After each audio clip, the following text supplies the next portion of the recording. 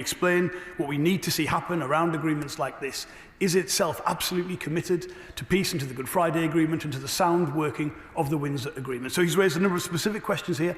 I will make sure we are dealing with that. We will meet with him, a delegation of MPs. We will make sure we're in correspondence with him about that, as we have promised to do with the First Minister and Deputy First Minister. But I would say to him, yes, it is complicated, but this is a far better approach than what we briefly saw glimpsed at in that difficult period where the Conservative government hadn't got the Windsor Agreement in place. And fundamentally, there is a differential between goods entering Northern Ireland when they're entering the UK and entering Northern Ireland as if there is a risk of entering the single market more widely. I think that is a sound system in order to deal with it. We have to make it work. I accept that. Our commitment, this is not our system, but we recognise what the previous government was trying to do. And I'll give him, whether he wants the offer or not, an absolute unequivocal agreement that we will work with him on any concerns he or his community have to make sure we are getting this right to the maximum degree possible. Rosie Wright.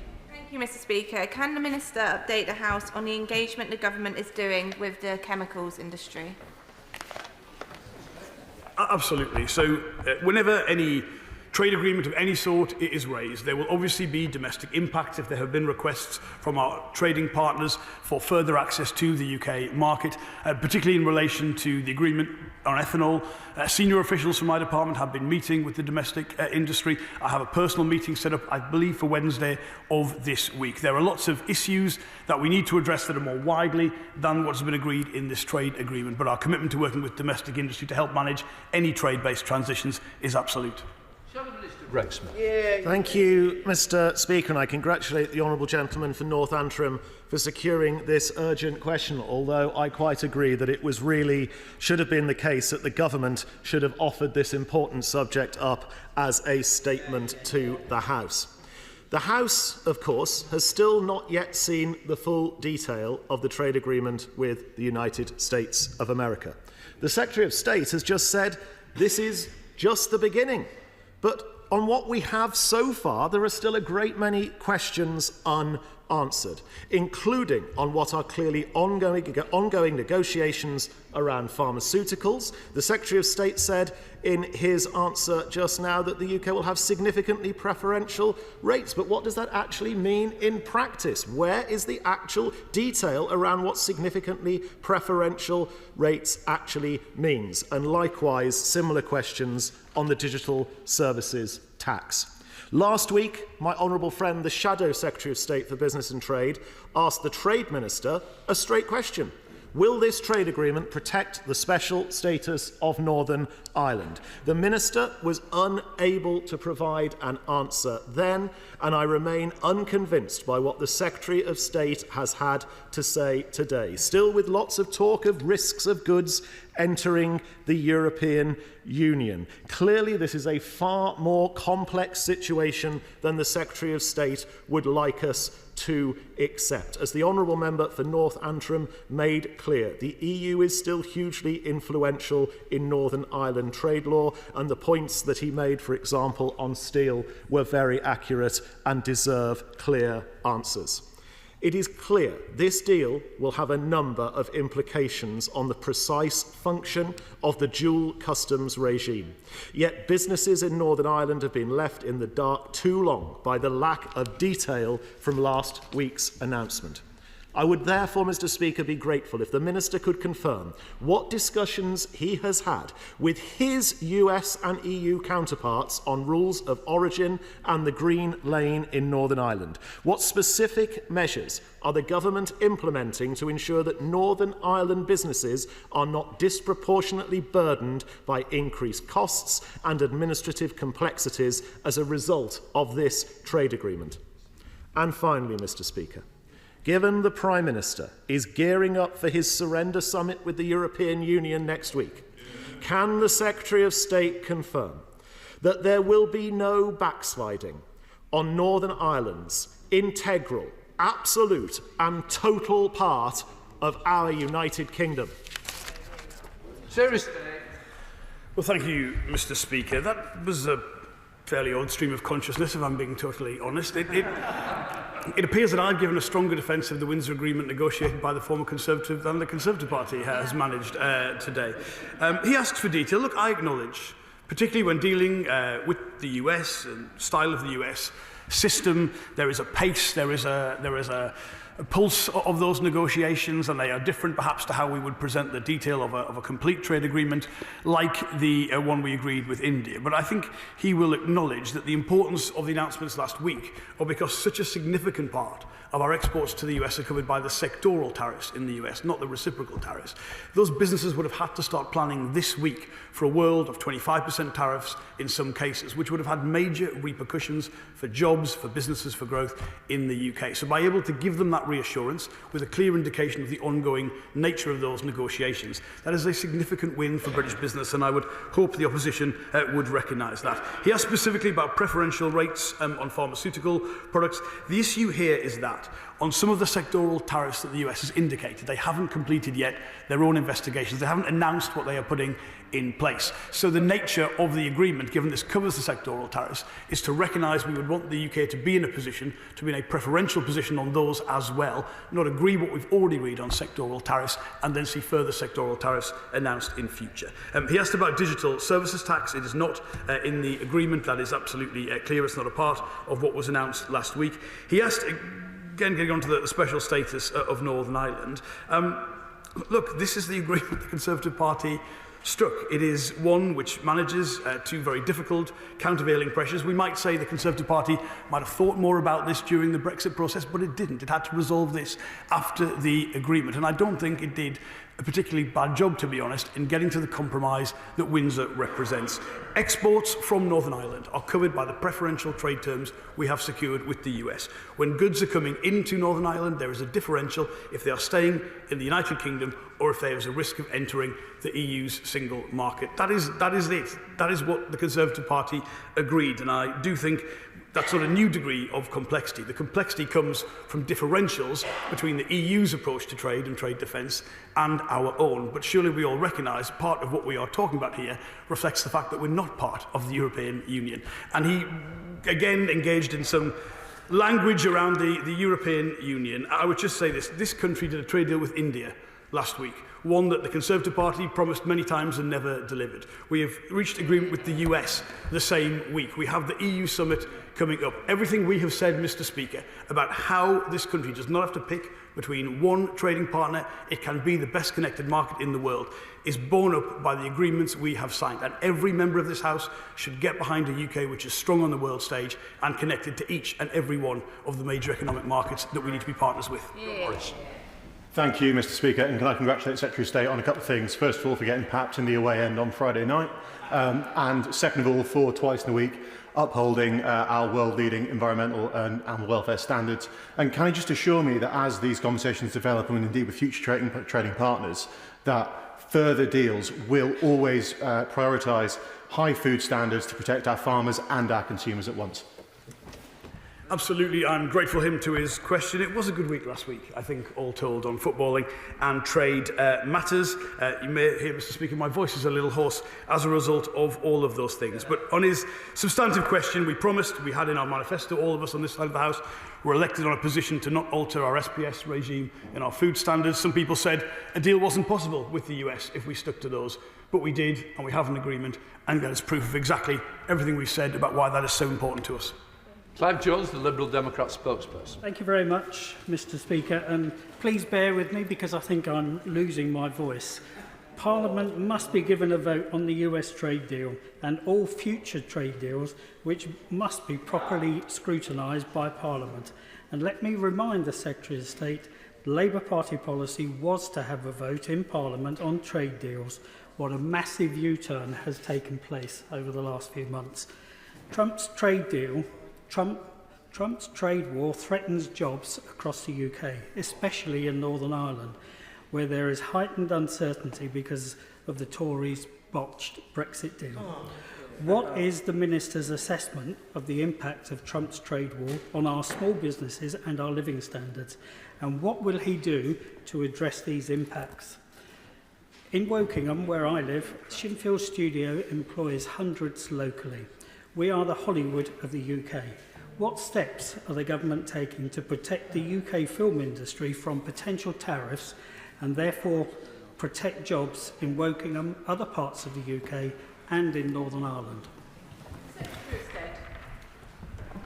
I'm grateful to him for his question. I'd say, first of all, we've discussed this across the Chamber on several occasions, but we're not proposing as a government any changes to how the UK and how Parliament ratifies treaties. I have to say I've never given those promises that he mentions. I've not changed my position. The position is, as it always has been, that Parliament has a key role in scrutinising legislation, any changes that require legislation or changes to our domestic laws go through Parliament in the usual way. But I would just say to him, and I think he would recognise this, that this week there would have been announcements that would have been very difficult for a whole range of important sectors of our economy, announcements of job losses and restructuring. I don't think any member of Parliament would want to have seen that happen because of a parliamentary process. And I do understand the position of the Liberal Democrats is to rejoin the customs union, and therefore trade deals with the US or India wouldn't be possible as part of that. That is consistent and fair, but it would have been very painful if that had been our position, if it had been the UK government position going into this.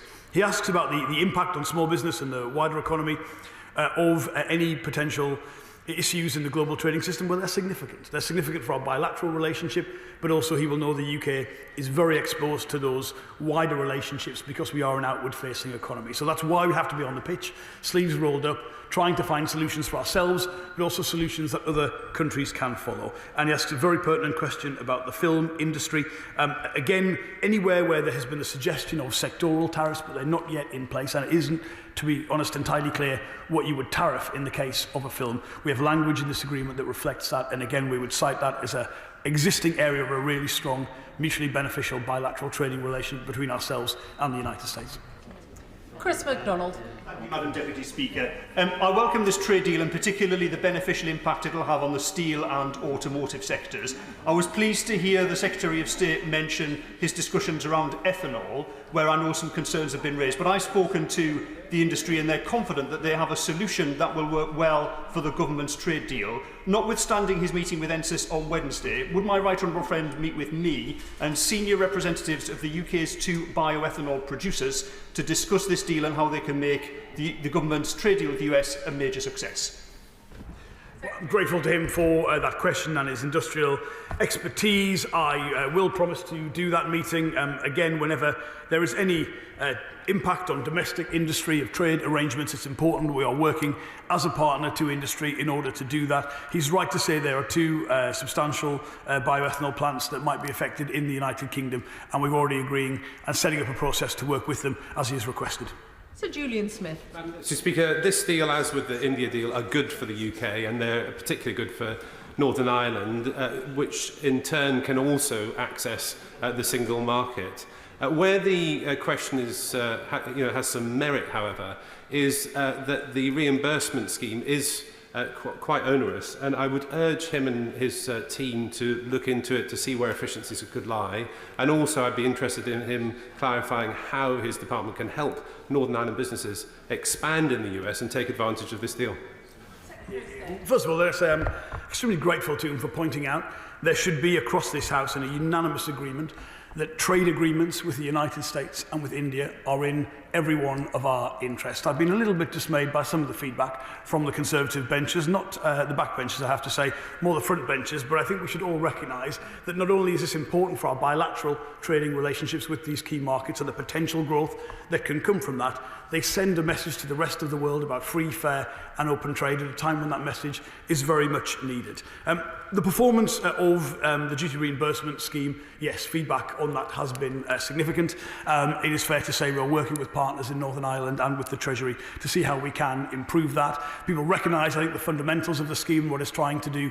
There are complaints about how easy it is to access. So I recognise that and commit to working with that. And in relation to exports, we have a whole range of export programmes, as you might be aware. But how exciting it will be to take businesses from Northern Ireland and every part of the UK and take advantage of some of the new liberalised trading relationships we have in place. Not only preferential to what we've had in the past in the UK, but preferential to what other countries have. On India, for instance, access to Indian government procurement that no other country in the world has. I'm excited by that, and I hope other colleagues are too. Chris Vince. Thank you, Madam Deputy Speaker, and I thank the Minister for his vital work on this trade deal. I'm feeling more and more like Jim Shannon all the time. Can the Minister... Sorry. The Honourable Member for Strangford. The Honourable Member for Strangford all the time. So, apologies. Can the Minister give some additional detail to the House on this trade deal and how that and others will protect jobs both in Northern Ireland and in Harlow? And would the Minister agree with me that these trade deals actually mean we avoid a trade war, which is good for everybody? I thoroughly endorse that. There are some significant headline wins from these trade agreements. Obviously, we all focus in the main on headline reductions in tariffs, whether that's with India whiskey going from 150% to 40%, or whether it is the removal of these sectoral tariffs in relation to the US. But as well as that, there are things that I've mentioned, procurement in the Indian government, but also parts of this, what really interests me is how we can remove frictions for smaller businesses, how we can have greater access to the US market. Trade and liberalised trade and free trade is one of the absolute certainties for growth, for jobs, for investment. That's why I want all colleagues to be behind these deals. I think there has been, in times in our history in the UK, a genuine cross-party consensus on the benefits this can bring. And I want to see every colleague on every side of the chamber get out there selling the benefits to businesses in their own communities. Deputy Speaker. Deputy Speaker, this trade deal with the United States doesn't even touch the sides of the trade deal that was promised by Brexiteers, nor does it touch the sides in terms of the damage that's been done by being ripped out of the customs union in the single market. I've heard the Minister about the challenges. Now, there was a compromise that Labour used to back, or certain Labour members would back, of remaining part of the single market in the customs union. What is it about a reform in Tory Brexit that he has embraced so well? Brexit. Well, that's never been our position. It's never been our position in our manifesto. It's never been our position after the introduction of Brexit. He talks about the promises that Brexiteers made. I'm not accountable for those and never have been, and frankly, I'm relieved for that. But I would simply say to him, can an economy of our size, a G7 economy, contract out trade policy to a customs union that we're not a part of the political arrangements that sit behind it? I just don't see that as a realistic thing. And to be honest, to hear the honourable gentleman not get behind, for instance, that reduction in the tariff on Scotch whisky with India from 150% to 40%, I think he's got to promote some of his own interests a bit more strongly, to be honest. I think we've got a situation where, regardless of how you voted in the referendum or on the European Union, you should be able to get behind benefits for every part of the United Kingdom, whether that's with India, whether that is with the US. And it will not be the same as being a part of the single market. That was the political decision taken in the referendum. But we can build within that the best possible position for every bit of the United Kingdom. I think we should look to the future rather than relive those battles of the past. And I would also say, and I know this won't mean much to the SNP, but the political uncertainty that really did cause some harm to the UK after we had the referendum but hadn't got the new arrangements in place was in itself a detriment. It is exactly why the continued obsession with the constitutional position of Scotland is also not in the interests of Scottish businesses. We are looking to the future, agreeing deals that benefit every part of the UK. And if the honourable gentleman can't get behind that, so what? We'll defend Scotland's interests and make sure they're getting better access to every market in every bit of the world. David Mundell. Thank you, Madam Deputy Speaker. And pains me as it does, I have to concede that whisky is produced in Northern Ireland.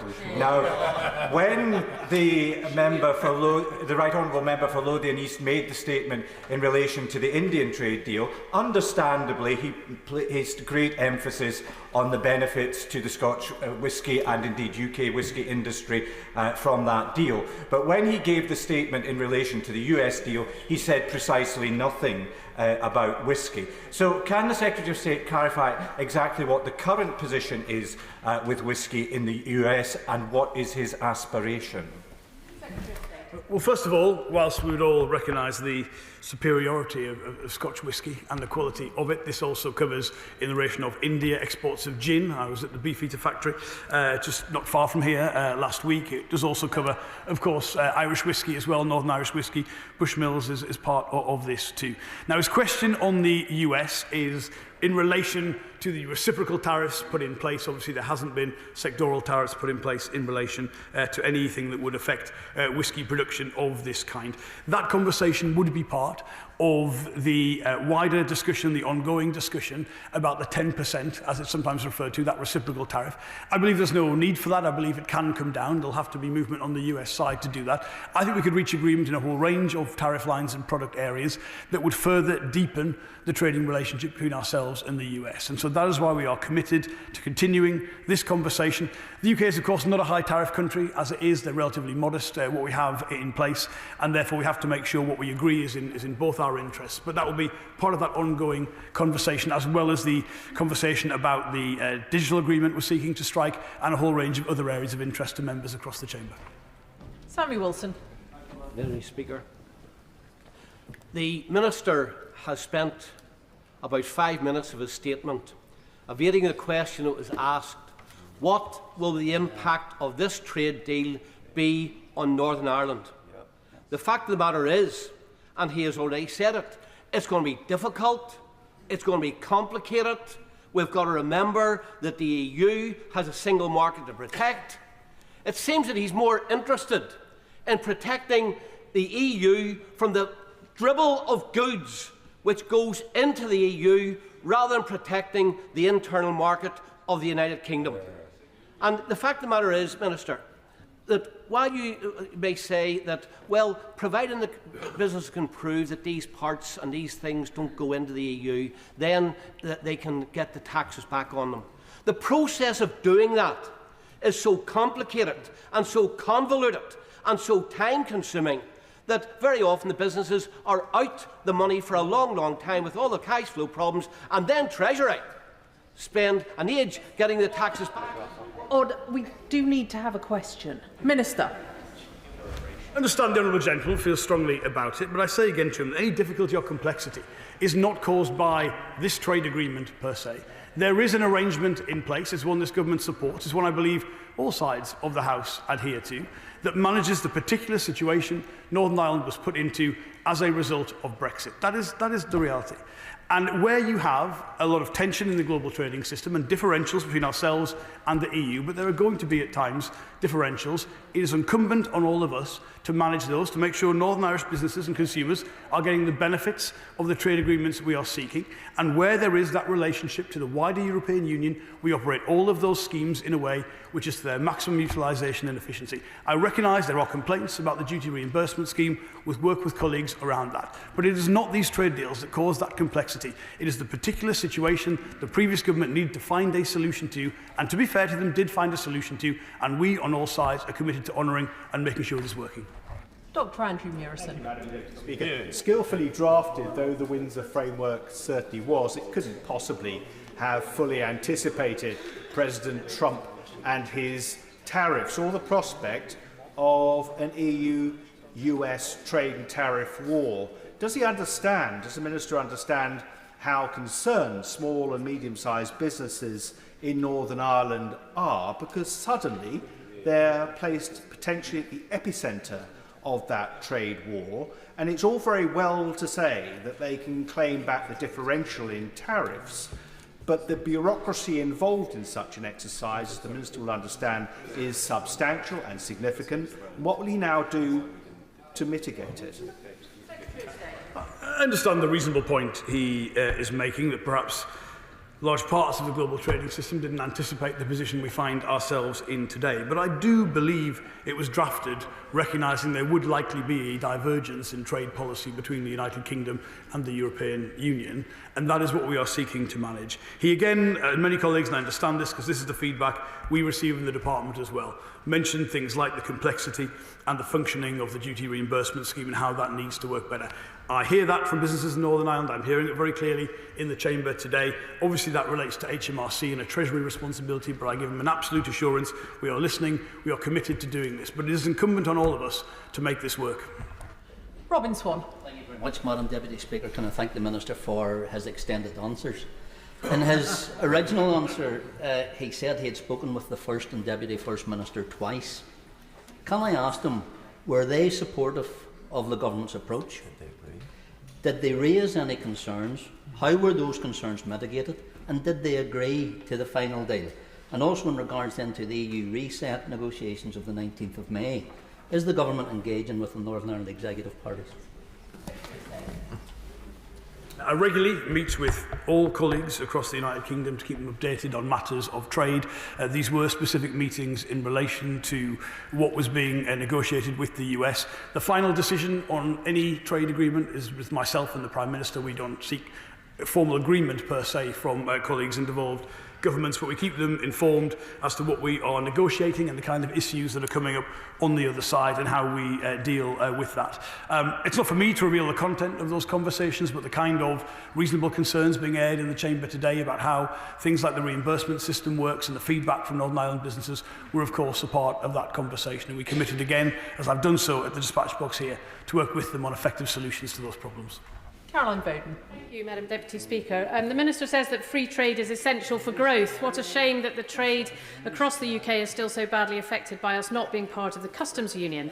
Now, when Labour were in opposition, they called for a proper role for Parliament in how trade deals are ratified and argued that there needed to be a much higher level of scrutiny than we are seeing now under the previous government. There are clearly many questions about how this deal will affect businesses in Northern Ireland, and we have seen how the Australia trade deal has been allowed to undermine British farmers across the UK, animal welfare and food standards, thanks to a lack of parliamentary scrutiny under the Conservatives. Farmers in my constituency are worried that American agribusiness will undercut them with inferior meat, and I hear what the Minister said about upholding SPS. Can the Honourable Lady get to the question, please? Will the Minister provide reassurance that members of this House will be given the opportunity to fully scrutinise and vote on the new trade deal with the United States? Secretary of State. Well, you will have heard my earlier answers. Yes, I do believe Parliament should play a role in scrutinising trade legislation, indeed any international agreement, but it's not the case in the United Kingdom that we have formal up or down votes on any treaty. We vote on the implementation of those agreements, and responsibility for negotiating those and agreeing those is with the government rather than Parliament, and I'm not aware of any particular substantive proposal to change that system. It's certainly not something the UK government today is committed to doing. She talks about the impact of leaving our existing trade relationships in the customs union.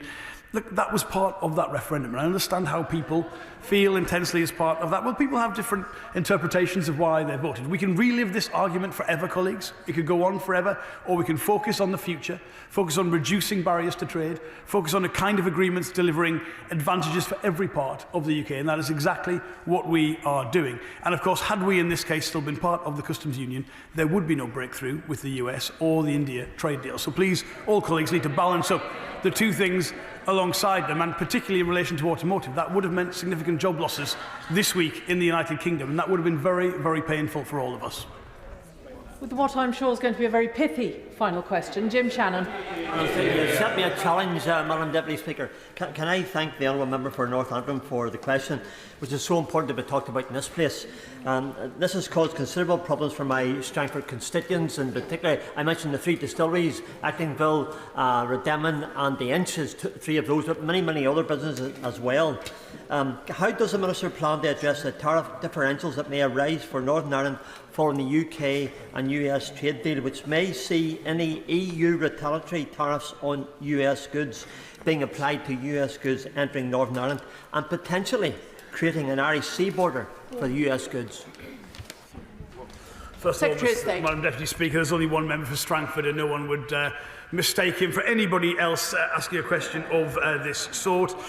He asks about the definition, I think, of whether goods are at risk of entering the single market when they come into Northern Ireland. That is based on a percentage differential in the tariff between the United Kingdom tariff rate for a good or a tariff line and that for the EU. And I believe it's 3% differential makes a good coming into Northern Ireland potentially at risk and therefore considered for the higher tariff up front, if that's the EU one in this case, which would then be reimbursed as part of that. So yes, I understand for businesses in his constituency that is a more complex position than for many other things, but we have to make this work.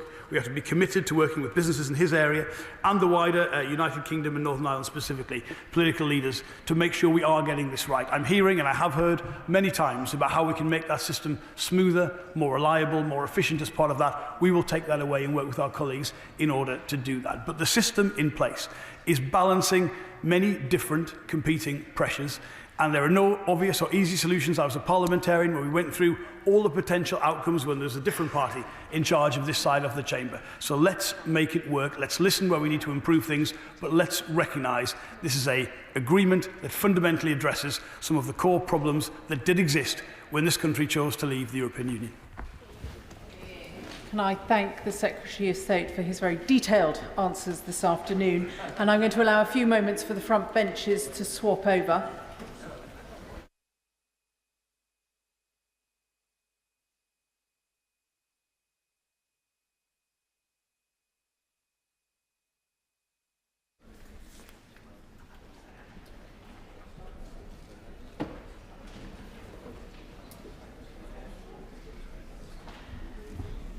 Before I call the Home Secretary to make her statement, the Speaker has noted that details of the White Paper have been reported in the media since Sunday morning. As Mr. Speaker has said previously, it is important that these policy announcements are made in the first instance in this House and not to the media. The Speaker does not understand why the Government persists in making announcements in this way when the Ministerial Code is absolutely clear, and I quote, that when Parliament is in session, the most important announcements of government policy should be made in the first instance in Parliament. It is clear that the Speaker, for whatever reason, this principle is no longer routinely observed by the Government, and he will be giving further consideration as to what might be possible to regularise the situation. Statement, the immigration system, the Home Secretary. Thank you, Madam Deputy Speaker. With your permission, I will make a statement on the Government's White Paper on restoring control over the immigration system. 5 months ago, the figures were published that showed net migration had reached a record high of more than 900,000 under the last Conservative government, a figure that had quadrupled in the space of just 4 years. It was the consequence of specific government choices made from 2020 onwards, including introducing what was effectively a free market experiment on immigration, encouraging employers to recruit from abroad, loosening controls in different areas but without any requirement to tackle skills and labour shortages here at home. Choices which undermined the immigration system and the economy too. This government is making very different choices. We made clear at the time, just as we had set out in our manifesto, this government would restore order and control to the immigration system, bringing net migration substantially down, but also boosting skills and training here at home. The White Paper we are publishing today does exactly that, and it is built on 5 core principles. First, that net migration must come down so the system is properly managed and controlled. Second, that the immigration system must be linked to skills and training here in the UK so that no industry is allowed to rely solely on immigration to fill its skills shortages. Third, the system must be fair and effective with clearer rules in areas like respect for family life to prevent perverse outcomes that undermine public confidence. Fourth, that the rules must be respected and enforced, including tackling illegal and irregular migration and deporting foreign criminals. And finally, that the system must support integration and community cohesion, including new rules on the ability to speak English and the contribution that people can bring to the UK. Our United Kingdom is an interconnected and outward-looking nation. Our history and our geography mean that for generations, British people have travelled overseas to live and work, and people have come to the UK to study, work, invest or seek refuge. And British citizens draw on heritage from all over the world, and that has made us the country we are today.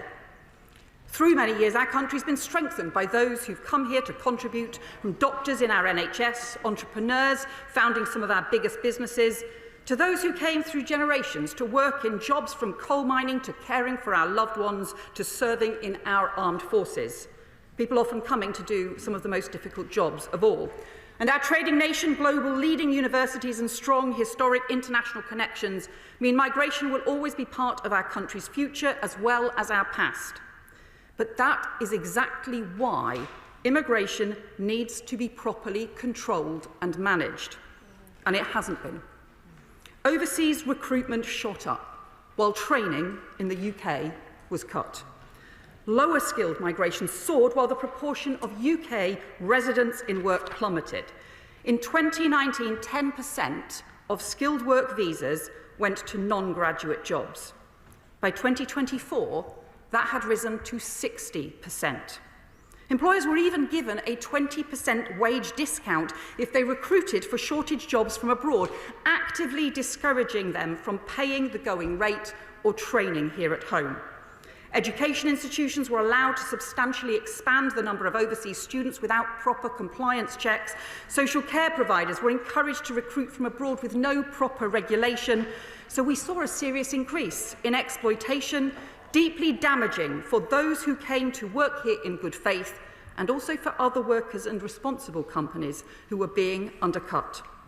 The rules and laws that are supposed to underpin the immigration system were too often ignored, and by 2024, returns of people with no right to be in the UK were down over a third compared to 2010. And of course, criminal gangs were allowed to build an entire smuggling industry along our borders, undermining security and creating a crisis in the asylum system.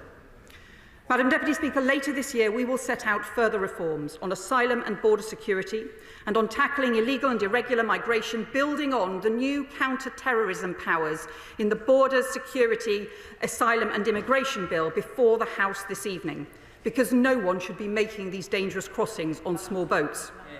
But this white paper sets out how we restore that control to the legal migration system so it is sustainable, fair and works for the UK. First, we're overhauling the approach to labour market policy, so for the first time we properly link the immigration system to skills and training here in the UK. So that where there are skills or labour shortages in the UK, immigration should not always be the answer to which employers turn. Because that long-term failure to tackle skills shortages, bring in proper workforce planning, to get UK residents back to work, or improve pay terms and conditions here at home, is bad for our economy as well as for the immigration system because it undermines productivity and growth. So we will lift the threshold for skilled worker visas back to graduate level and above, removing up to 180 different jobs from the list, increasing salary thresholds. Access to the points-based system for lower skilled jobs will be limited to areas on a new temporary shortage list, including jobs which are critical to the industrial strategy, but access will be time limited. There must be a domestic workforce strategy in place, and employers must be acting to increase domestic recruitment. We will expect workforce strategies to be drawn up more widely in other higher skilled areas too, where there is over-reliance on recruitment from abroad. And to support that work, we will establish a new labour market evidence group, bringing together skills bodies from England, Scotland, Wales and Northern Ireland, the Department for Work and Pensions, the Industrial Strategy Council and the Migration Advisory Committee to gather and share evidence on shortage occupations in different parts of the country, and also highlight the role that skills, training, pay and conditions and other policies can play in improving domestic recruitment so that increased migration is never again the only answers to the shortages the economy faces. This new approach means we also need to act on social care. The introduction of the social care visa led not only to a huge increase in migration, but also to a shameful and deeply damaging increase in abuse and exploitation. When proper checks were finally brought in, 470 care providers had their licence to sponsor international staff suspended, and 39,000 care workers were displaced. Overseas recruitment for care jobs has since dropped, but it must not surge like that again. And it's time we address the domestic issues, including a proper fair pay agreement to show respect to people who do some of the most important jobs in the country.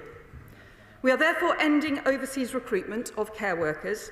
It will continue to be possible to extend existing visas and to recruit displaced care workers and people already in the UK with working rights on other visas. Alongside the new visa controls and workforce strategies, we will also increase the immigration skills charge paid by employers who recruit from abroad by 32%. That money will be invested through the spending review in supporting skills and training here in the UK. And we will ensure that Britain continues to attract the brightest and best global talent by enhancing the visa routes for very high-skilled individuals, top scientific and design talent, and people with the right experience to support growth in key strategic industries. Madam Deputy Speaker, international students bring huge benefits to the UK, supporting our world-leading universities and bringing in top talent and investment. But we will strengthen compliance requirements and checks to prevent visa misuse. And currently, too many people on the graduate visa are not doing graduate jobs, so we will reduce the unrestricted period from 2 years to 18 months, and those who want to stay will need to get a graduate job or a skilled worker visa, so we ensure they are contributing to the economy. And just as our rules on work visas are based on the contribution we expect people to make when they come to our country, we will consult later this year on new earned settlement and citizenship rules that apply the same approach, extending the principles of the points-based system, doubling the standard qualifying period for settlement to 10 years, but with provisions to qualify more swiftly that take account of the contribution people have made. And because the ability to speak English is integral to the ability for everyone to contribute and integrate, we will introduce higher language requirements and new language requirements across a range of visa routes for both main applicants and their dependents, so family too can work, integrate and contribute. But the system for family migration has become overly complex, with policies increasingly developed around case law in court decisions rather than a coordinated framework set out by Parliament. So we will set out a new, clearer framework to be endorsed by Parliament, including clarifying how Article 8 rules should be interpreted and applied to prevent confusion or perverse conclusions. We'll review current community sponsorship schemes that support recognised refugees and continue to take action against trafficking and modern slavery. And we will shortly appoint a new Windrush Commissioner to ensure the Windrush lessons continue to be learnt and the Home Office makes sure its standards are upheld. But rules must be respected and enforced across the board, so we will also bring in stronger controls where there is evidence of visa misuse. We are rolling out e-visas and digital ID, including better use of technology to monitor when people are overstaying on their visa or to support the increase in illegal working raids. Since the election, we have increased returns and we will go further. Those who come to our country must abide by our laws. So we will develop new procedures to ensure the Home Office is informed of all foreign nationals convicted of offence, not just those who go to prison. So we can also revoke visas and remove other offenders in a wide range of crimes who are abusing our system. Madam Deputy Speaker, already we're reducing the number of visas being granted this year, and updated figures will be published before the end of the month. Already we're increasing returns with over 24,000 people in the first 9 months, the highest 9-month period for 8 years. The impact of the changes to skilled worker visas, care worker visas, settlements, students and English language is expected to reduce visas by a further around 100,000 a year. And in addition, the new workforce strategies, immigration skills charge, family and asylum reforms will further bring numbers down on top of that. And as the Prime Minister has said, where we need to go further to restore a sustainable system, we will. Madam Deputy Speaker, throughout our history, Britain has been strengthened by people coming to start new businesses, study at universities, contribute to our cultural and sporting excellence, and do some of the toughest jobs in our country. But to be successful, effective and fair, our immigration must be properly controlled and managed. This white paper sets out how we will restore control, fairness and order to the system, how we will continue to bring net migration down, and how we will turn the page on the chaos and failure of the past. I commend this statement to the House. Shadow Home Secretary Chris Philp. Thank you, Madam Deputy Speaker, and I thank the Home Secretary for advance sight of her statement, not that it was necessary given the extensive leaks and pre-briefing. Now, the Prime Minister claimed this morning that all of a sudden he wants to control immigration. I must say that came to me as something of a surprise. The Prime Minister seems to have undergone a miraculous conversion. He has apparently repudiated everything he has ever believed. Or perhaps the Prime Minister is doing what he always does, saying whatever he thinks people want to hear at any given point in time. Perhaps the Prime Minister sees his minus 36% approval ratings and this paper is his desperate response. Because, Madam Deputy Speaker, we know what the Prime Minister really thinks about immigration because he has often told us. The Prime Minister once described immigration law and border control as racist. He signed a letter opposing the deportation of dangerous foreign criminals, including murderers and rapists.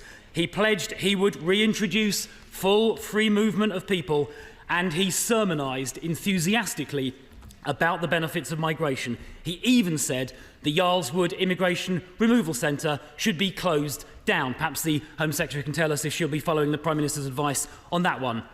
So given what the Prime Minister really thinks about immigration, it is no surprise that in 2025 this Labour government has presided over the worst start to the year in history for illegal immigrants crossing the English Channel, up 30% since the election last year, and the worst start to a year ever under this Labour government. So it's also no surprise that this plan is so weak that it barely scratches the surface. On its very first page, it seeks to create a false impression. It says visa applications, and the Home Secretary repeated this a minute ago, saying visa applications are 40% down since the election, implying that is somehow down to this government. Why are visa applications actually down by 40%? It is because of the changes made by the last government, which came into force in April 2024. And from the previous peak, net migration is already forecast to reduce by around about 500,000. And if the Home Secretary is now all of a sudden so keen on reducing migration, will she explain why she suspended the Conservative plan to increase the family visa threshold to £38,000? It was due to come into force last month. Will she tell us when that change will now be introduced? Now, the truth is, Madam Deputy Speaker, this plan is weak and it will have little impact. The Home Secretary admitted on Laura Kuenssberg's programme yesterday the measures will only reduce net migration by 50,000, just 1/10 of the impact of the previous Conservative changes. The honest truth is that we need to go much further than this paper does. Immigration needs to come down a lot more. And under new leadership, the Conservative Party is taking a new approach.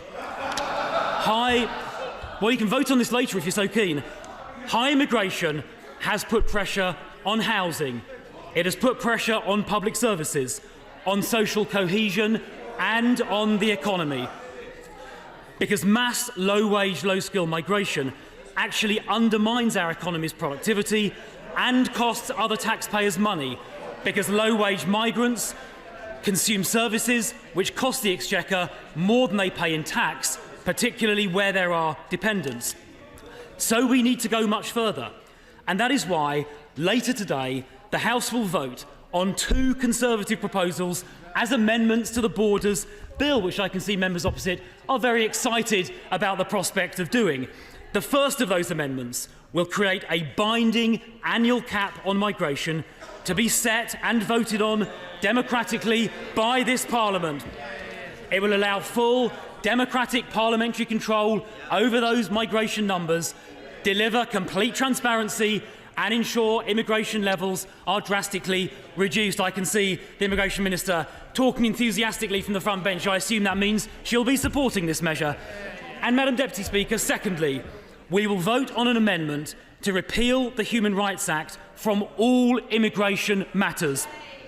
Not just tinker with Article 8, as the Home Secretary says. This will stop foreign criminals and others with no right to be here from abusing human rights laws in UK courts, including Article 3.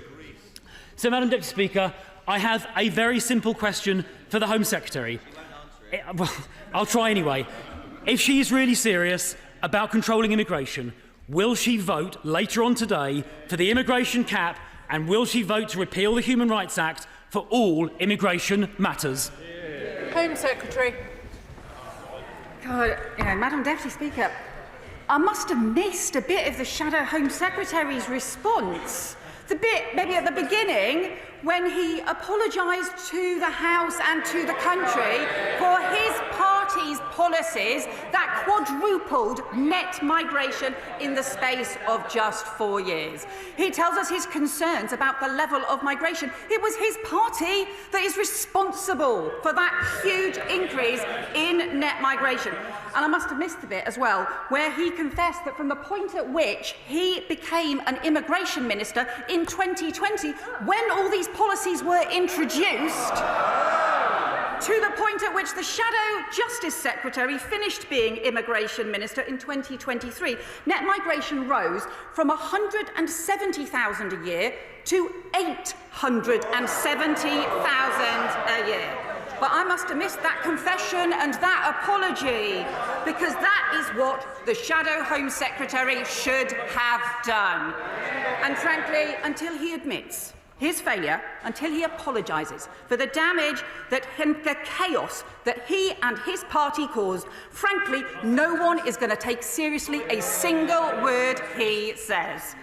And he refers to visa changes that were made before the election. I would say we supported changes that were made by the Right Honourable Member for Braintree, but he had to reverse some of the changes that the Shadow Home Secretary made when he was an immigration minister.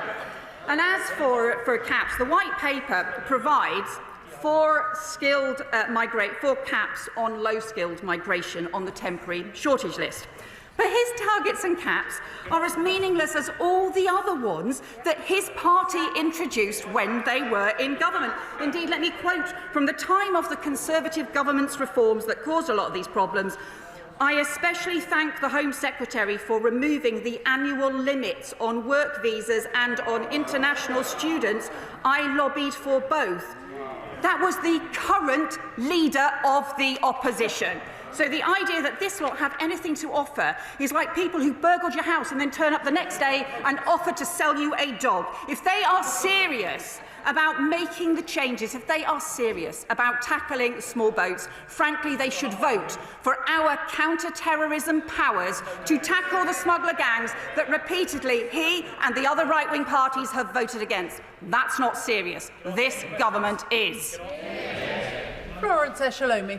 Thank you, Madam Deputy Speaker.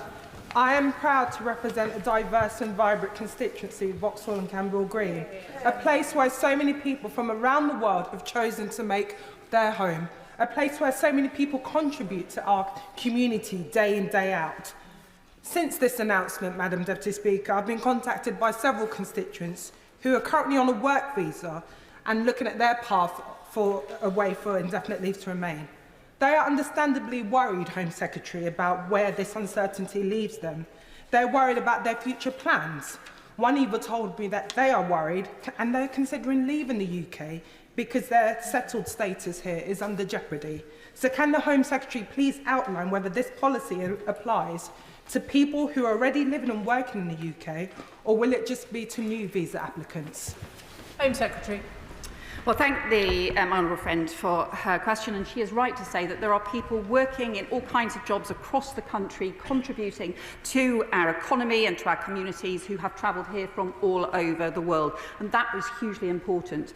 We will set out further details of the earned settlement and citizenship reforms later this year, and we will consult on them. So there will be plenty of opportunity for people to comment on and consider the detail. But it is important that we have extend the sense of contributions and the points-based system to those reforms as well. We have also said that we will maintain the current 5-year route for those who have come on a dependence visa, on a family visa as well, as part of maintaining families. Liberal Democrat spokesperson Lisa Smart. Thank you very much, Madam Deputy Speaker. Immigration is personal to all of us, whether we're immigrants ourselves, the descendants of immigrants, or just benefit from the skills, the talents, or the cultural richness that immigrants bring. For me, I'm immensely proud that our country took in my nan, aged 18, when she was fleeing the Nazis in 1939. And I am hugely grateful that the senior surgeon who did my dad's kidney transplant operation brought his skills and talents to our country, having been born elsewhere. And yes, the Conservative government made a total mess of our immigration system. Their chaotic and dishonest approach of making and breaking headline-grabbing targets shattered public trust and left the system in tatters. The line I agree with most in the government's white paper published this morning is that the immigration system must be fair and effective. What the Conservatives left behind was nowhere close to either. Change is needed, and that means rebuilding an immigration system that works for our country and our economy while treating everyone with dignity and respect. And of course, that must be coupled with a clear plan to make it easier to recruit British workers to fill these vacancies instead. And I'd welcome more details from the Home Secretary on how her government will achieve this to ensure these changes don't have unintended consequences for our economy and in particular for our health and social care systems. Will this include finally implementing the Lib Dem proposals for a higher carers minimum wage to reflect the skill level really involved in caring professions? We also need to move away from the chaotic chopping and changing of immigration rules that we saw under the Conservatives.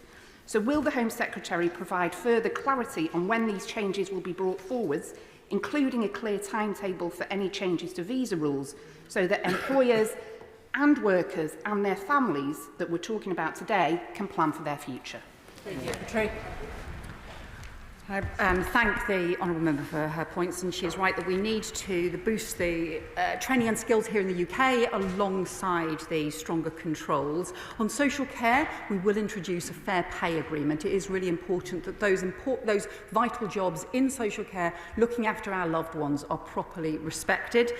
And we're also on some of the timetable issues. Some of these will require primary legislation and further consultation.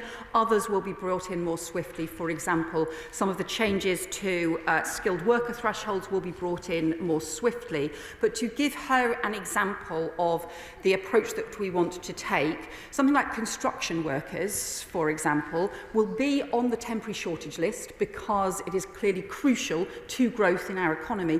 However, it has to be alongside respect for this workforce strategy, and that is why the Education Secretary has set out proposals to train 60,000 more construction workers here in the UK. Sean Davies. Thank you, Madam Deputy Speaker. This Labour government inherited disorder at the border, a broken system where criminal gangs, dodgy employers and fake colleges too often decided who came into this country. Will the Home Secretary give the courts the powers to deport, the universities and colleges the resources to train our young people, and have a system that encourages the brightest and the best to come to this country and rebuild Britain? Secretary. My honourable friend makes an important point. We do want to make the procedures easier for deportations of foreign criminals, for increasing returns of those who have no right to be in the UK, and that's why we will be changing the procedures that we have inherited. He is also right that we need to ensure that the best international talent is able to come swiftly to the UK, and that's why we will be setting out further reforms for the highest talent routes as well. Sir James Cleverly. Thank you, Madam Deputy Speaker. In her statement, the Home Secretary said that the visa changes she is putting in place will reduce net migration by 100,000 people a year.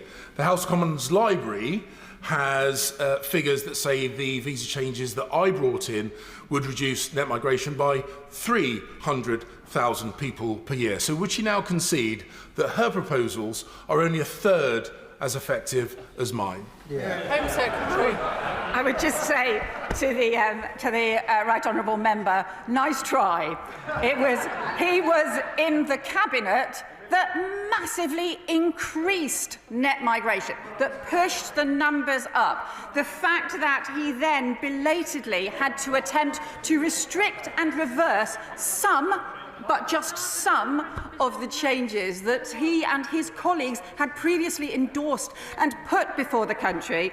And the fact that he still never tackled this fundamental approach that the Conservatives had, which was this free market experiment, this encouraging people to recruit from abroad, never training, never supporting the training and the conditions on training here in the UK, means that fundamentally he was just desperately trying to close the door deal with problems far too without any proper strategy on actually understanding why it was that actually you need those links with skills, links with training in the first place. That's why what we have to recognise is the important way in which migration has always supported our economy and will continue to do so.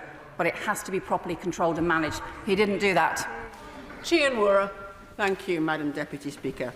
The Tories promised net migration in the tens of thousands and left it at about 1 million.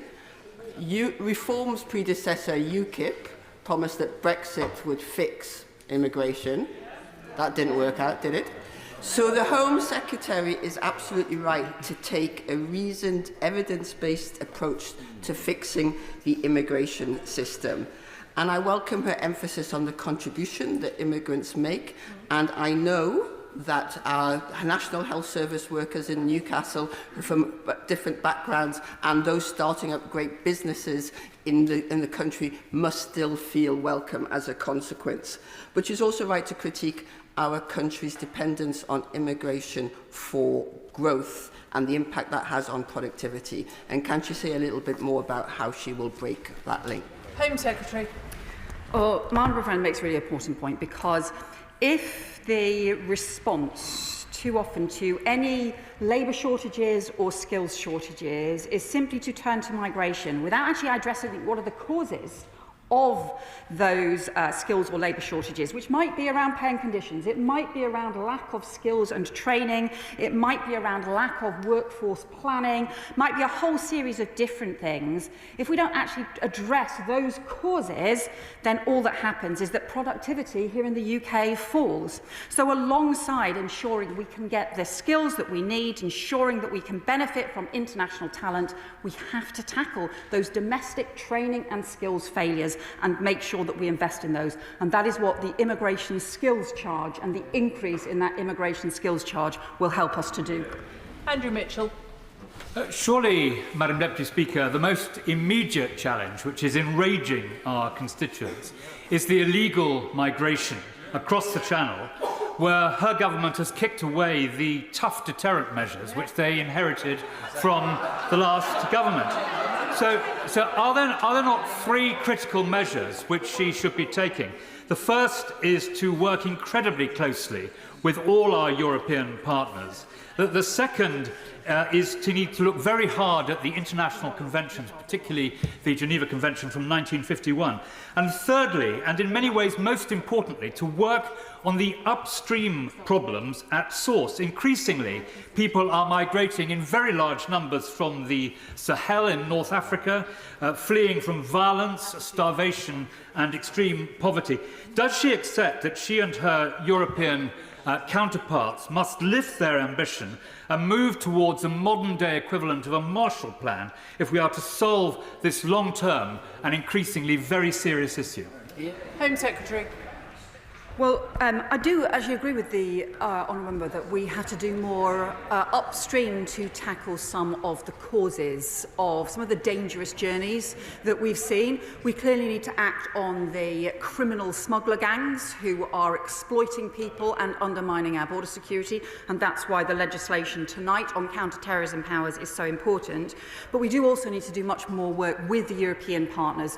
We have been working with France, for example, to get France to agree to change their rules so that they, for the first time, will start to intervene in French waters to prevent dangerous boat crossings. But I also agree with him on the importance of the Sahel and working upstream. We have established a new joint unit between the Home Office and the Foreign Office in order to do some of that prior work that he refers to. If I'm going to get as many members as possible in this afternoon, we're going to need pithy questions and short answers, please. And a masterclass in that from the Chair of the Education Select Committee, Helen Hayes. Madam Deputy Speaker, I represent a constituency which is enriched and sustained every day by people who have come from overseas to make their home here, especially those who came as members of the Windrush generation. It is important that they hear from this place today that they are not only valued and appreciated, they are part of us. last week the Office for Students published another report on the precarious situation facing our universities, and the announcement today entails a levy on universities in relation to their international students. So I want to ask the Home Secretary what engagement she has had with her counterpart in the Department for Education on the impact on the financial sustainability of universities of the measures she's announcing today. Secretary. My honourable friend is right that there are British citizens who have heritage from all over the world. There are people who have come here, including part of the Windrush generation, and that is why we will be shortly appointing the Windrush Commissioner to ensure that those Home Office standards are upheld and that contribution through generations is properly recognised and respected in our country. On the issue around the International Students Levy, the White Paper sets out that we will explore that levy, and that work is being led by the Education Secretary to ensure that we look at the way in which we can ensure that investment goes into supporting skills in the UK. Christine Jardine.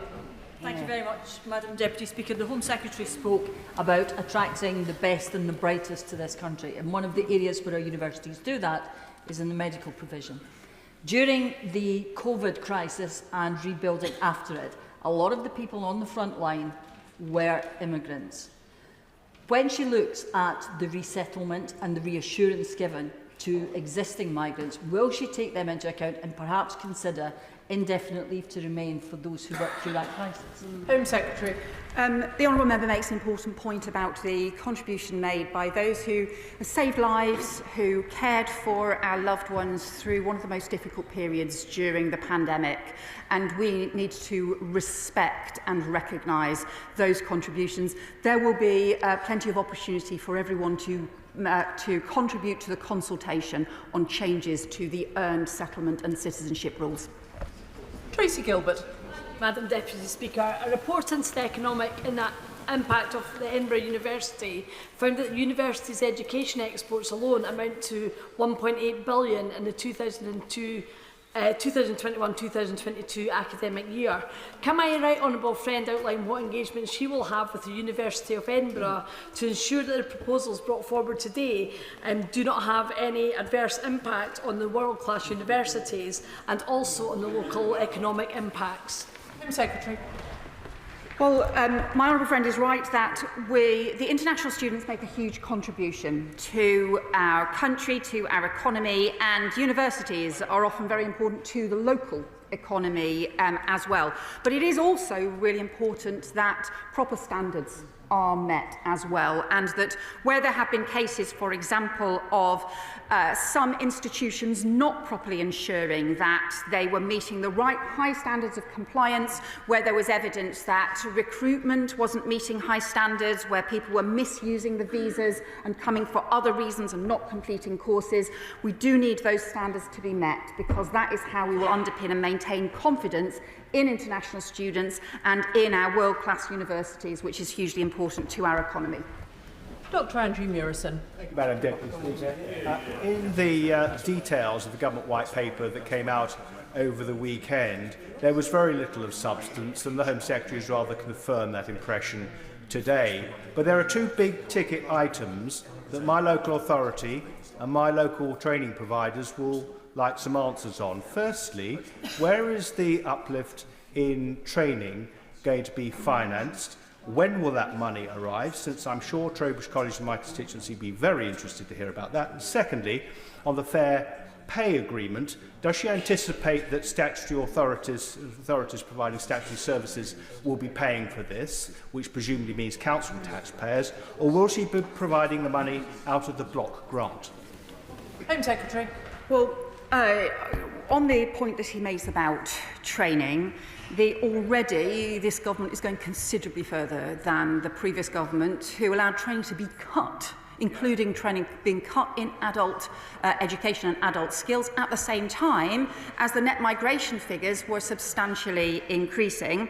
Already we are funding training for 60,000 more construction workers as part of our growth plans and workforce strategies, And as I set out in the white paper that I'm sure he will love the chance to be able to read and to see all of the substance within the white paper, it sets out proposals for a 32% increase in the immigration skills charge that will go into skills and training in the UK. John McDonnell. When legislation of this nature is being introduced, that's serious and could be contentious. It's critically important that ministers use careful language. When the Prime Minister referred to Ireland, an island of strangers, reflecting the language of Enoch Powell, does she realise how shockingly divisive that could be? Secretary. Well, my honourable honourable friend is that the point that the Prime Minister has repeatedly made is that we need people to be able to integrate, to be able to be part of our communities, to be able to share with our neighbours, and that does mean being able to speak English. That is very important, and it's why we are increasing the English language standards, not just for main visa applicants, but also for partners, for spouses, for dependents, adult dependents who come as well, because too often they have been isolated in communities if they are unable to speak English. That can also lead to greater exploitation as well. Pete Wishart. Thank you, Madam Deputy Speaker. Today's announcement, with all that appalling dehumanising language from the Prime Minister, could not be more contrary to Scotland's national interest. We actually have population and demography crisis just now. We cannot get an adequate working age population to look after our older cohort. Why is she introducing an immigration system that's contrary to everything that we need in Scotland? Why doesn't she give us the powers for us to grow our economy and public services? And why does she not give a jot about Scotland at all? Home Secretary. Well, let me just sort of gently just say to the honourable member, there are a series of labour market issues that need to be addressed. He will know that there were challenges in areas of Scotland's labour markets at the same time as net migration was at 900,000. So that level of net migration did not solve the issues across Scotland's labour markets. So there is a serious issue about what should happen, about skills and about training, about different workforce strategies across Scotland, and that's also why we have made clear that the skills bodies and devolved governments from Scotland, from Wales, from Northern Ireland need to be part of the labour market evidence group so that we can have that proper, broader strategy to deal with labour market challenges that we face. Dan Carden. Thank you, Madam Deputy Speaker. I welcome the Home Secretary's emphasis on the contribution of migrants. Liverpool is a city historically made up of migrants, and I welcome the White Paper and her statement today, in particular linking migration to labour market strategy, because migration is a key economic lever of the state. And I just wonder if she would agree with me that this is not a left-right issue. This is a part of the loss of trust in democratic politics. And what we need from an asylum and immigration system is for it to have, most importantly, democratic consent. Secretary. Well, I think my honourable friend is right to raise the issue of trust and confidence, because I think where people feel that there is a system that isn't working or is not under control, and also where they feel that there is a huge gap between the rhetoric and the reality, that does undermine trust. I think for generations, people have valued the work of those who have come to the UK in order to work, in order to contribute, in order to study, and in order to be part of communities, but it has to be controlled and managed. And it hasn't been controlled and managed, and that has undermined confidence too. Wendy Morton. Thank you, Madam Deputy Speaker. I think I know a gimmick when I see one, and I do fear we have. But the Home net migration must come down, but she doesn't say what to or by when. So I'd like to ask her, what does she think the cap should be? Home Secretary. Yeah, I would just say to the honourable member, I'm not sure our own front bench can answer that question. Look, we have made clear that the net migration needs to substantially reduce. We have had years of targets from the previous government that all failed, that were all over the place. That undermined confidence. Those issues of trust, that massively undermined confidence. That's why we will take a different approach, and step by step we will make progress and deliver, rather than just all of the talk and the rhetoric. Cat Smith. Thank you, Madam Deputy Speaker. Lancaster University, like all of our UK leading universities, relies on operating in a global market. That's not just for international students, but also for academic staff. Many of those staff have been in touch with me already today, and they are feeling quite hurt and upset by some of the language that has been used, particularly the language around an island of strangers. So can the Home Secretary say something to my constituents who very much contribute to the economy of Lancaster, but also are culturally enriching? Well, we draw her attention to the words that I said as part of the statement today. It is through generations, in recent years, but also going back through many generations, that people have come to the UK, been part of contributing, building our communities, and part of the country that we are today. That is who we are, and it is important.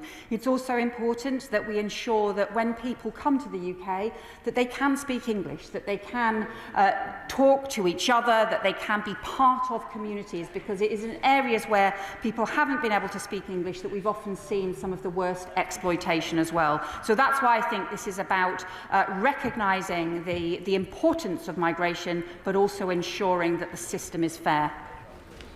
Nigel Farage. Thank you, Madam Deputy Speaker. The Home Secretary will be aware that 5 years ago I warned that if we didn't leave the ECHR and deport immediately those that arrived in Dover via small boats, that there would be an invasion. And sure enough, I was right. Yeah. Today, a further 600 young men already today have been processed through Dover. Perhaps the odd Iranian terrorist among them.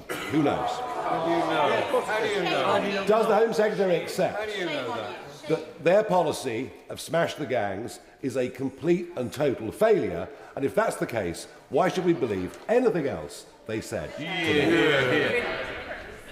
Well, to the honourable member, no one should be making these dangerous boat crossings. They undermine our border security and they put lives at risk. Criminal gangs who are organising these dangerous boats are making a fortune and profiting from these dangerous boat crossings. And that's why we need counter-terrorism style powers to be able to go after the gangs. That is the opportunity for him and his party to vote for those counter-terrorism powers tonight, so that we can strengthen our border security. Previously, he and his party voted against those counter-terrorism powers. I think we need counter-terrorism style powers to strengthen our border security in order to be able to go after those criminal gangs. Does he? Mike Tapp. Thank you, Madam Deputy Speaker. The opposition like to talk and obsess over caps. Does the Minister agree that it might have been sensible for the previous government to place a cap on the number of Home Secretaries they had to churn through to deliver their failed open border project? True. Yeah, my own firm is right. I think they had 8 Home Secretaries in the space of 8 years, and 2 of them were the same person. Esther McVeigh. Thank you, Madam Deputy Speaker.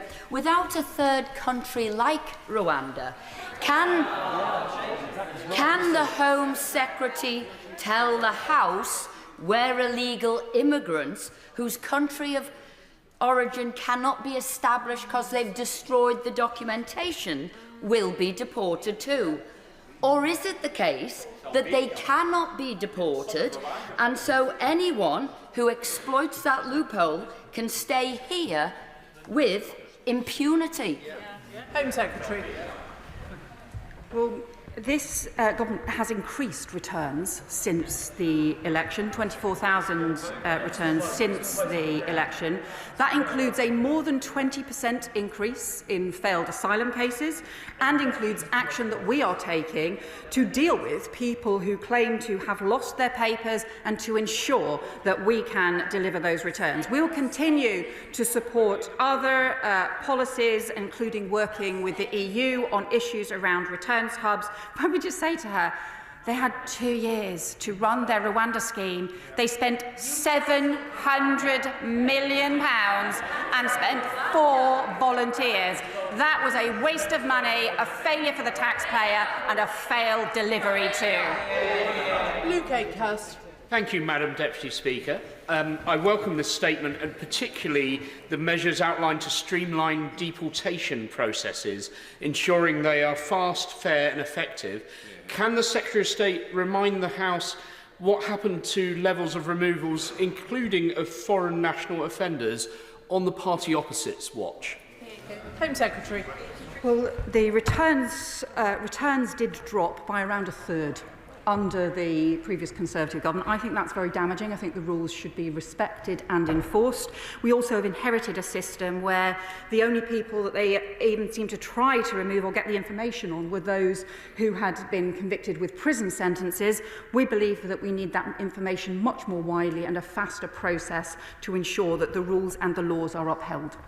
Tim Farron. Thank you, Madam Deputy Speaker. Given that lengthy A&E, cancer treatment and ambulance waiting times in Cumbria are a direct result of the lack of social care workers, meaning that our hospitals are full to bursting, what assessment has she made of the damage this policy could do to patients and NHS workers in my communities, where the most regular experience we have of migrants is that they cared for us and our loved ones? Secretary. Well, we need to support social care and recognise the importance of that job, and that means tackling the long-term recruitment issues here in the UK and not simply always thinking that we could ignore those problems and turn to migration instead. He will know that there have been huge problems, including abuse and exploitation, as a result of that route, and 39,000 people who came here on a care worker visa, often in good faith, ended up being displaced when finally checks were introduced. That's why regional hubs have been introduced to ensure that employers can still recruit from those displaced workers rather than continuing to recruit from abroad. Nadia Whittam. Thank you, Madam Deputy Speaker. Migrants are being scapegoated for problems that they didn't cause, and to be truthful, these arbitrary measures won't fix those problems, and they will harm migrants, people who need social care, our economy, anyone who fears racial abuse, which the rhetoric surrounding this emboldens. Why are we trying to ape reform when that will do nothing to improve our constituents' lives and just stoke more division? Well, what I would say to my honourable friend is that in the space of just 4 years, we saw a huge increase in overseas recruitment at exactly the same time as training in the UK fell. Now, I think that is a real problem in the UK labour market, to have such steep increases at the same time as such deep problems in terms of training in the UK.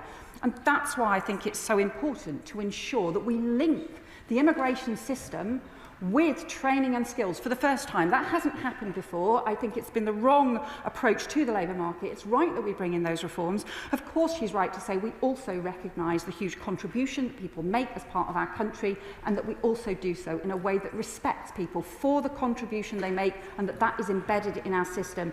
But we have to change this broken labour market approach. Paula Denyer. Thank you, Madam Deputy Speaker. The Prime Minister's Island of Strangers speech sounded like something straight out of the Reform Trump playbook.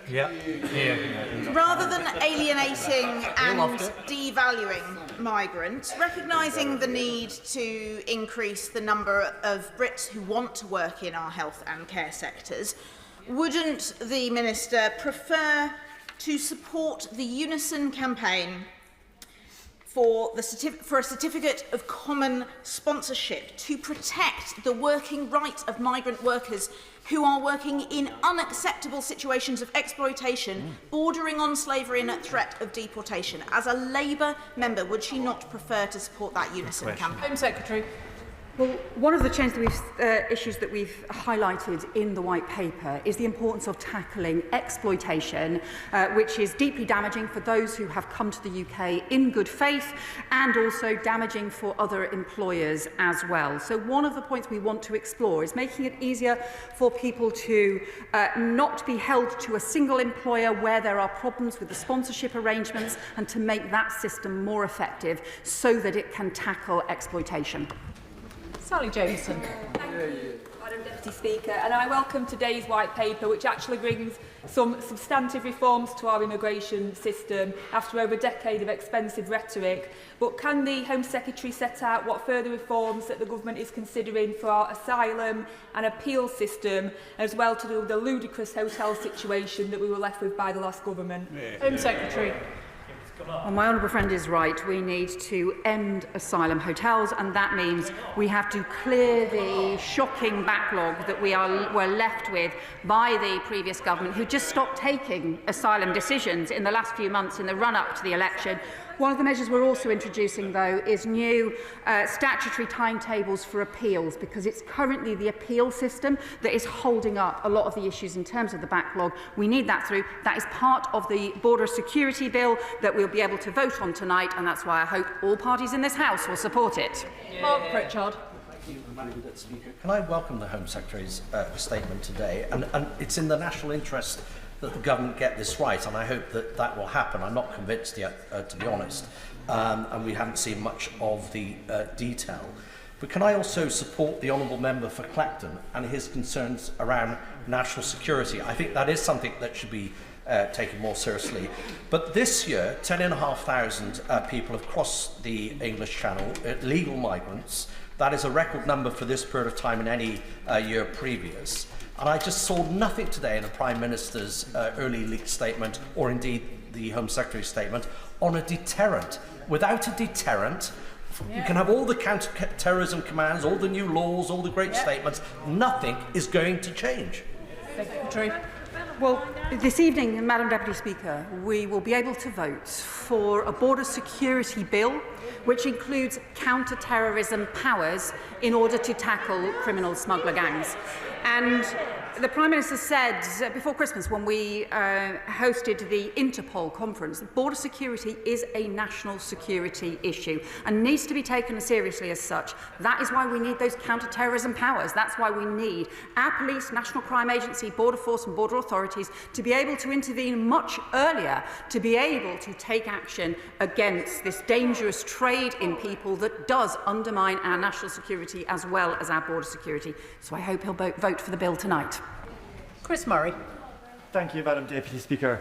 The public have been waiting for 15 years to hear a government set out a serious strategy to actually get a grip on the legal migration system, so that it works for public confidence, so that it works for the economy, and so that it works for migrants themselves. So on that point, can I welcome the measures the Home Secretary has announced in relation to the health and social care visas? Because this has been really disruptive for the labour market, but it has also led to instances of extreme exploitation and modern slavery. And will she commit to these new measures being fully modern slavery proofed in the White Paper? Home Secretary. I welcome my honourable friend's points. There have been really just shameful examples of exploitation that probably all of us have come across in our constituencies around the social care visa and the way that it was introduced, but also here people who have come to work incredibly hard in our care homes, and that's why it's so important that we tackle that exploitation, and that's why we need to ensure that those standards are met, that we have a fair pay agreement, and certainly that we maintain standards around tackling trafficking and modern slavery too. Ben Lake. The Home Secretary will be aware of the funding crisis that afflicts so many of the UK's universities, and so much so that last year, when the Migration Advisory Committee reviewed the graduate visa route, it concluded that it should be retained, stating that under the current higher education funding model, closure or additional restrictions to the route could put many universities at financial risk. What is the Home Secretary's assessment of the impact of these changes today on the financial sustainability of our universities? Secretary. Well, I would say to the honourable member, where the universities are already meeting high standards of compliance. That is really welcome, and the majority of universities already do. Those that currently don't are going to need to increase their compliance standards to make sure that we have a proper and robust system. And in terms of the graduate visa as well, people will be able to stay on for the unrestricted 18 months. If they want to stay on for longer, they need to be contributing in graduate jobs, because too often people have stayed and not been part of graduate jobs even though they've got a graduate degree, so they should be getting graduate jobs, including as part of a skilled visa as well. Steve Yem. Thank you, Madam Deputy Speaker. I wonder if the Secretary of State would agree with me that the best way to address soaring migration for work is to properly train and upskill our domestic workers in constituencies like mine in Mansfield. And I wonder how the measures introduced today will contribute to that aim. Home Secretary. My honourable friend is exactly right, and in Mansfield and right across the country we need the training, we need the skills. The proposals for the immigration skills charge will mean that employers who are recruiting from abroad will need to contribute more towards training and skills in the UK. And where there are areas where there are persistent shortages, and there will be some of those which are still crucial to the economy, alongside being part of the temporary shortage list, those sectors will need to have proper workforce strategies in place for the first time to set out what action they are taking to improve and increase domestic recruitment and training so that it benefits UK residents who need to be part of our labour force. Monica Harding. Thank you, Madam Deputy Speaker. A care provider in my constituency of Esher and Walton has already got in touch to say a third of his workers are from overseas and delivering about 60% of his work. So turning it around, he will be unable to care for 80 of 120 of his clients.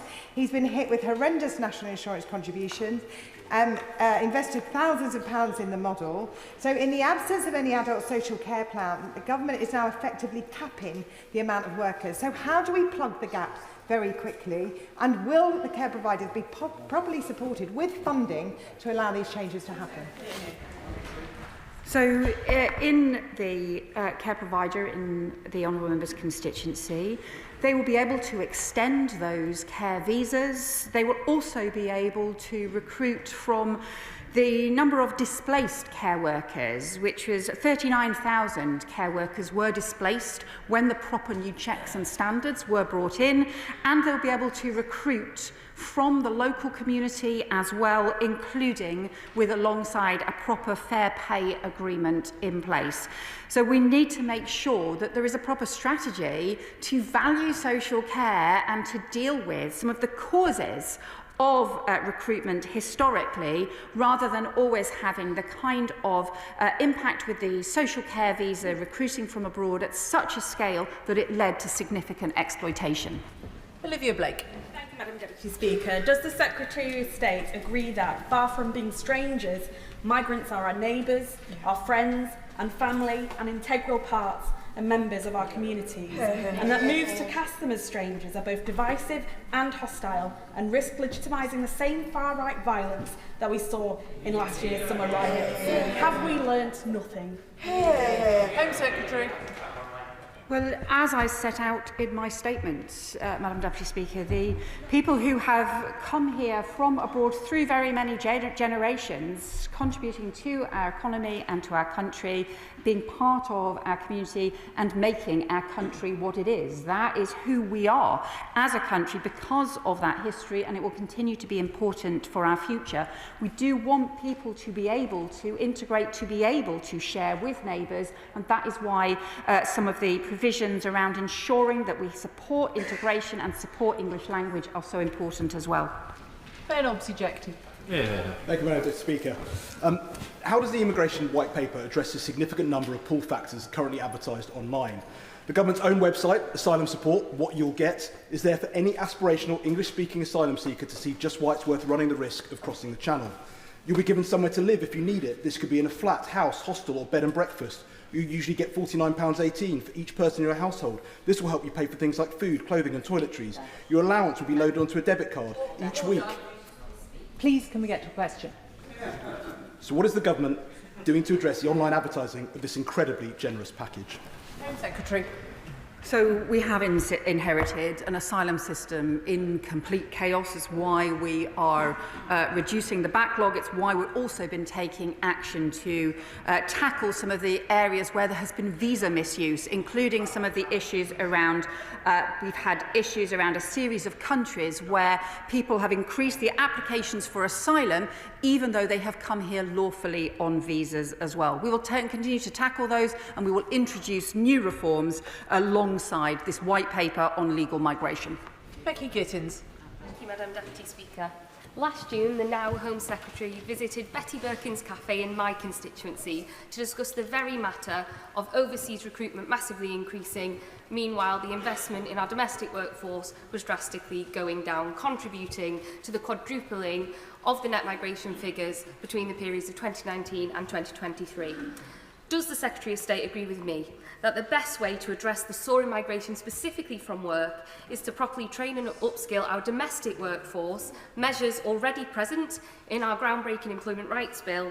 And how will measures introduced today contribute to that work and the overall aim? My honourable friend's right, we do need proper training and skills to be in a situation where engineering visas could go up at the same time as engineering apprenticeships go down. That is a system that doesn't make any sense to anyone, and that's why we need to make sure that not only have we got the training and skills, but actually we link those with the shortages and we link them with the immigration system as well. Sammy Wilson. Madam Deputy Speaker, the House is right to be sceptical about a policy which has been announced on a toxic issue after the government has suffered a significant electoral defeat where the main issue was immigration. But can the Minister tell us how deliverable are many of these policies? The hundreds of thousands who are in undergraduate level employment at present, what's going to happen to them? For the time period between recruiting and training people and getting them into jobs, how's that gap going to be filled? And since the courts won't even allow the deportation of people who have served long prison sentences, how does she expect the courts to comply with her wish to deport people who have served no prison sentence? Secretary. Well, to say to the honourable member, we're implementing the policies and commitments made in our manifesto to restore control and order to the immigration system, to make sure that we bring net migration down and we have a system that is fair. As part of the changes that we are introducing as a result of this white paper, we have identified up to 180 occupations, lower skilled occupations that should not be recruiting from abroad, that should not be part of the temporary shortage list either, so that we make sure that we reduce the lower skilled migration that increased so substantially over the last 4 years, and so that we make sure we support skills and training and tackle those labour market challenges. Joe White. Thank you, Madam Deputy Speaker. With net migration figures of 1.7 million over the last 2 years of the previous government, when I speak to people in Bassetlaw, they tell me that they are fed up with the pressures that uncontrolled immigration has put on our local infrastructure. The Prime Minister has recognised this today with a clear commitment to reduce net migration and take back control of our borders. Can I congratulate my right honourable friend on this landmark cross-government white paper, which will fix the mess left by the party opposite? Does she agree with me that we need to stop the reliance on imported workers from abroad and focus on properly training British people instead? Home Secretary. Well, honourable friend's right that this is a cross-government approach, and it links to the work that the DWP Secretary, the Welfare and Pension Secretary, is doing on helping people back into work, that the Education Secretary is doing on boosting training, that the Business Secretary is doing on building up industrial strategies so that we can plan in terms of the workforce of the future.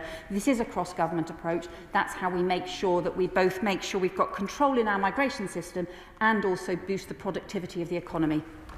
Lincoln Jopp. Thank you, Madam Deputy Speaker.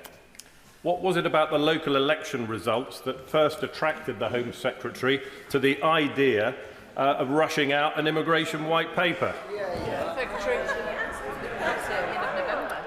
I have to say to the honourable member, even I could not draw up a white paper in the space of 2 weeks.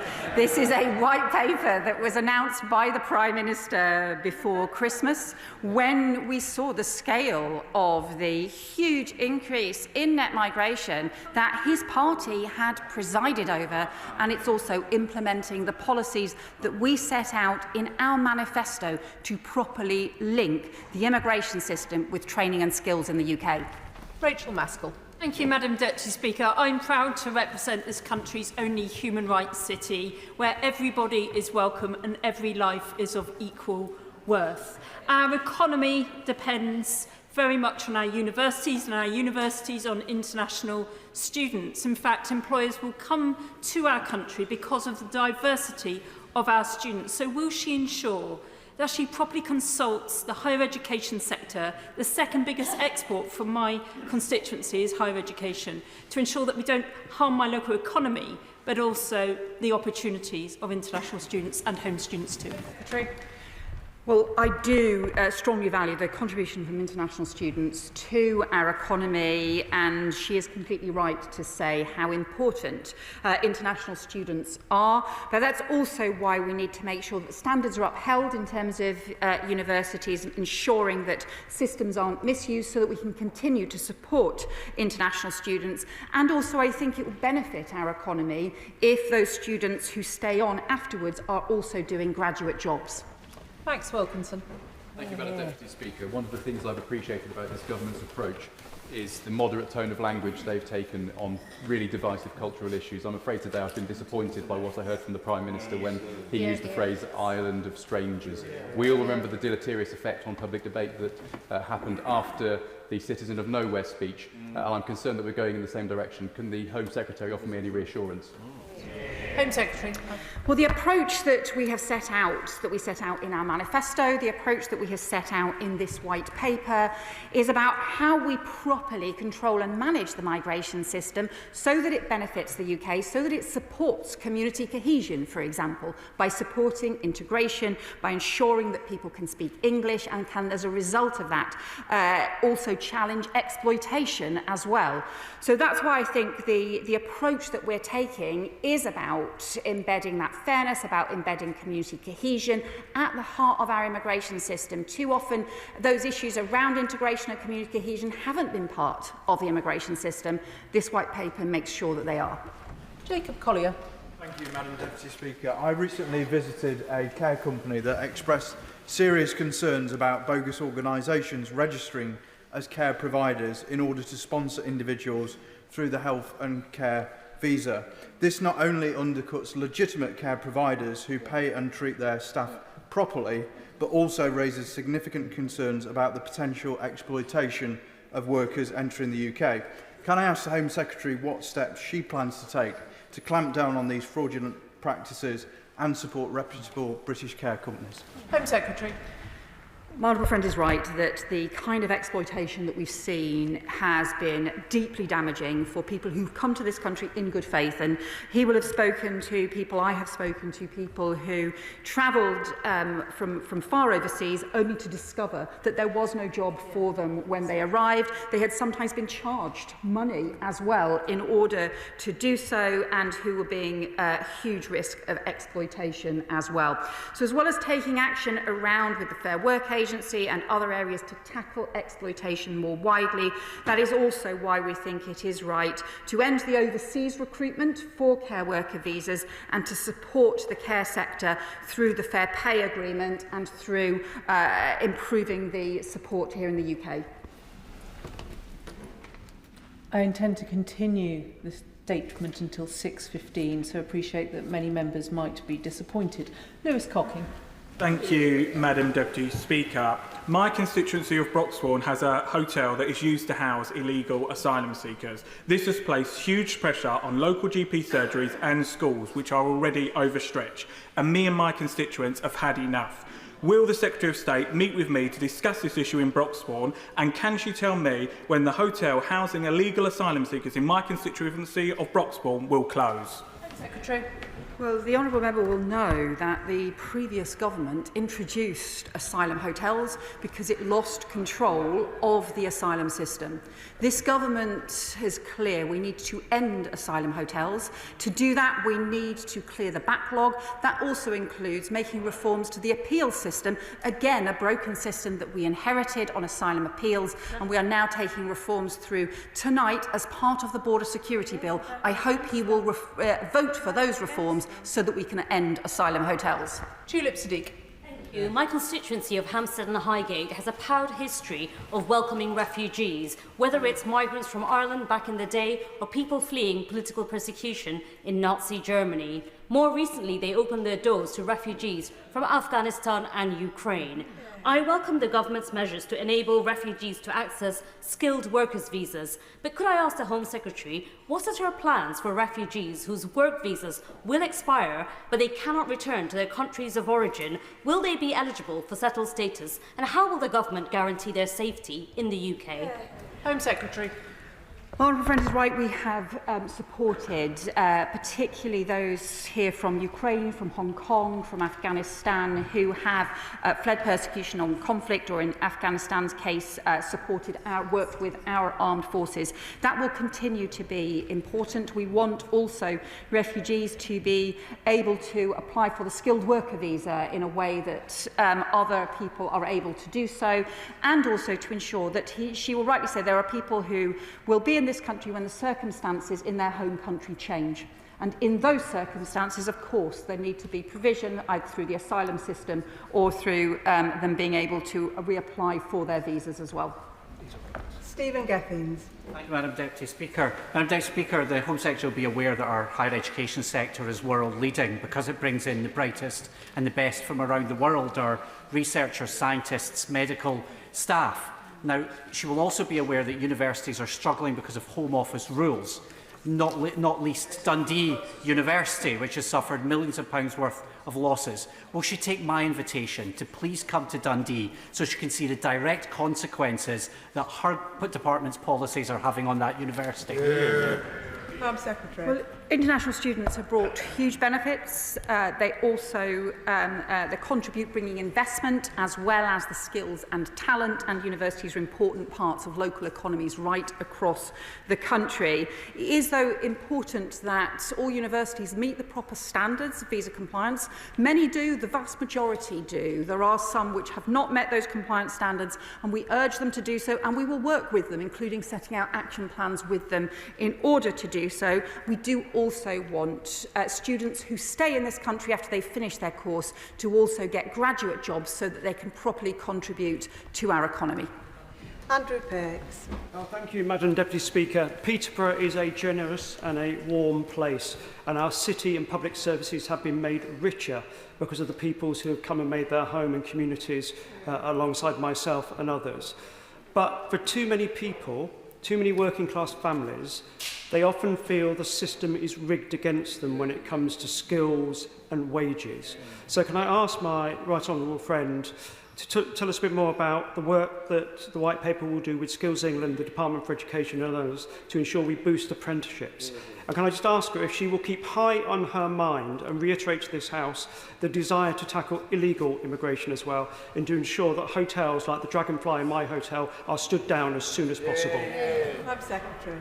We do need to increase apprenticeships and training. That's why we're supporting 60,000 more construction workers to be able to go through training, to be able to support our economy alongside, as he rightly says, plans to make sure that we can end asylum hotels. Nick Timothy. Thank you, Madam Deputy Speaker. In answer to the honourable member for Vauxhall and Camberwell Green, the Home Secretary refused to say whether her proposals to reform indefinite leave to remain, briefed to the media as a tough new crackdown, will apply to immigrants who are already here. If it doesn't apply to people already here, it makes a mockery of the very idea of reform. So will she answer very clearly, will the new rules apply to existing immigrants or just those coming in future? Secretary. We want the settlement rules to be amended as swiftly as possible and to be able to apply widely, but we will consult on the detail, and it is right that we do so. And I would also say to him, this is one of just many things that we are needing to do to clear up the chaos that his party left. John Pearce.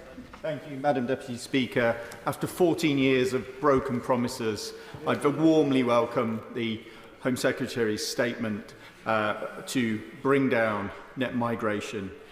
With 1 in 8 young people not in education, employment or training, will the Secretary of State set out to the families and young people in my constituency of High Peak what this white paper will do for them? Secretary. One of the most important aspects of the white paper will be the increase in the immigration skills charge, which will mean that where employers are recruiting from abroad, where there are shortage occupations, they are contributing more that can help support skills and training here in the UK, and that includes supporting our young people to be able to get the apprentices and jobs they need. Alison Bennett. Thank you, Madam Deputy Speaker. The announcements today will deepen social care workforce shortages and risk harm to those who receive care. Has the government considered the impacts upon the sick, the frail, the elderly who rely upon care workers to provide vital support? And will the government publish an impact assessment setting out the effect of their reforms and what it will do for the quality and availability of care and on the work of the KC Commission? Secretary. Well, as I pointed out in my statement, the number of care workers recruited from abroad has fallen since the initial big increase. The important thing is to prevent that increase taking place again, because we have seen significant exploitation as a result. As a result of introducing the higher standards, 39,000 care workers were displaced. They came here to do jobs that either didn't exist or didn't meet the right standards. We would urge care providers to recruit from the pool of people who are already here. Scott Arthur. Thank you, Madam Deputy Speaker, and I thank the Home Secretary for her statement and the steps she's taken to bring order to the chaotic immigration system we inherited. But I do want to ask a question within the context of a register of interests. Universities in Edinburgh are on their knees because of changes the Tory government made to immigration and also because of SNP cuts to the sector.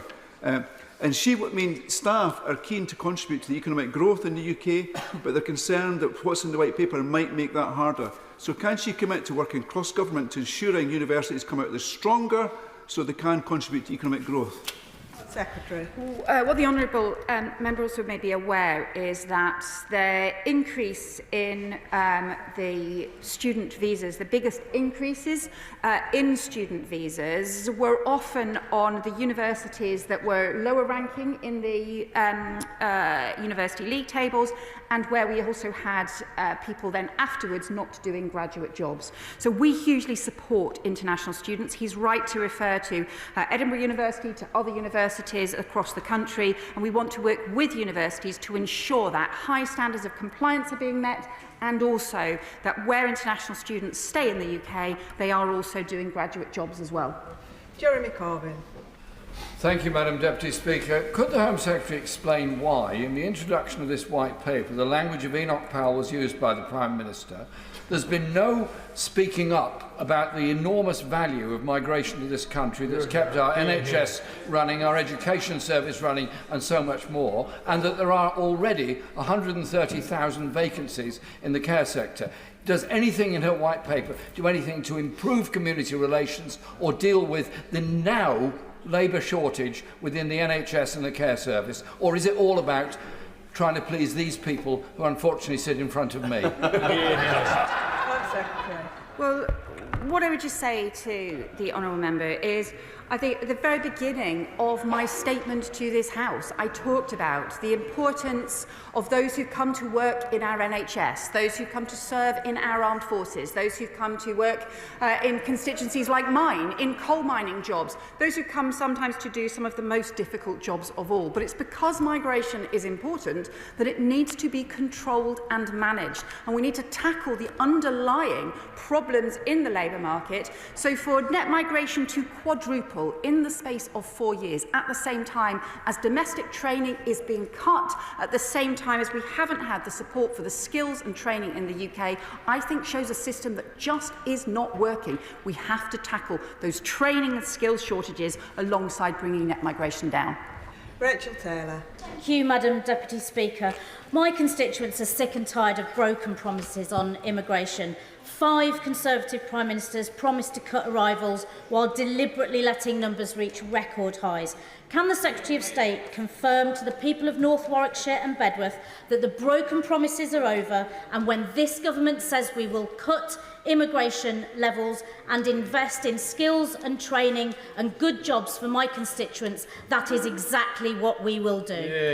Secretary. Well, what I would say to my honourable friend, she makes a really important point, is that we're setting out practical plans on the skilled worker visa, practical plans on construction training jobs, practical plans on the immigration skills charge in order to be able to invest in that training. It's through those practical common sense plans, step by step, that we will have an impact on restoring order to the immigration system and also bringing net migration down.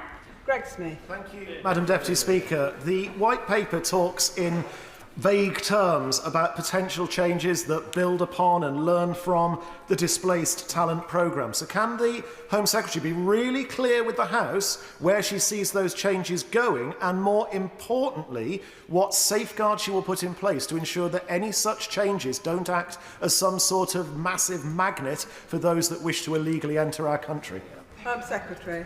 Well, I think actually the opposite is true from what he said. We've talked about having capped and limited schemes, and also ensuring that at the moment it's possible for people in other parts of the world to be able to apply for a skilled worker visa if they have the talent. For example, if they are an engineer, if they are a scientist. But often refugees, recognised refugees, are not able to apply for visas, skilled worker visas, as scientists or doctors and so on, even though they have the skills and talent to be able to do so. And that is why we should just ensure that we can do our bit to help refugees who also should be able to come to be part of a skilled worker visa where they have the skills to do so. That concludes the statement. Point of order, Dawn Butler. Thank you, Madam Deputy Speaker. I wonder if I can seek some advice on how I can withdraw my 10-minute rule bill, which is due for its second reading, on protecting the title of nurse. Because, Madam Deputy Speaker, today the government has made an announcement that it will be adopting my bill and indeed protecting the title of nurse on International Nurses Day, which has made me extremely happy. So I would like to just, because I won't have the opportunity either to thank some people like Francis Fernando, Professor Alison Leary from the #ProtectNurses campaign, Paul Trevat, former Minister Anne Keane, Anna Lynch, the RCN and the Unison. I wonder if I can just seek your advice on how I can then now withdraw my bill. Thank you. I am grateful to the honourable member for giving notice of her point of order. The Public Bill Office will be able to advise her on how to withdraw her bill. Otherwise, it is not a matter for the Chair, but she has put her reason for withdrawing the bill on the record. Point of order, Madam Deputy Speaker. Point of order, Ben Obsojecti. Thank you, Madam Deputy Speaker. On 10th of February 2025, the Minister for Border Security and Asylum, the Honourable Member for Wallasey, inadvertently misled the House. She stated that the latest figures show that 18,987 people with no right to be here have been deported since we came into government. The Home Office clearly defines deportations as a specific subset of returns which are enforced either following a criminal conviction or when it is judged that a person's removal from the UK is conducive to the public good. The latest figures available state that in the year ending 2024, there were just 4,428 enforced returns since Labour came into government. The rest were in fact voluntary returns, nearly 50% of which are classified as other verified returns, in which the government played no active role. So could the Speaker please ask the Minister for Border Security and Asylum to correct the record in accordance with 1.6c of the Ministerial Code during her next appearance at the dispatch box? I thank the honourable gentleman for notice of that point of order. It is not a matter for the Chair, but the government front bench will have heard his point. Point of order, John MacDonald. Thank you, Madam Deputy Speaker. By the way, it would be useful to know from the member of Brent how she pulled that one off. Last week, a number of honourable members wrote to the Foreign Secretary on the basis of the research that was published, which demonstrated, despite the government's assurances that arms sales to Israel had ended, there had been large-scale export of arms to Israel since those assurances were given. We asked the Foreign Secretary to come to the House and make a statement. A statement has not been made, and I don't believe an indication has been given to the Speaker that a statement will be made, and we haven't even received a response to the letter. I wonder, through your good officers, maybe we could impress upon the government that a response is required, and that would be best done by a statement to a House. I am grateful to the honourable member for giving notice of his point of order. I have had no indication that the Minister intends to come to the House to make a statement on this matter, but I know that the Foreign Secretary will be in the House tomorrow because it is FCDO questions, so honourable members will have a chance to raise the issue then. Point of order, Madam Deputy Speaker. Point of order, Jen Craft.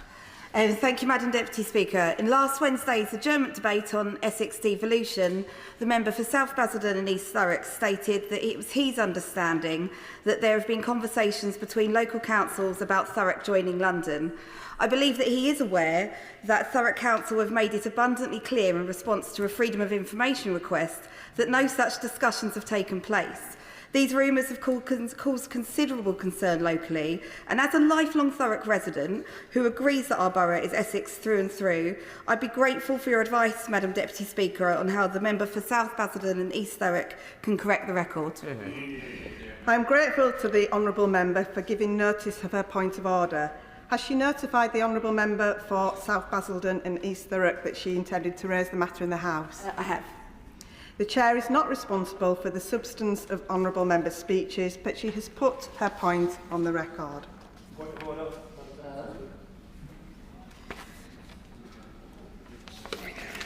Ways and Means motion. Minister to move. Sorry. Point of order, James McMurdoch. Thank you, Madam Deputy Speaker. I'll correct the record very briefly now. As the honourable member for Thurrock is aware, I had received multiple verbal notices that discussions were being had between Thurrock and other councils in the area.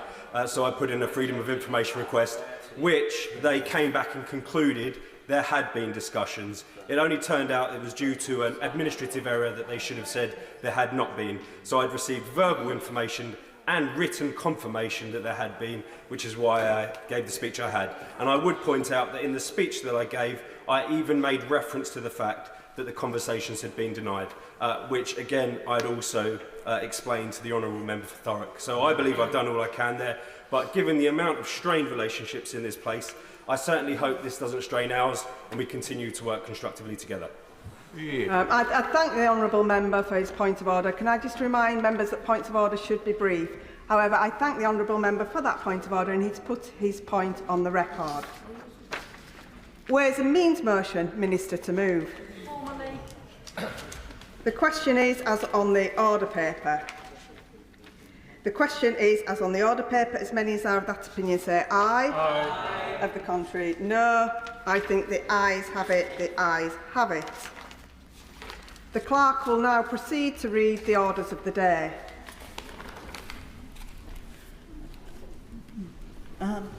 Border Security, Asylum and Immigration Bill as amended in Public Bill Committee to be considered.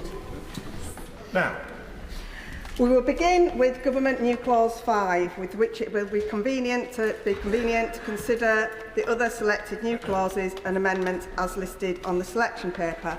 I call the Minister to move Government New Clause 5. Thank you, Madam Deputy Speaker. I beg to move that the clause be read a second time.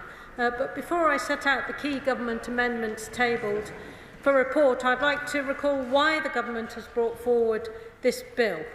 We are working to take the necessary actions to secure our borders and to bring order to the chaotic immigration and asylum system which we inherited, to go after the dangerous criminal gangs that undermine our border security, and this legislation is part of that plan for change. For 6 years, the organised gangs behind small boat crossings have been allowed to take hold.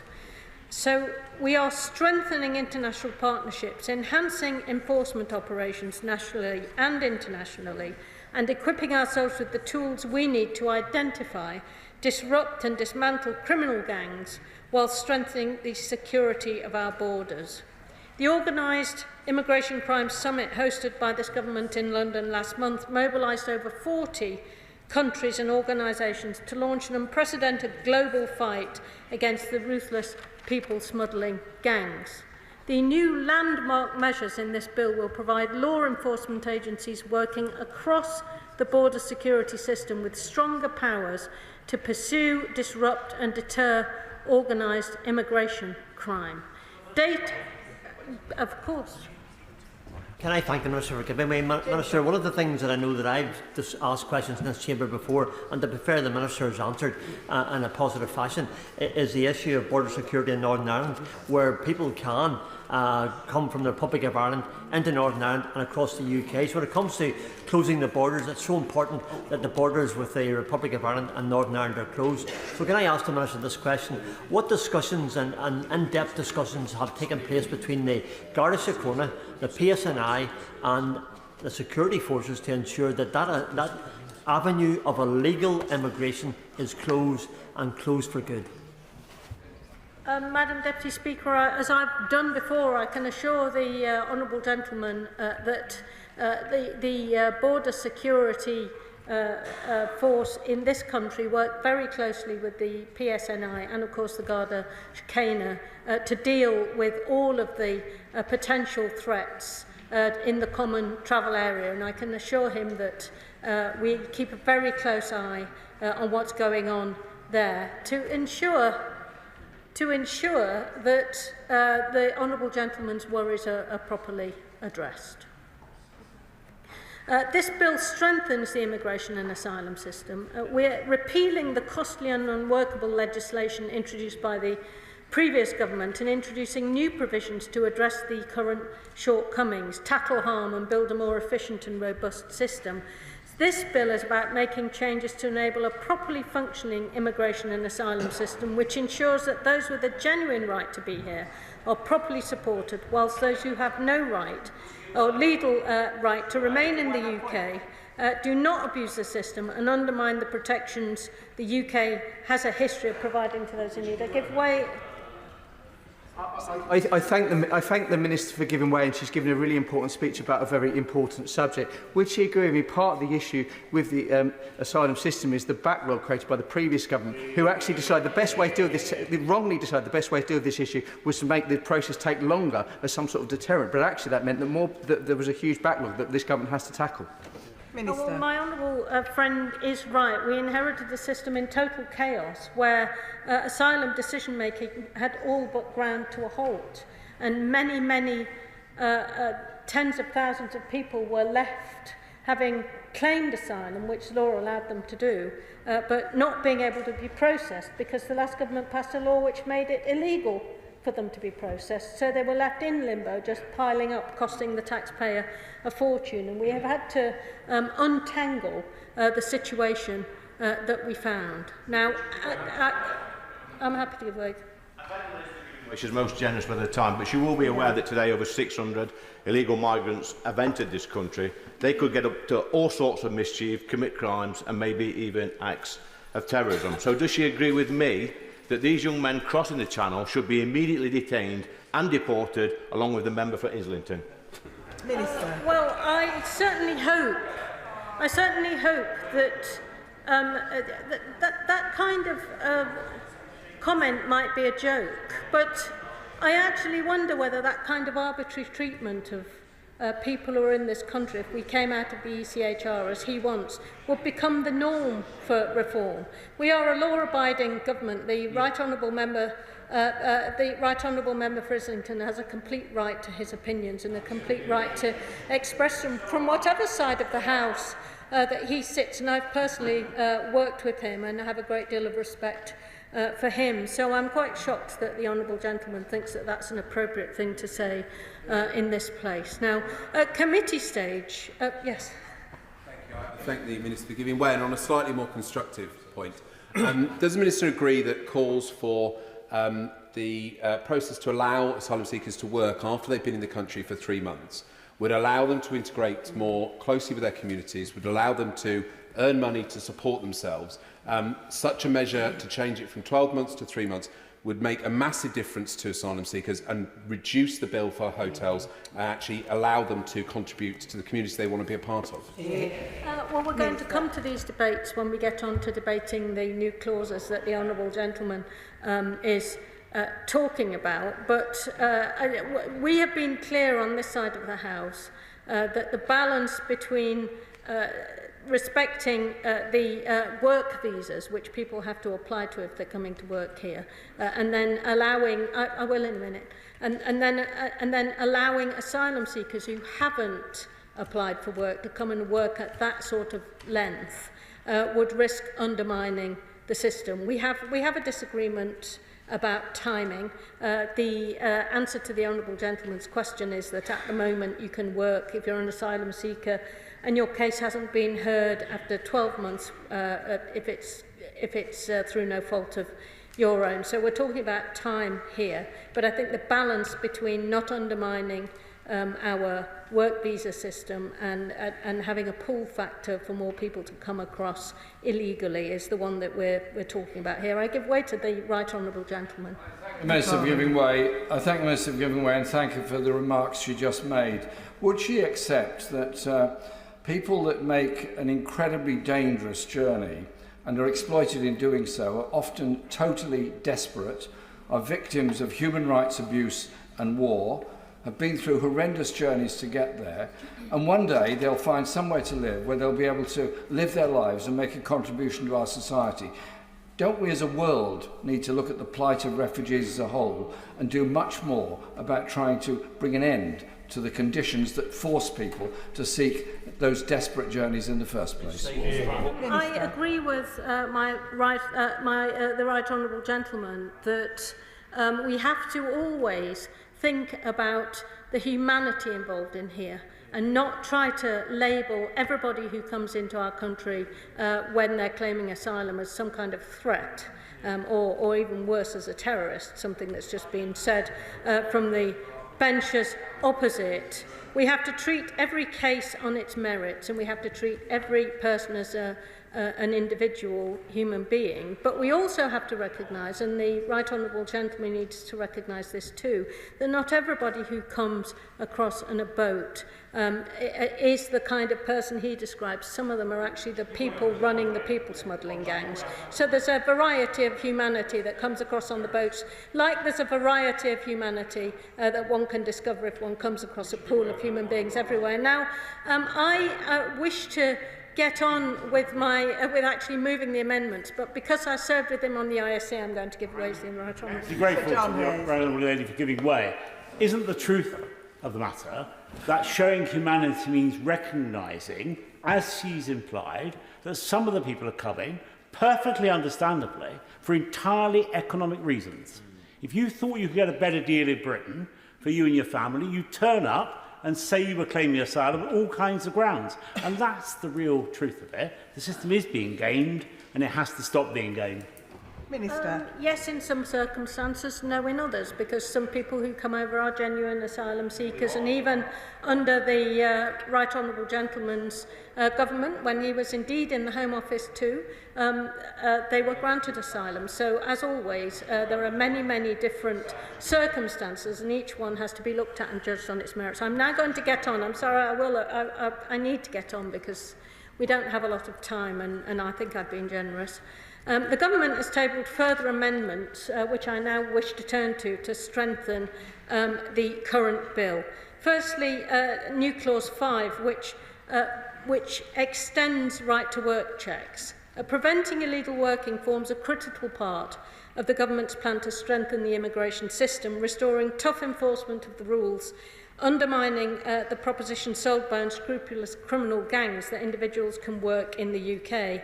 In reality, such work is illegal and puts individuals into a vulnerable position at risk of exploitation. Legitimate businesses are undercut and the wages of lawful workers are negatively impacted, with links to other labour market abuse, such as tax evasion, breach of the national minimum wage and exploitative working conditions. Those working illegally in the UK are exploiting a loophole in the existing right-to-work scheme, whereby only those organisations who engage individuals under a contract of employment are required to carry out right-to-work checks. Government New Clause 5 means that those who engage individuals to work as casual or temporary workers under a workers' contract, or individual subcontractors and online matching services that provide details of service providers to carry out work or services for potential clients or customers for remuneration will be legally required to check a person's right to work.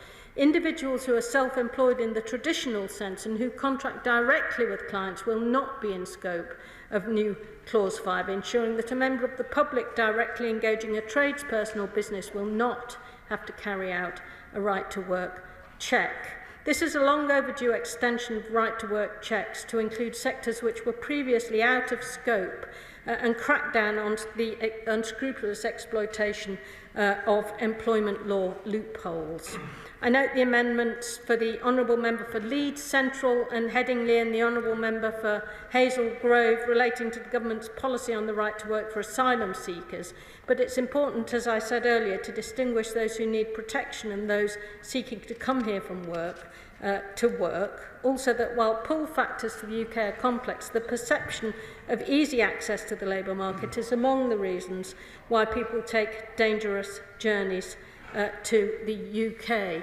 I now move to a government new clauses 6 and 7. Firstly, asylum appeals in the first tier tribunal of the Immigration and Asylum Chamber currently take an average of nearly 50 weeks, according to the latest published statistics, and that is because of the huge backlogs that we inherited when we came into government. Government New Clause 6 and 7 seek to set a 24-week statutory timeframe requiring the first-tier tribunal of the Immigration and Asylum Chamber to decide both supported accommodation cases and non-detained foreign national offenders within 24 weeks from the date the appeal is lodged, as far as is reasonably practicable. Madam Deputy Speaker, there are no easy or perfect choices here, but the Government has to take action, and we're focusing in the first instance on measures which will allow us to get people out of costly hotels and also facilitate the swifter deportation of non-detained foreign national offenders where it's in the public interest to deport these individuals. Whilst implementing the 24-week timeframe for supported asylum appeals and appeals from non-detained foreign national offenders, it's our expectation the judiciary will continue to prioritise appeals lodged by detained foreign national offenders and the most vulnerable. We're working at pace in the Home Office and with the Ministry of Justice and His Majesty's Courts and Tribunal Service to look at all possible improvements to the end-to-end immigration and appeals system and improve the speed and efficiency of decision-making and appeals while continuing to guarantee access to justice. We will set out further reforms to the asylum system later this summer. Government... The Minister will know that I chair the APPG for freedom of religious belief, and one of the important things for us is those of a Christian faith and other faiths who come here, and government has been incredibly generous to give them the opportunity of asylum and positions here, and the schemes they've had in the past, both the previous government and this government, are to be commended, and I thank them for that. Can the Minister today ensure this House, ensure the people that I represent here in this United Kingdom, but also those from overseas, that the opportunity for those who are persecuted because of their faith can come here as an opportunity for asylum? Minister. None of these changes that I've just been talking about in the new clauses will impinge at all on the criteria that are currently used to determine whether somebody has a need for protection under the Refugee Convention, and clearly that does sometimes, in certain circumstances, include the reality of religious persecution in the homeland. So I hope that reassures the honourable gentleman. Government New Clause 8 redefines how the UK interprets the phrase particularly serious crime for the purpose of excluding refugees from the protection against refoulement. Under existing arrangements, anyone convicted of any offence which attracts a custodial sentence of 12 months or more will have committed a particularly serious crime for these purposes.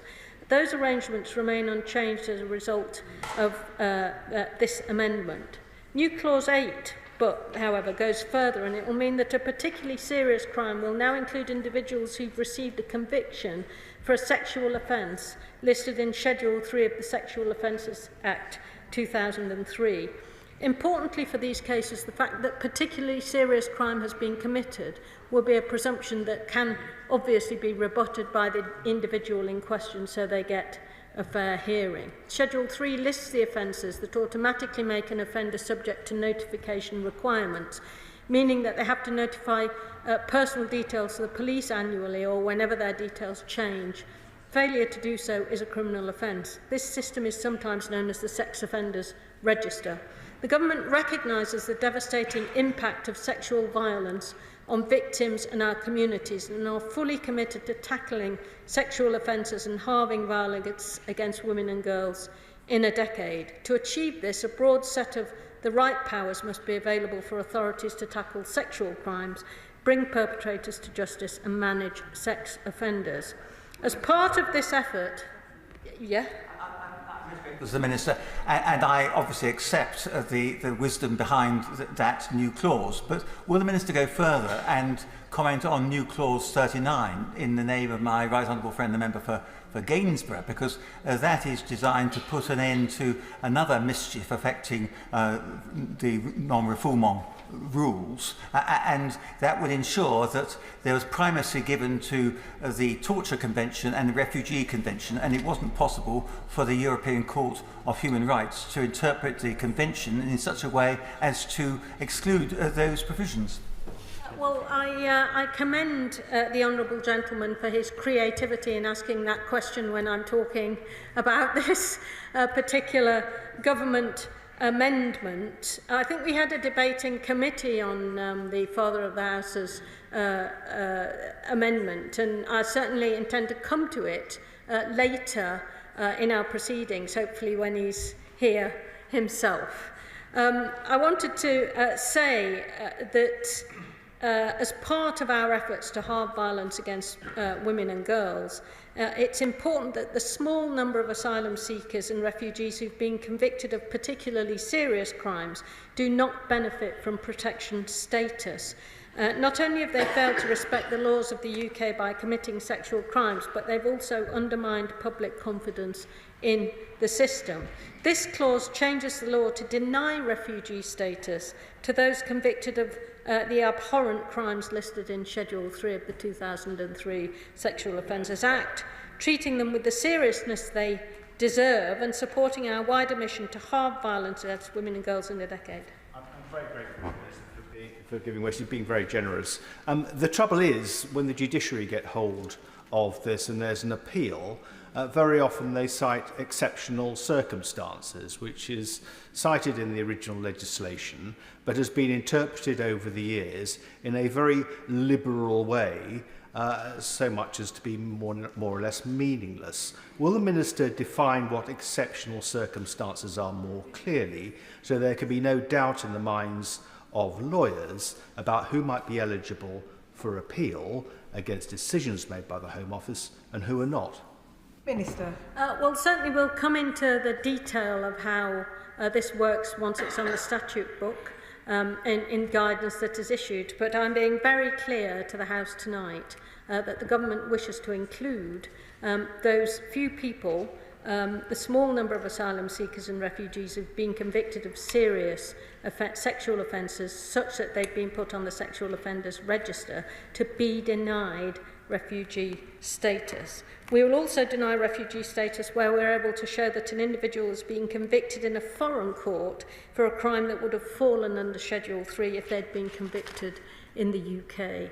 Those convicted and made subject to the notification requirements have committed the most serious of sexual offences, which should be included in the definition of a particularly serious crime. And I move on to the Immigration Service Commissioner's changes, which are put down as amendments. The Government is seeking new powers for the Immigration Advice Authority to tamp down on malpractice with the provision of immigration advice.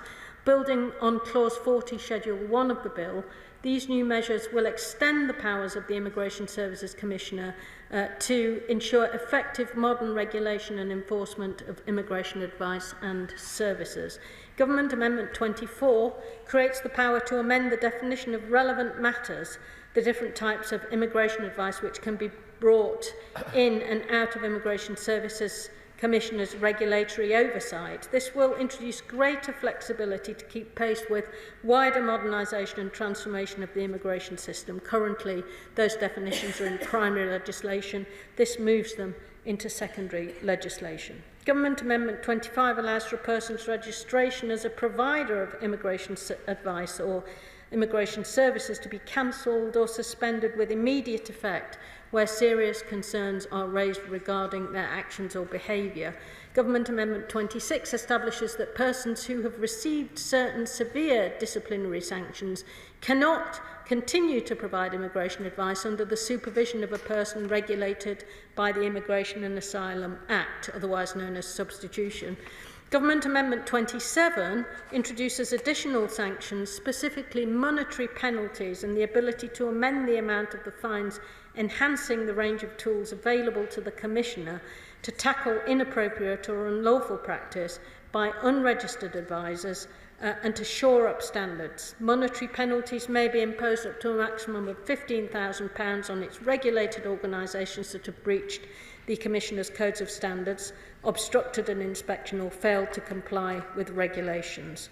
Government Amendment 28 provides the Home Secretary with the power to specify a non-exhaustive list of fees that the Immigration Service Commissioner can charge for the exercise of its regulatory functions. Having the ability to charge for services such as competence assessments and training will enable the Immigration Services Commissioner to provide more of these services, helping to drive up competence, capability and capacity in the sector. And finally, Government Amendment 29 makes a provision to expand the existing complaints scheme to include unregulated advisers and organisations and to create a civil recovery scheme where the Immigration Services Commissioner can order the refund of fees or the repayment of compensation to the victims of poor practice. The final government amendments relate to the serious crime prevention orders and electronic devices. To support operational efficiency, Government Amendments 6 to 11 will enable an inspector to authorise a constable to use the powers to access, examine, copy, retain or use information under clauses 20, 21 and 23 of the bill. This is thought to be more operationally effective than the current situation in the bill, which places that at superintendent level, as I'm sure the honourable gentleman will remember from our long discourse on these matters in committee. Moving to... yes. Does she find it strange that in a bill that is so important to Reform UK, indeed it's their raison d'etre, that 80% of Reform UK MPs have left the chamber and are presumably in the pub? Well, I think they'd probably call that campaigning, but it's up to them to justify how long they spend in the pub or indeed in this chamber.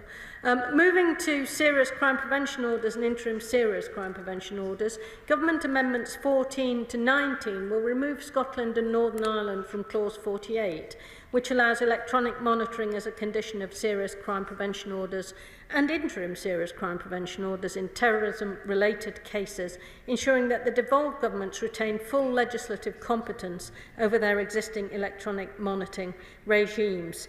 For now, I recommend all these government amendments to the House, and I look forward to contributions from other honourable and right honourable members on this gargantuan group of amendments that we're dealing with tonight.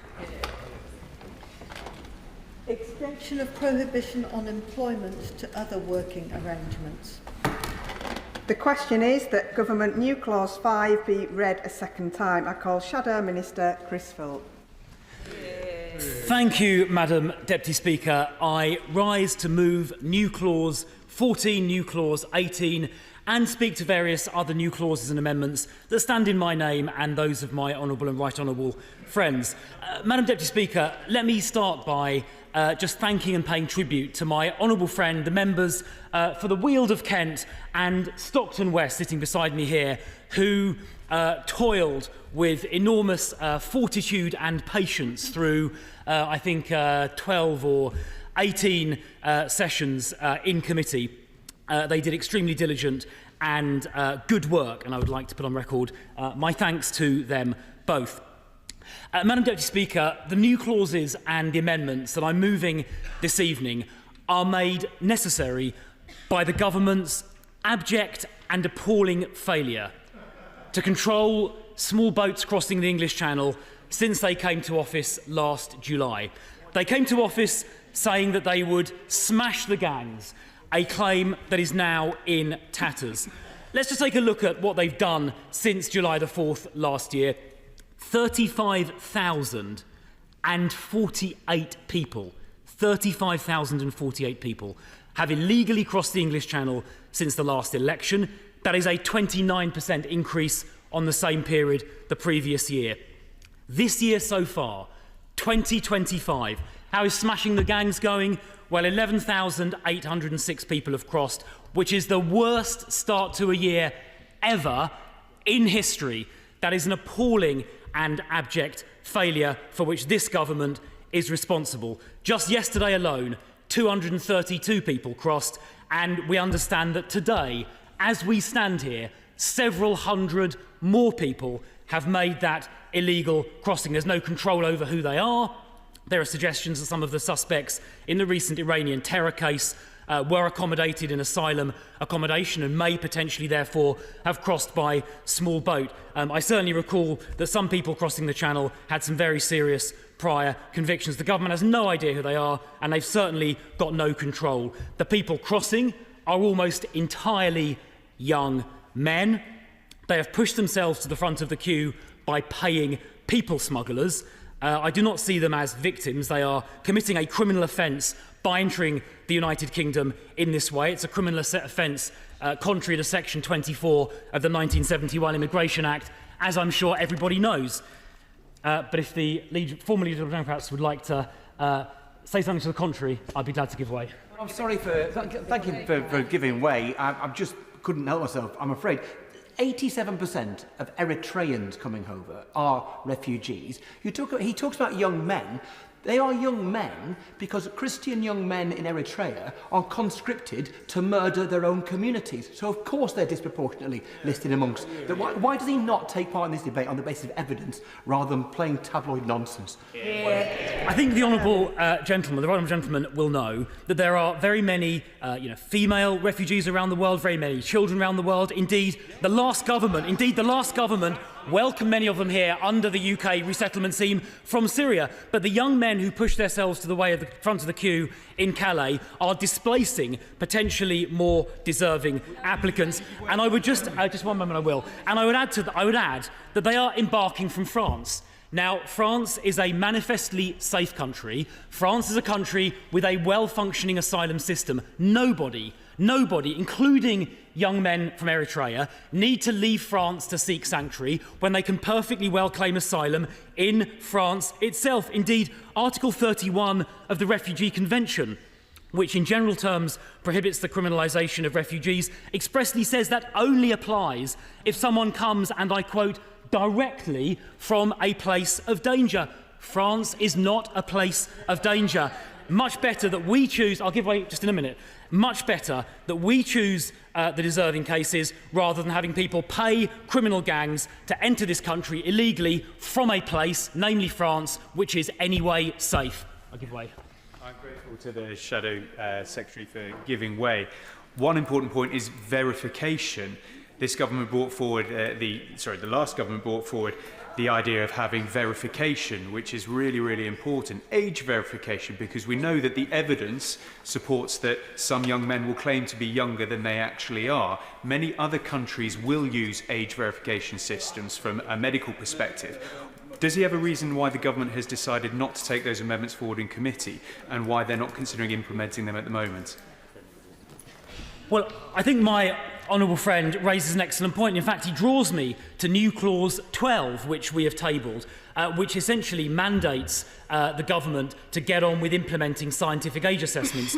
These are assessments that essentially scientifically verify if someone is or is not over the age of 18. Every other European country uses these tests. It could be things, for example, like an X-ray of the wrist. There are more complicated techniques these days, such as testing DNA methylation, and there are other tests as well which are less intrusive. We're the only country not to use them, and many people who illegally cross the channel claim to be under 18. They usually claim to be 17, when very often common sense would suggest they're actually far older. There have been cases where men with beards have ended up in schools with teenage girls. So I would just ask the documented cases. So I would just ask the Minister, perhaps when she sums up, I'm going to give way over there in a second.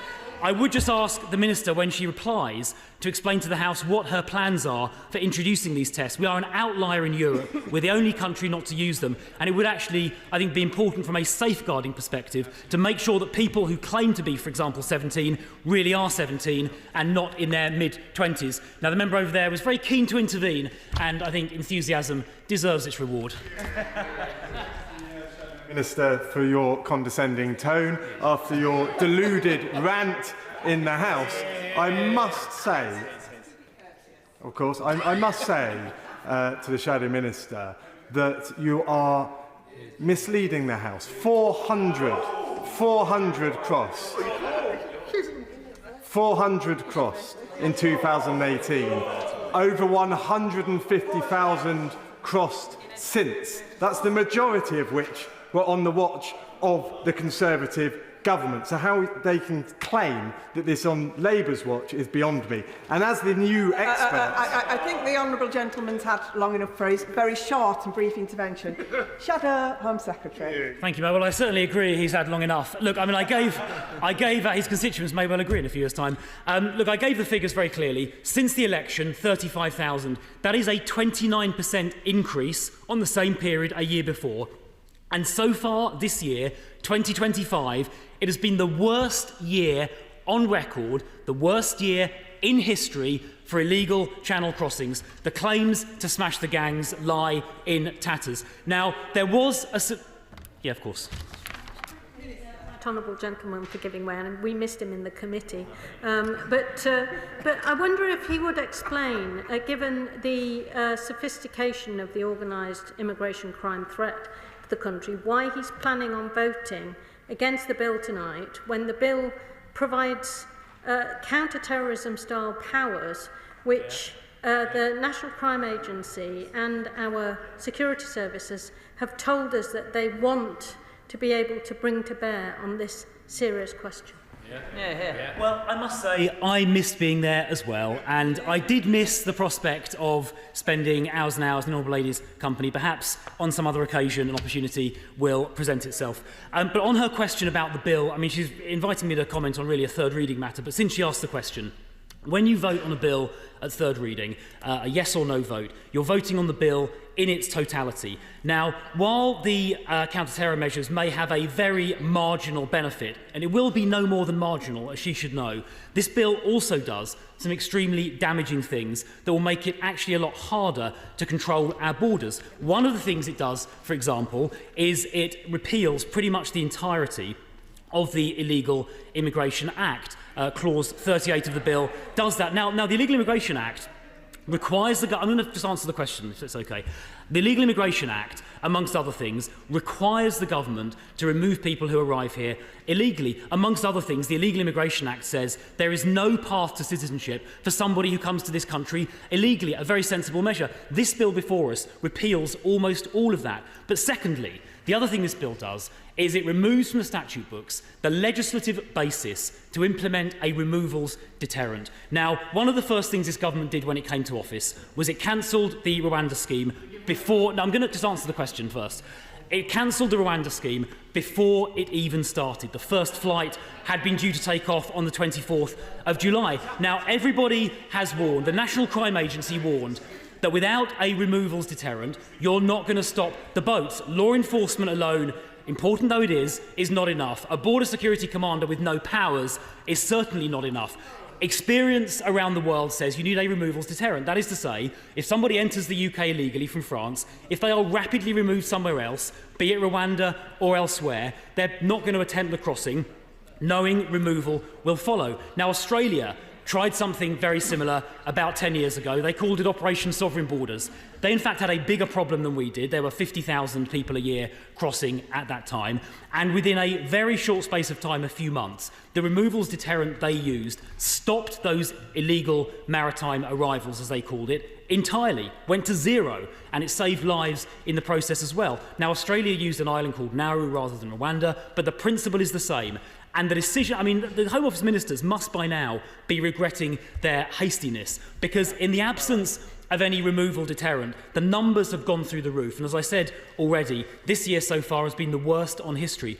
Without a removals deterrent, there is no hope of stopping these crossings. And one of the other things this bill does, in Clause 37, is it repeals the entirety of the Safety of Rwanda Act. That is why our Amendment 32 seeks to reinstate that clause, because there will probably come a time, you know, if not today, then in 6 months, and if not in 6 months, then in 12 months, then these Labour ministers will realise their plans are not working, the numbers are getting worse, and without a removals, just a minute, and without a removals deterrent, they are not going to stop the boats. And that is why this bill is so misguided, it's why their policy is so misguided, and it's why the numbers this year have been the worst in history. Give way over there. Thank you very much. Could the Shadow Minister comment on the views of his colleague, the member for Stockton West, when he said during the Borders Committee, immigration is too high, previous governments have failed to solve it? And also, could he comment on the member for Weald of Kent, when she said in the same committee, the system is broken, it has been broken for many decades, and that is now plain to see? Yeah, I do agree with both my colleagues, and that is why we are tabling amendments and new clauses today which will address this issue. And I'll come on to talk about some of those new clauses in just a moment. But, Madam Deputy Speaker, it was the Labour government that chose to cancel the deterrent before it started, and that is why the numbers are higher than they have ever been in history. It's a result of their choices. Now, Madam Deputy Speaker, let me move on to the provisions on indefinite leave to remain. I'll give way. I thank the Shadow Minister for giving way. I'm talking of the Rwanda scheme. The previous Tory government spent £700 million on a scheme that had 4 volunteers that were moved. This included £290 million given to Rwanda for nothing in return, and £134 million on IT systems that were never used. Can we get a refund? Well, the plan was, as I said already, the plan was never started. The first plane was due to take off on the 24th of July, but the Labour government cancelled it within days of coming to office. That money would have been extremely well spent had the scheme started, because the deterrent effect would have stopped the boats, and that would have meant we don't have tens of thousands of people in hotels costing billions and billions. And in fact, while we're on the topic of hotels, let's have a look at the Labour government's pledge to end the use of asylum hotels during the election. How's that pledge going? Well, the numbers in asylum hotels have gone up by 8,000 so far under this Labour government. And in fact, speaking also of removals deterrents, I was in Berlin probably 4 or 5 weeks ago talking to members of the CDU who are now obviously in government, and the incoming German government intends to implement a removals deterrent very similar in concept to the Rwanda scheme. So other governments around the world have realised you've got to do this. It worked in Australia. The new German government are going to be doing something very similar. It's just our government going headlong in the opposite direction.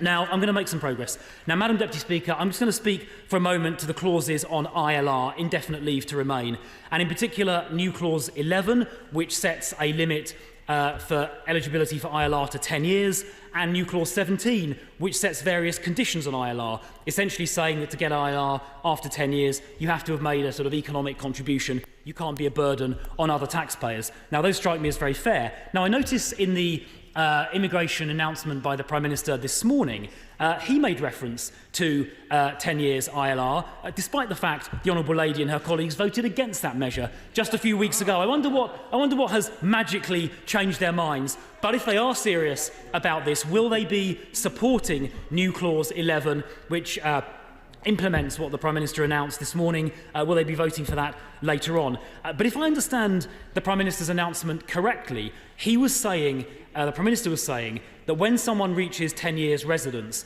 they automatically qualify for ILR, indefinite leave to remain, under the government's proposals. But what we're saying in our new Clause 17 is that there should be conditionality even after 10 years. The person should be making some kind of contribution to the country in order to qualify for indefinite leave to remain. So would she take the opportunity to agree with that approach, and would she therefore support new Clause 17 that we have tabled to this bill?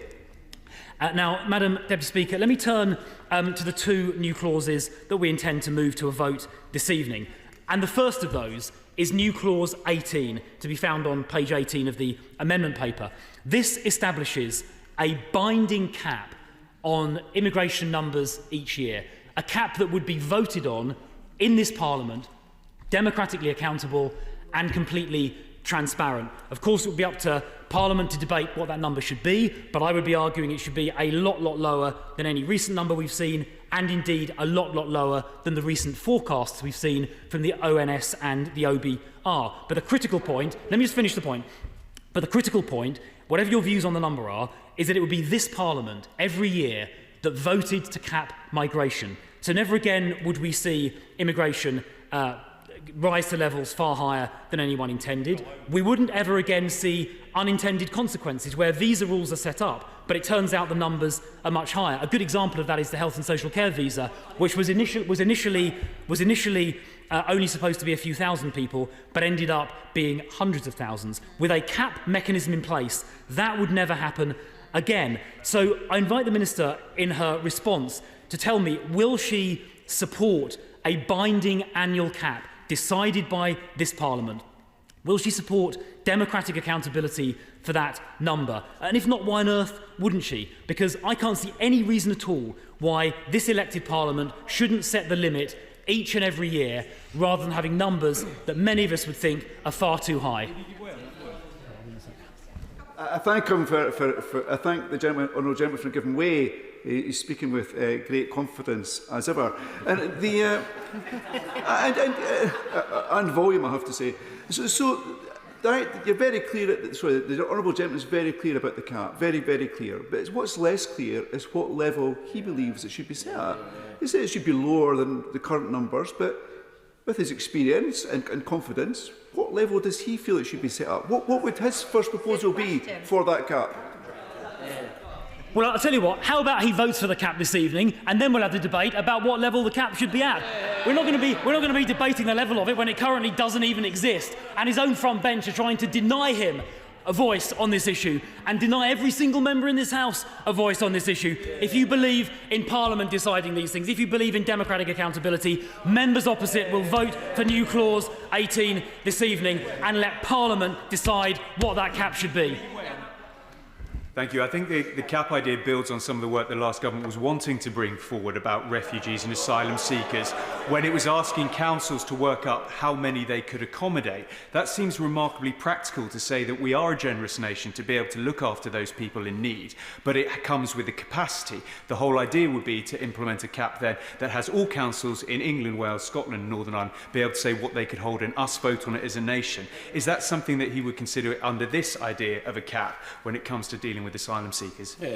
Well, I think my honourable friend makes a good point. And actually, it's germane to the earlier discussion about people crossing the Channel illegally, because so long as we have, so far 11,000, 12,000 this year crossing the Channel, worst year ever, makes it very difficult to accommodate or create safe and legal routes, because our capacity is completely taken up by those people entering the country illegally. If we can stop illegal migration using the measures I've suggested, particularly a removals deterrent, it will then create capacity to have a limited, safe and legal route for people who we, the government, Parliament, judge to be deserving, as we did with the Syria crisis, where the UK resettlement scheme went to refugee camps on the Syrian borders and identified the most vulnerable refugees, very often women and children, and brought them to the UK instead of people crossing the channel illegally, pushing their way to the front of the queue. It is exactly this approach, new approach, that a tougher approach on illegal immigration would facilitate. I'm just going to make a little bit of progress. Now, Madam Deputy Speaker, the second amendment that we intend to put to a vote this evening concerns the Human Rights Act. Now, the government, the Home Secretary in her statement earlier, and the Shadow Minister in her remarks the Minister in her remarks a few moments ago talked about tinkering with Article 8. But the truth is that will not really make any meaningful difference. Now, it's worth just reminding ourselves what the history of this is. The ECHR, a treaty, international treaty, we entered into, indeed helped draft, in 1950. In 1998, the Blair government passed the Human Rights Act. And what the Human Rights Act did was essentially incorporated the ECHR into domestic law, which means essentially that UK courts, when making any decision, immigration decisions or indeed any other decision, can use their interpretation of the ECHR to interpret legislation passed by this House, but also injunct the government, prevent the government from taking a particular executive action, which might include, for example, removing or deporting someone.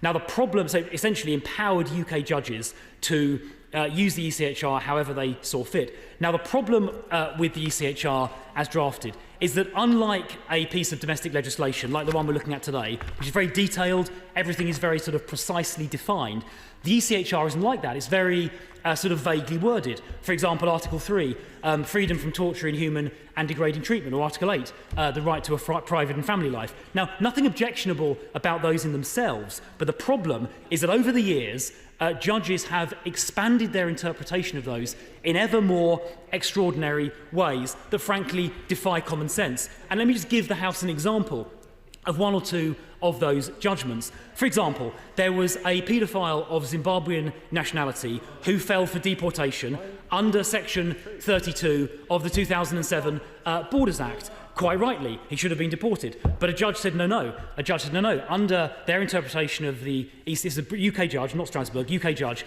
they said this convicted paedophile might face some hostility if they were returned to Zimbabwe in a manner which breached their Article 3, not Article 8, Article 3 rights. And so the judge said, this convicted paedophile can stay here in the UK. Well, my question is this. What about the human rights of British children to be protected from paedophiles like that?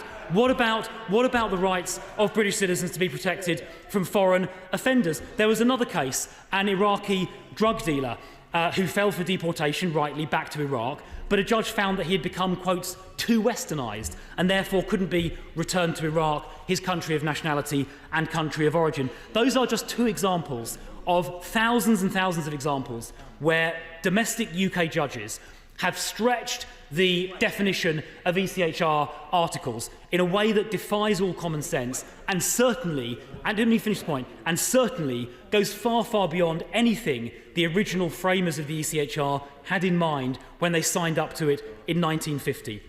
And that is why, as a first step, we propose to essentially repeal the Human Rights Act in relation to all immigration matters. And what that means is that domestic UK judges will no longer be able to apply their own creative and expansive interpretations of the ECHR when making immigration decisions. Instead, they will have to have regard solely and exclusively to domestic legislation that we have passed in this House. That strikes me as a common sense measure that would end these ridiculous judgments being handed down and would enable the government to ensure that people with no right to be here and dangerous foreign criminals could in fact be removed, whereas at the moment judges are preventing that using interpretations that would completely defy common sense. Last time. I thank the honourable member for giving way. In his statement, he is very clearly concerned about child protection. So did he read the testimony of the Children's Commissioner who talked about the children who made their way to our country and who went missing into the system? Victims of rape, sexual abuse, exploitation, some of the most horrendous things that can happen, people who have gone missing. Does he regret the role of his government in facilitating such abuse? Where that time is running on. Shadow Home Secretary. Well, I mean, the Deputy Speaker has said I need to wind up. Of course, we need to pay attention to the rights and protection of children, but having people being smuggled across the English Channel on boats does not in any way help with child protection issues. Madam Deputy Speaker, I will of course follow your injunction to wind up. If the government is serious about getting back control of the immigration system and stopping illegal immigration, they will support our measures this evening. They'll support a cap on migration, and they will support the repeal of the Human Rights Act in relation to immigration matters. We will start with an immediate 4-minute time limit on, with the exception of front bench speeches and also any maiden speeches this evening. I call Kim Johnson. Thank you, Madam Deputy Speaker. The Bill's intention to repeal much of the Illegal Migration Act is extremely welcome, particularly the scrapping of the Rwanda scheme. Years of brutal Tory policies that criminalise, persecute and scapegoat migrants, and those seeking safety on our shores must be unravelled by this Labour government. But we must go further and faster and turn our backs entirely on the politics of hate and division if we are to avoid future repeats of the recent election results.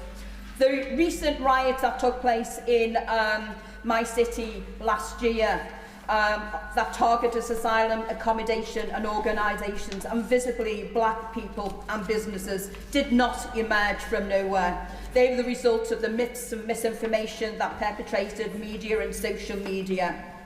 For our Prime Minister to say today that unfettered immigration risks the UK becoming an island of strangers is deeply concerning to me.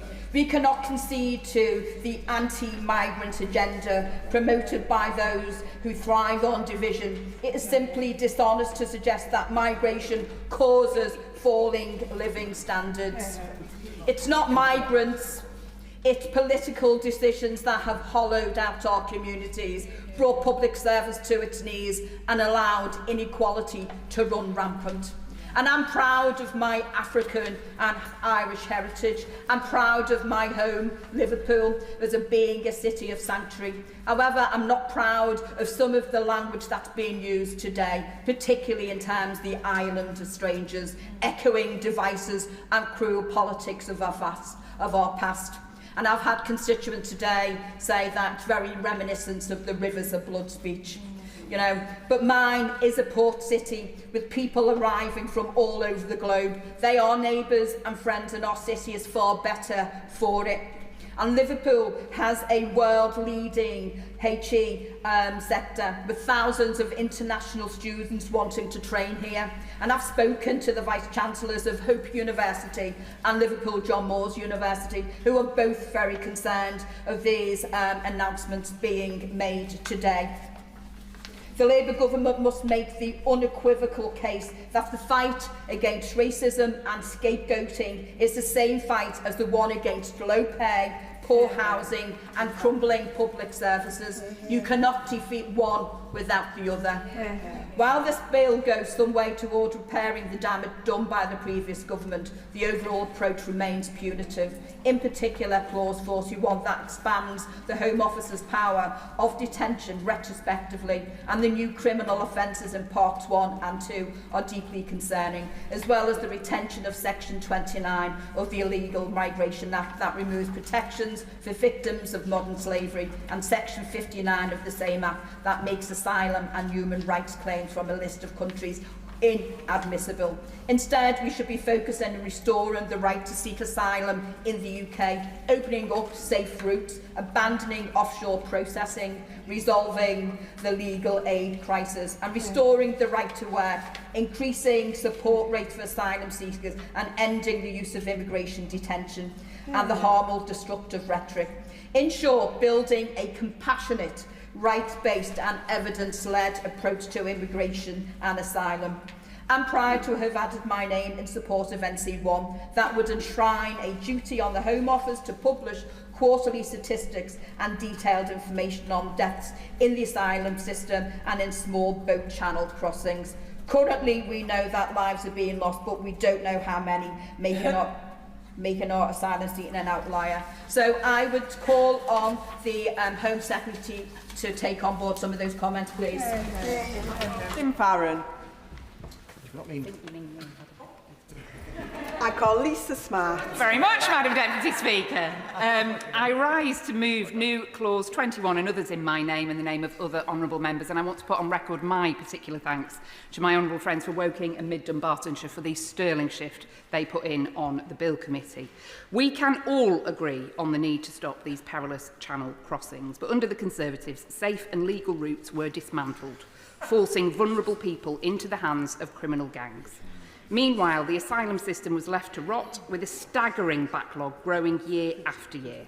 Now we have thousands of people stuck in limbo, unable to work, unable to rebuild their lives, unable to contribute to the UK economy, while taxpayers foot the bill for hotel accommodation in communities like mine.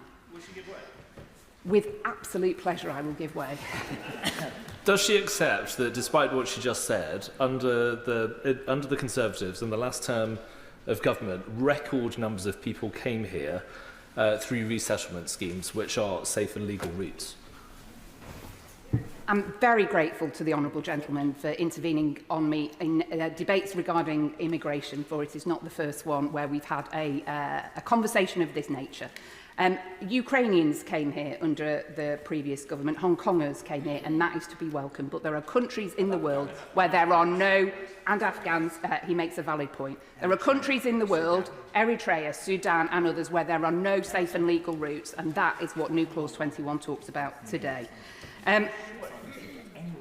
The Home Secretary said in the white paper published this morning that we need an immigration system that is fair and effective, and I strongly agree with her. The current system isn't fair, it isn't effective, and I would have liked to see more in this bill to change that. The Liberal Democrats believe in a common-sense immigration and asylum system that treats people with dignity. That means scrapping headline-chasing gimmicks like the Conservatives' Rwanda plan, investing in swift decision-making and tackling criminal gangs at their roots, and we welcome some of the measures in this bill to those ends. But one of the most glaring injustices of our current system is the ban on work for people seeking asylum. Right now, if you've been waiting months and months for a decision, you're barred from working to support yourself, your family and contribute to the economy. This is wasteful, it's demoralising and it's lose-lose for everyone. New Clause 21, in my name, would change that. It proposes that if someone's been waiting for more than 3 months, they should be able to pay their fair share. I know from those seeking asylum in my own area that these are people who want to pay their own way, who want to contribute skills and taxes, and who want to be part of their local communities. We should not be stopping them. This is about common sense. Giving people the right to work will ease the pressure on public finances and give dignity back to those caught up in the system. It will help employers fill vacancies at a time of work shortages and allow asylum seekers to build the foundations of a new life. Madam Deputy Speaker, I urge colleagues across the House to support this amendment. It's the fair thing to do, it's the practical thing to do, and it benefits us all.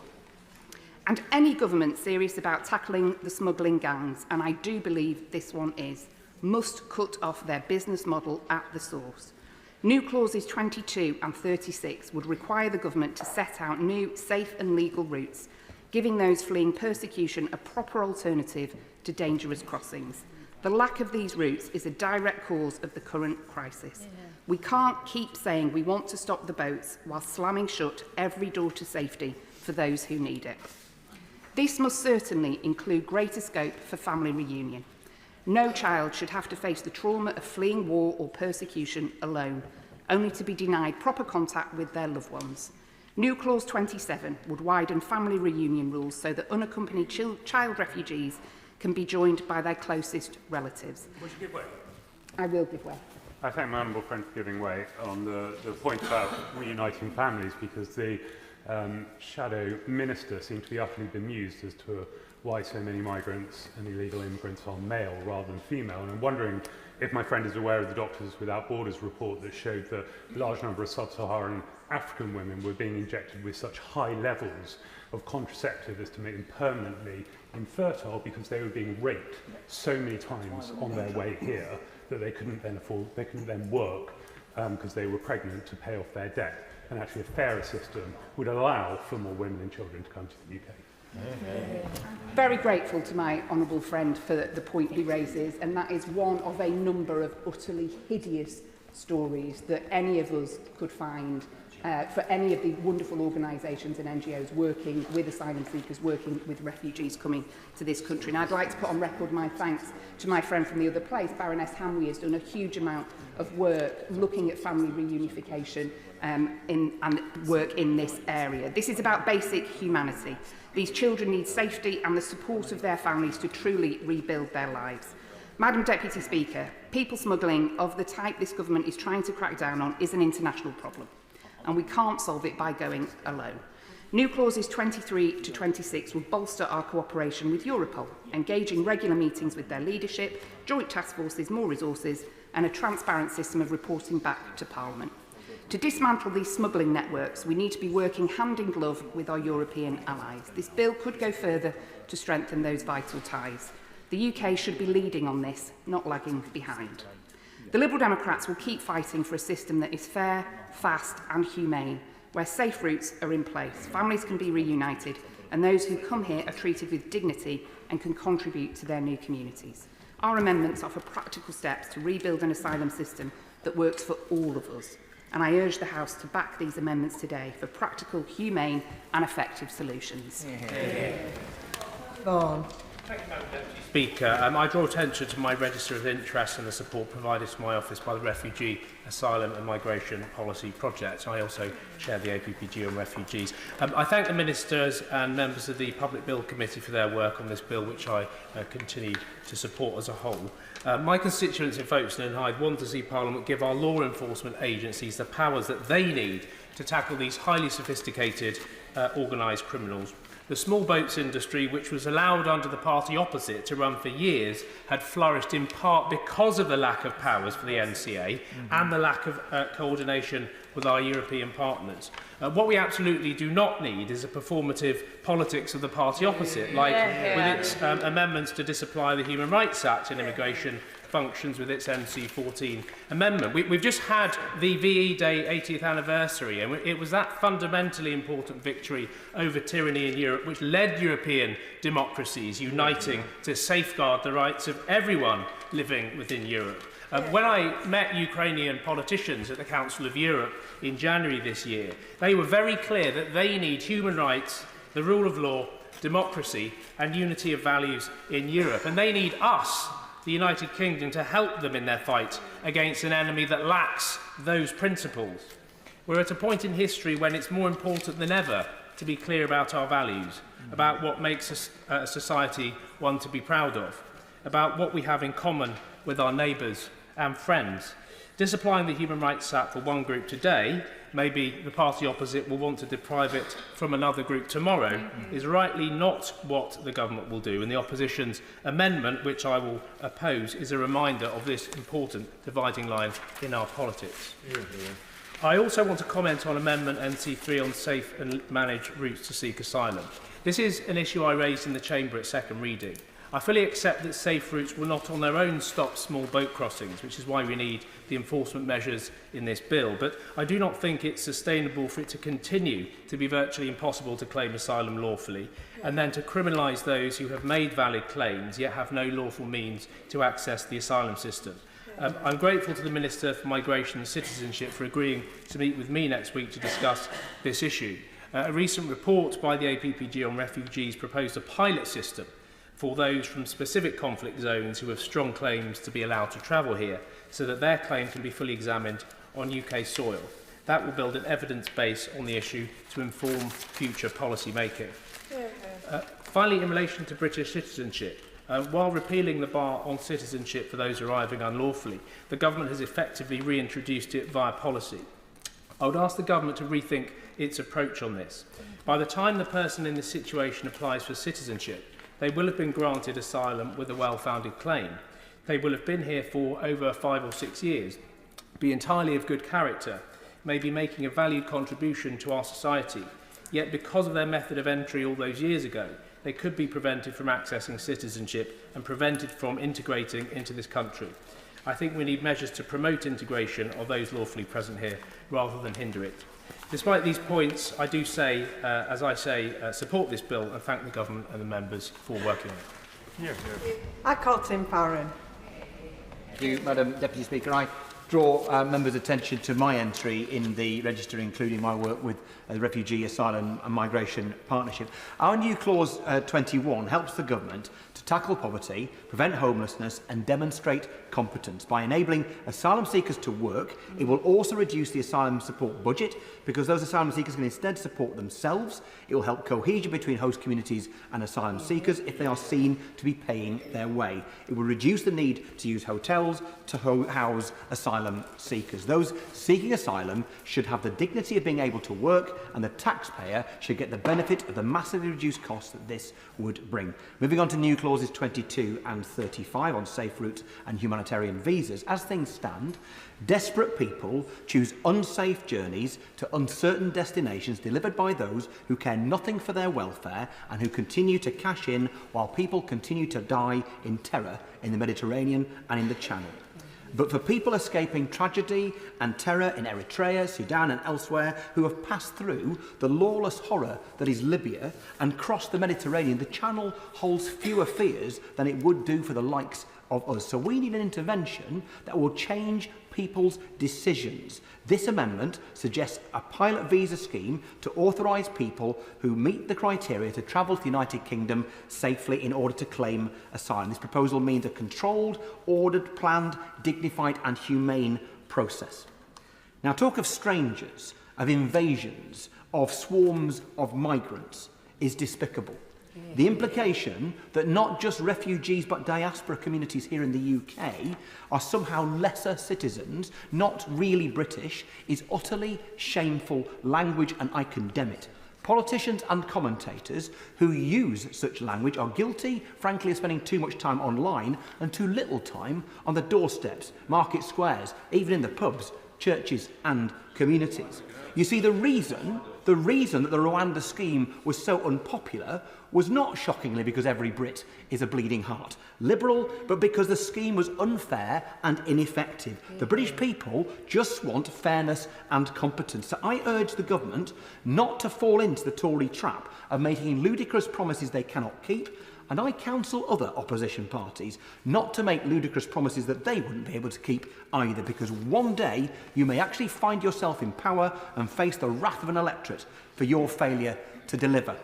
So look, in my closing words, in these discussions on migration, I have read and heard far too much about there being references to the apparent threat to Britain's Christian heritage. Well, let me just finish by saying this. The Bible does not tell us what our policy should be, but it definitely tells us what our posture and our attitude should be. And I'm afraid the Prime Minister made awful remarks today about an island of strangers. Leviticus 19 rebukes him, and I quote, "The stranger who resides with you shall be to you like someone native born among you, and you shall love him as yourself." As the socially conservative American theologian Russell Moore says, yes, Jesus was a refugee, and he is still in their camp. We should be also. I call Stella Creasy. Thank you, Madam Deputy Speaker. Madam Deputy Speaker, I represent Walthamstow. Once upon a time, the architect of the ECHR was the next-door neighbour, Winston Churchill. But let's be under no illusions, let's be frank about it, because people in this chamber will write off my corner of London as some nirvana of good relations, that we don't get the issues or challenges with immigration. We have people in our community who judge people on the basis of their skin colour, who listen to the social media tropes. We have people who seek division, who share a common aim, find somebody to blame rather than a solution for the challenges we face. Legislation needs to be the counter to that, not the facilitator to it. Because the reality is, across this country, there are just too many people with too much month at the end of their money. And it's too easy to tell those people that it's immigrants are the reason why that is the case, rather than the truth. Because the people in my community are not woke, they're wise. They get that trying to tell them that immigrants are the problem when actually it's politicians is the truth. Politicians who don't face up to the challenges that we face. The people in my community, as are people across this country, know whether it's old friends or strangers, incomers from Hackney or even further afield. They can all find common ground if you don't get their bins collected, or if they can't park their cars, or yes, if they feel their children are at risk. Humanity finds each other in this country in our common grumbles. That is what it means to be British, to have a moan about the reality of daily life. And those who want to divide us, those who want to tell us that somehow this is the way forward, find somebody to blame rather than solutions to those challenges, do nobody a service. So let's talk about what we could do in this bill to make things better. Let me support my colleague from across the border in the Victoria line with new clause 37. We shouldn't be making a profit out of children who are seeking to be citizens who have the right to remain here.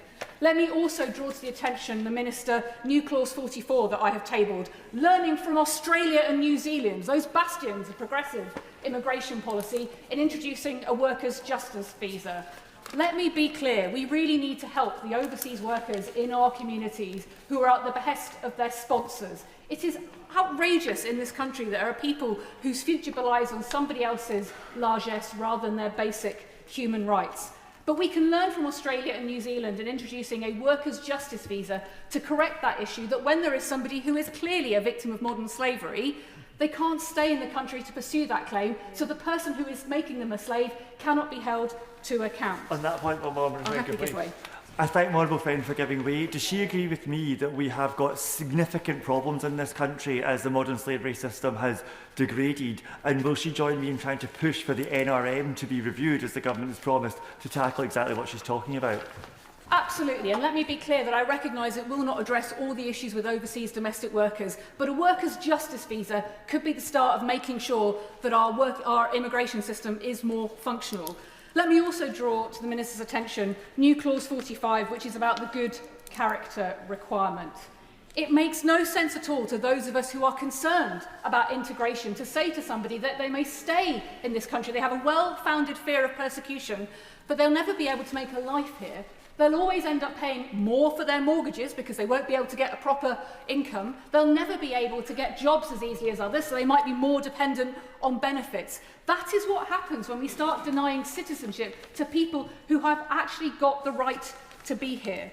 The Refugee Council recognised that this will affect 71,000 people because it is retrospective. Little wonder there is a court case now in train. Bad policy making in the face of social media tropes does nobody any favours. And I urge the ministers to look again at this, to address how we could deal with it. This amendment is simple. It's about us upholding our international obligations. It's about saying if there was a safe route, absolutely, it is bad character not to use it, but I'd love the members opposite who are no longer in their place to tell me what the safe route from Iran is, when many of the people on the boats are from Iran. We have to get immigration policy right. I stand here as somebody who does not want open borders. I want a fair and just immigration service, who learnt in my first year in this place from the former Home Secretary Jack Straw, who told me there were two divides, left and right, and those people who had to deal with the UKBA and those who didn't. The legislation before us does many welcome things, but it also does things that I fear in future we will come to regret, just as we will come to regret pandering to those people who wish to divide us rather than getting on and sorting out why it is that we still have a cost of living crisis in this country. The government will have my support if it wants to do more to make sure we can bring people together, not just to sort out bin collections, that perennial challenge, but also to invest in everybody, whether they were born here or they come here to make a contribution. After all, those of us with refugee heritage, whether we were Huguenots, the Farages and the Creases, deserve need better than less. Yeah. We'll now start a 3-minute time limit. I call Will Forster. Speaker, my constituency of Woking has a proud and long history of supporting those fleeing persecution. It was home to the Ockenden Venture, a trailblazing charity founded in the 1950s that helped resettle refugees from post-war Europe to Vietnam and beyond. A former MP for Woking, Humphrey Mallons, a Conservative, even set up a national immigration service. That legacy reminds us the best of British values, and especially today, I think it's important we reflect on that and what makes Britain great. Yet this bill falls far short of those values, not very great at all. I sat on the Public Bill Committee for this legislation, where I proposed 15 amendments. While I support parts of this bill that seeks to tackle the cruel trade of people smuggling, I'm deeply concerned that once again this government is prioritising punitive headlines over practical solutions. One area in which the bill completely fails is to lift the ban on asylum seekers working whilst they await their decision, and that's why I support new clause 21. People are waiting for years in limbo whilst their application is processed, with no right to contribute, no right to earn, and no hope of building their lives. During the Bill Committee, we heard that as a result of the former Conservative government's mishandling of the situation, 19 people have waited 10 years or more for their claim to be settled. These are capable adults that should have been contributing to the economy. Letting people work is the right thing to do. That's why Australia lets them do it straight away. That's why Canada allows refugees to apply for a work permit while their application is being processed. The United States allows people to work when they're seeking asylum after 6 months. Human beings are amazing creatures. They're capable of so much. It's a waste to keep people essentially kept away from society. We want to support them. That's what New Clause will do. It's the right to let people to work after 3 months. I urge colleagues in this House to support it. I briefly mentioned the safe legal routes. Ukraine has showed us that if we provide safe legal routes, it takes away the people smugglers, it takes away the illegal immigration. That's why I support New Clause 22 and 36 from my party and New Clause 3 from the SNP. These are vital measures that will tackle the root causes of those dangerous crossings. I hope members support both of them. And critically, Interpol was an issue we talked in the Bill Committee. We are turning our back. We're not asking Europe to help us with this problem. The government refused to do so. Instead of isolating ourselves, we should be leading those efforts to tackle smuggling gangs. We cannot solve a global crisis by resolving that without those main issues. But we can do better. That's why Britain's got a proud history, and this bill should be a lot better. Yeah. I call Olivia Blair. Speaker, and I'd like to point the House to my declaration and the registered member of interest from the help I received from the Refugee Asylum Migration Policy Project and the fact that I'm the co-chair of the APPG on migration. And I welcome the government action in this bill to repeal parts of the opposition's repeated gimmicks and nonsense legislation that we saw in the last Parliament. But today I wish to speak to New Clause 1, New Clause 2 and New Clause 37, all of which I'm a signatory to. New Clause 1, tabled by my right honourable friend, not right honourable, for Nottingham East, she should be, to require the Home Office to publish quarterly statistics and information on deaths in the asylum system and the small boat channel crossings. Under the last government, a horrifying number of refugees and people seeking asylum had died trying to cross the channel and in Home Office accommodation, with 2024 reaching a record high. And despite the daily, weekly reports on numbers of people stopped or deported, we still don't have regular reporting that is clear and transparent on those that have lost their lives in the system. And that is incredibly important, not just morally, but to address the evidence gap that we have on that, to make sure that we're getting policies right. On New Clause 2, on the report of the right to work, I hear what the Minister was saying about this being a discussion about time, but mental health and working rights are not separate issues. The majority of asylum seekers in the UK are unable to work, and they are unable to use their skills to support themselves and their families, or even to save enough to rent a home. Instead, they are trapped, isolated, inactive and dependent on state support. There are countless compelling reasons why asylum seekers should be allowed to work like the rest of the population, and given the huge amount of support it has from both the public and businesses, we should at least get the opportunity to scrutinise the reasons why this ban remains and the impact it is having. Finally, New Clause 37, tabled by my right honourable friend, the member for, again, not right honourable, Clapham and Brixton, on children who are born in the UK, who have grown up here, know no other home, and they're currently priced out of citizenship simply because their parents' immigration status at the time of their birth. These young people are part of our communities, our schools, the fabric of our future. They should not be denied their rights or go on to face barriers in education, housing, healthcare, or across society. These children are not strangers, they are our friends and our neighbours. Yeah. Some have stoked racist divisions against migrants, a drum that the far right have continually banged since. And that is the rhetoric that this whole House must continually oppose. Amid rising anti-refugee sentiment, including last year's shocking riots, enabling people to feel secure and contribute to their communities could not be more urgent or valuable. Yeah. I'm aghast by some of the amendments from parties opposite. I wonder how many lives need to be ruined before they will consider it too many. And it is shameful to see this victimisation of those who have come here and tried to find safety, particularly new clause 41. Yeah. I call Sarah Perchin to make her maiden speech. Thank you, Madam Deputy Speaker. And can I start by saying how delighted I am that my colleagues have dragged themselves out of the pub to actually join me for my maiden speech. I'm so proud to be here in this place. I feel so privileged to be here in this place. And I hope that I will make a good contribution to the business of this place with my background as 20 years in public service as both a magistrate and a borough councillor. I would like to thank the voters of Runcorn and Helsby who have put their trust in me. It certainly was a historic night, a night I will never forget. We had a recount at about 3 o'clock in the morning, and the result finally came through at about 6 o'clock in the morning, and there were 6 votes in it. So I think 6 is probably my lucky number from now on. 5 too many. We certainly put Runcorn and Helsby on the map, and it is actually the closest by-election parliamentary result ever. So lots of drama, made for some great headlines the next day. Well, great headlines for us anyway. I would like to thank and pay tribute to my predecessor, Mike Amesbury.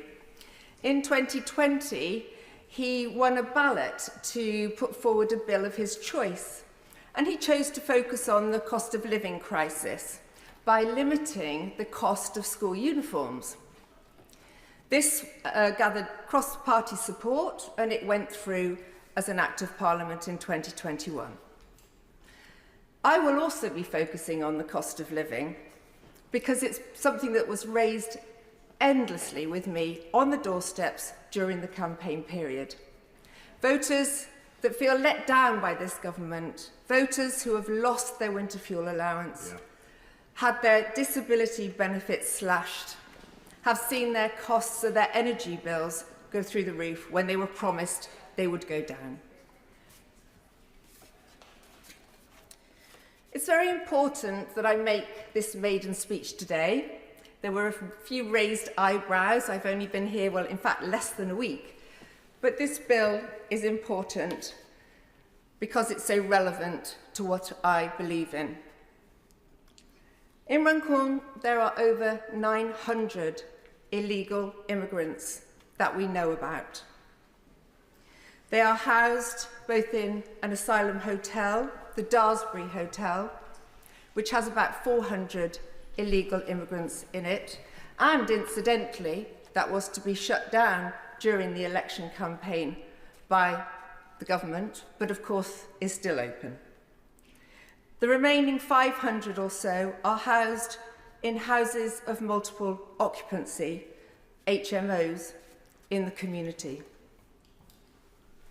The recent government announcement encouraging private landlords to give up their properties to house illegal immigrants in order to get a 5-year guarantee of rent, to get all the maintenance on the properties paid for, will only make this situation worse. We'll end up with British tenants being evicted, rents being forced up, and the already limited housing supply getting worse.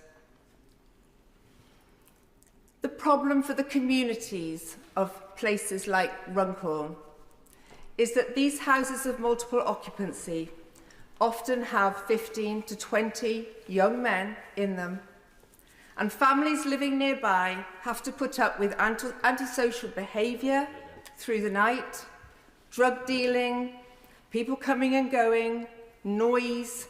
I've seen CCTV throughout the campaign. I've heard the stories. People are frightened to go out.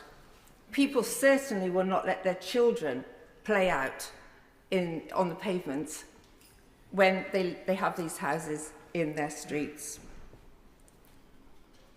We know that these HMOs are breeding grounds for organised crime gangs. Whether that be drugs, whether that be people trafficking or whether that be grooming gangs. Something recently downplayed by the Leader of the House. Sexual violence against women, abuse of women, the safety of women and children will be something that I will champion, not deny. My background in the justice system will also, I hope, give substance to my contributions on subjects close to my heart, like the current state of our prisons, the daily threat that our brave prison officers, men and women, face when they go to work. Just recently, again, another example in the news over the last couple of days about what they're facing. I will also be a strong voice against the prosecutions of our Northern Ireland veterans who were so brave on our behalf in the Troubles. I will be brave as they were for us, and I will stand up for what is right and fair. Turning to the constituency itself. It's a new constituency. It was formed in the boundary changes of last year by 5 other constituencies lending areas to its geography. Not only is it new, it's diverse. It's home to some of the wealthiest, to some of the poorest. It's home to a beautiful market town, vibrant town of Frodsham, to Runcorn Old Town, which is in decline and in desperate need of investment. It has beautiful leafy villages, and it has housing estates battling drug crime, battling antisocial behaviour. And I have lots of wonderful businesses in the constituency, ranging from the chemical industry, the farming industry, right through to the science park. So there's a lot of really good businesses in this constituency. But there are many challenges ahead. And some of the problems that I'm going to take on behalf of my constituents are things like the drastic shortage of housing, on things like the desperate need for investment and regeneration of the old town.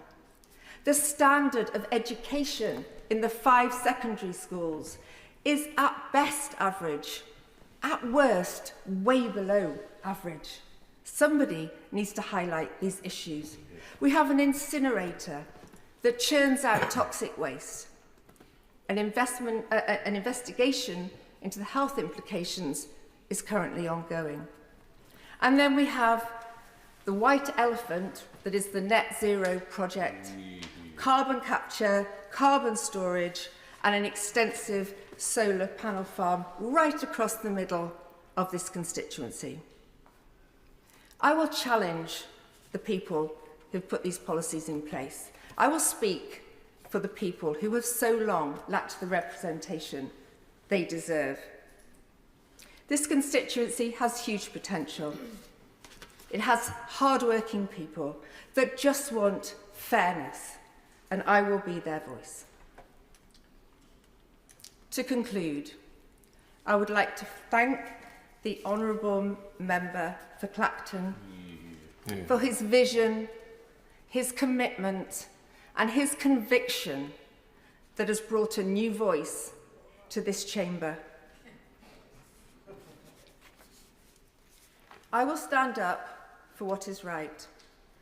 To all my colleagues in this room, you will find me fair, principled, and here to serve my constituents. Madam Deputy Speaker, I have been asked many times over the last 10 days whether I am overwhelmed by recent events, whether I am overwhelmed by being in this place. I am not overwhelmed. I am deeply respectful of this place. I am humbled by this place, but I am ready for this place. Thank you. I call Chris Murray.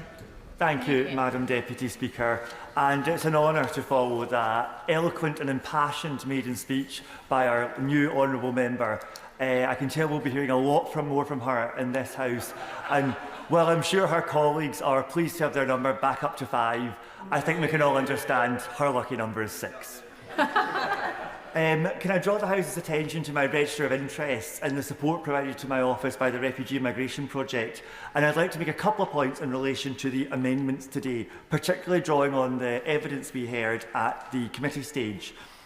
The purpose of this legislation is to stop the small boat crossings in the Channel. They are too dangerous, too many vulnerable people die in the attempt, and they represent a lack of grip on the immigration system, because it should be the government who decides to come into this country, not people smugglers. It is clear the previous approach manifestly failed. That is because the Rwanda scheme means you can never reduce demand enough. As Dr. Walsh from the Migration Observatory told us in our evidence sessions, demand for crossing the Channel is essentially inelastic. You will never get enough to get it down. Deterrence alone, therefore, will not work. If you want proof, consider that of all those asylum seekers in the system, those who went to Rwanda represent 1/4,000th of 1%. So rather than tackle demand, we should tackle supply. We need to make it harder to get in boats, harder to organise crossings, disrupt the supply chain that drives this multi-million-pound industry, and seize the phones of those making the crossing. Let me briefly turn to new Clause 3 on safe routes. Let's be clear, there is absolutely a wider case for safe routes, and there's a national obligation to help where we can. Let us also be clear, safe routes already exist at significant scale. Some 500,000 people sought sanctuary in the UK through them over the last few years. And thirdly, we must be clear that given the vast numbers of people in the asylum system just now, no one can argue that Britain does not have enough refugees. But most importantly, safe routes, I would argue, fall into the same logical trap as the Rwanda scheme, in that they aim at reducing demand rather than tackling supply. Rwanda said, don't come because there's a tiny chance you'll be sent to Rwanda instead. Safe routes say, don't come because there's a tiny chance you can come through safe routes instead. Let's be clear, the purpose of this bill is to reduce channel crossings. There are good arguments for safe routes on many levels, but having worked on migration policy for 15 years before coming here, we have to recognise that they would not play a role in reducing cross-channel travel. Carla Denyer. Thank you, Madam Deputy Speaker. The government's repeal of the Vile and Illegal Safety of Rwanda Act and large parts of the Illegal Migration Act 2023 are welcome. But the government must do more to repeal the underlying legal framework which continues to undermine the UK's ability to uphold the rule of law and human rights. The Illegal Migration Act simply does not belong on the statute book, and my preference would be to scrap the lot of it. My Amendment 35 at least seeks to restore judicial oversight on decisions about detention. The Immigration Law Practitioners Association points out that without my Amendment 35, a software engineer who overstayed her visa could be detained for longer than a suspected terrorist and with far less judicial oversight. Turning to my new Clause 38, I'm disappointed to see that the government has not used this bill to repeal the Nationality and Borders Act 2022, when it rightly opposed that legislation in its entirety on its second reading in this place.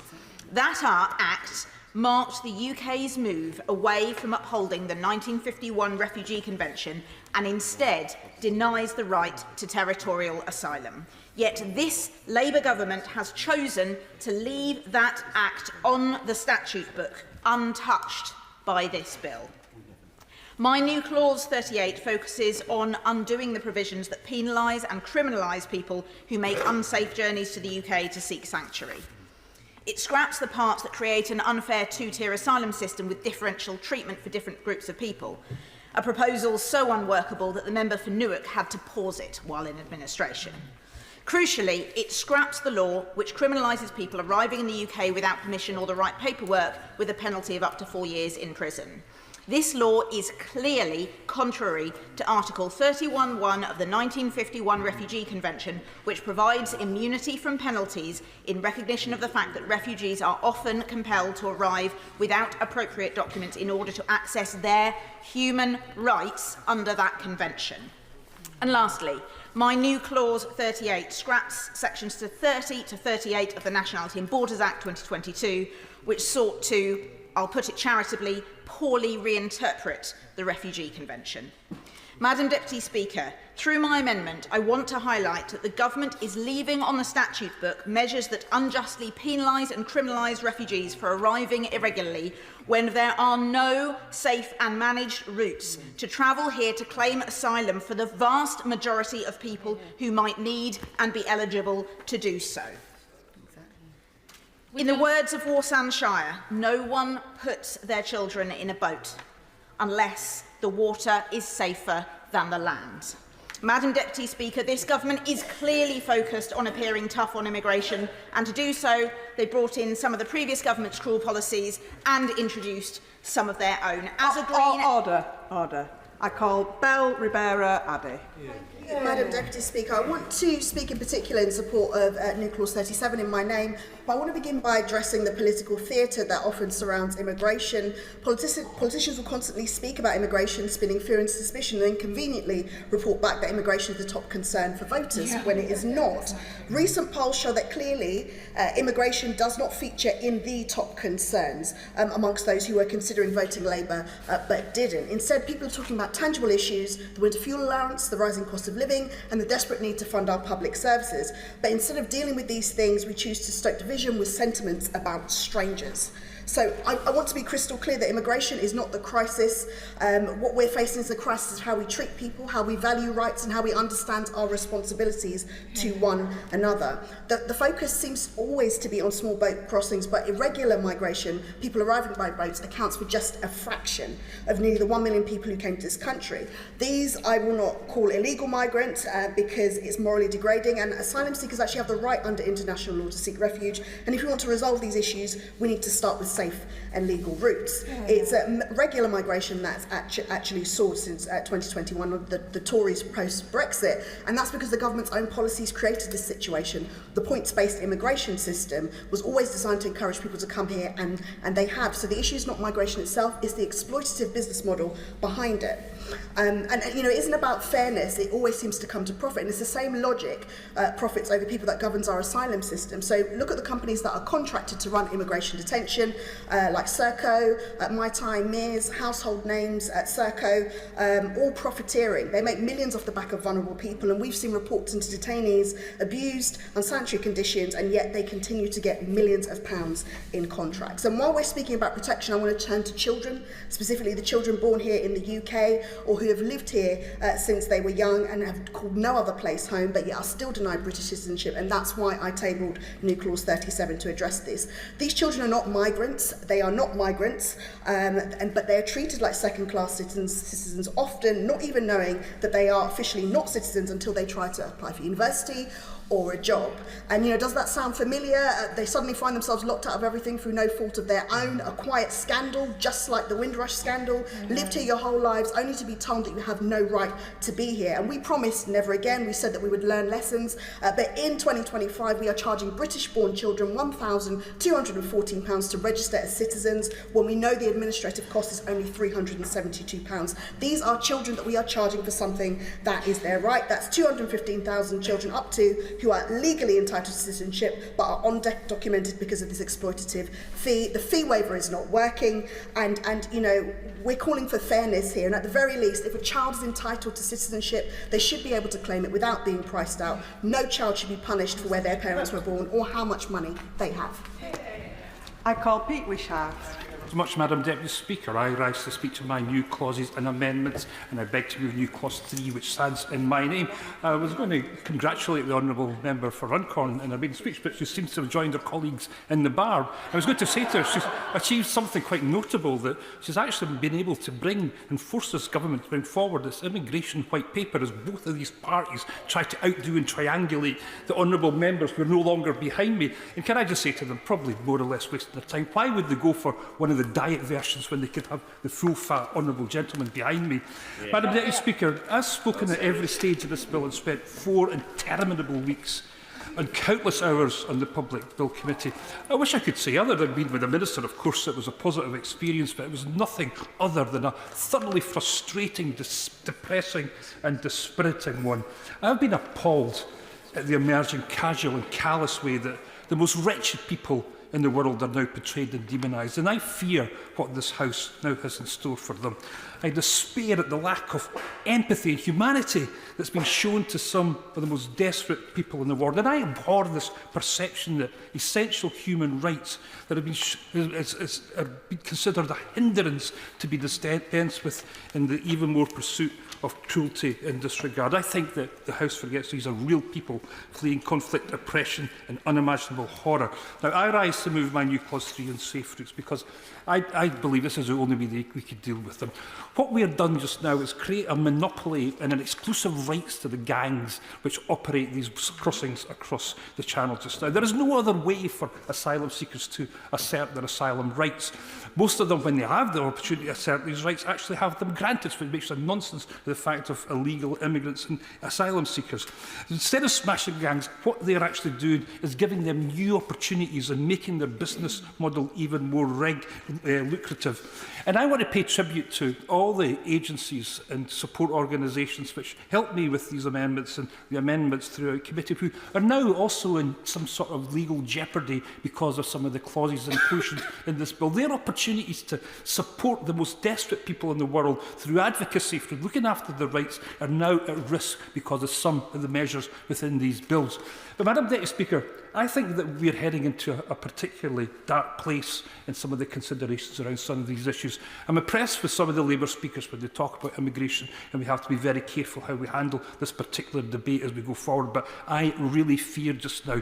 I listened to some of the language used by the Prime Minister this morning, and I was horrified by the way that he conjured up some of the language that we thought we had lost decades ago. And this is the type of territory that we venture into with very great sensitivity, and I'm afraid that the Prime Minister lost that there this afternoon. But I hope that we do get the opportunity to move these new clauses, secure these routes, and make sure we do everything we can for asylum seekers. I call Joe White. Thank you, Madam Deputy Speaker. People started dying. People were screaming. It was very painful when someone is dying inside the water. The way they die, they cannot breathe. It is very difficult. I never thought I would experience such a thing. It is a harrowing experience I do not want to remember. I was holding on to what remained of the boat and people were screaming. It is something I will not forget. This is the witness testimony of Mohammed Omar when he spoke at the Cranston inquiry, which is investigating the UK's worst small boat disaster. On the 27th of November 2021, it is believed that 31 people lost their lives. Mohammed said he was told that 33 people were aboard the dinghy, but more people were added, including children. Those gang members whose sole focus on the billions that the horrific trade generates, who overload boats that are not fit to go into the ocean, who treat human life with no value, willing to put lives at risk for huge profits must experience the full arm of the law. This bill gives the Border Command the powers to do this, to pursue, arrest and prosecute those people. Breaking and destroying the gangs is critical to bringing an end to the small boat crossings. Mohammed's witness evidence underlines how important it is to achieve this. The bill not only gives the power and authority to work with our international partners to track down breaking up the gangs with the powers to seize and interrogate mobile phones and laptops to collect data and evidence. But the new amendment will bring in enhanced legal working checks, putting a stop to those delivery drivers bringing meals or parcels to our doorsteps who cannot speak a word of English and potentially using IDs borrowed or purchased from legitimate employees. I welcome the raids on businesses, the nail bars, the barbers, the restaurants employing illegal workers potentially in slave labour conditions. In January, there were 131 raids in my area in the Midlands, with 106 arrests. The amendment will mean that those arrested will now face fines of up to £50,000 per worker. and prison sentences of up to 5 years. The French has said that people want to come to the UK because it's all so easy to be swept into the black economy and work illegally. The heavy disincentives of fines and prison sentences have the power to put a brake on the demand for the legal trafficking of people. I welcome this bill, and as I said in February, crack on with the job, give us a running commentary of every success, publicise the return flights and the jailing of criminals, clear up the Conservatives' mess, secure our borders, close down the use of hotels and stop the small boats. Today is the next step forward. Yeah. I call Esther McVeigh. Thank you, Madam Deputy Speaker. I rise to speak in support of New Clause 14. This government came into power on the promise of smashing the gangs and cutting immigration numbers. What an empty, cynical slogan that turned out to be, and the exact opposite happened. The gangs were emboldened and they lost control of illegal immigration, up 31% since the election and up 35% since this year. So after the failure of smashing the gangs and the poor showing at the recent elections, the government's response is another gimmick, and that gimmick is the Border Security, Asylum and Immigration Bill. The bill is hollow. Its 5 core principles are a word salad of empty phrases, and the bill is a rehash of old ideas and contradictions. And what it lacks is a deterrent. In fact, the biggest mistake this Prime Minister has made in a strong field of contenders has been cancelling the Rwanda scheme. Even the National Crime Agency described it as a deterrent, and it was already starting to work. We were seeing those coming in by dinghy from France starting to head to Ireland and other countries. And without Rwanda, or another third country, there is no way to remove any illegal immigrants who destroy their documents as they come to this country.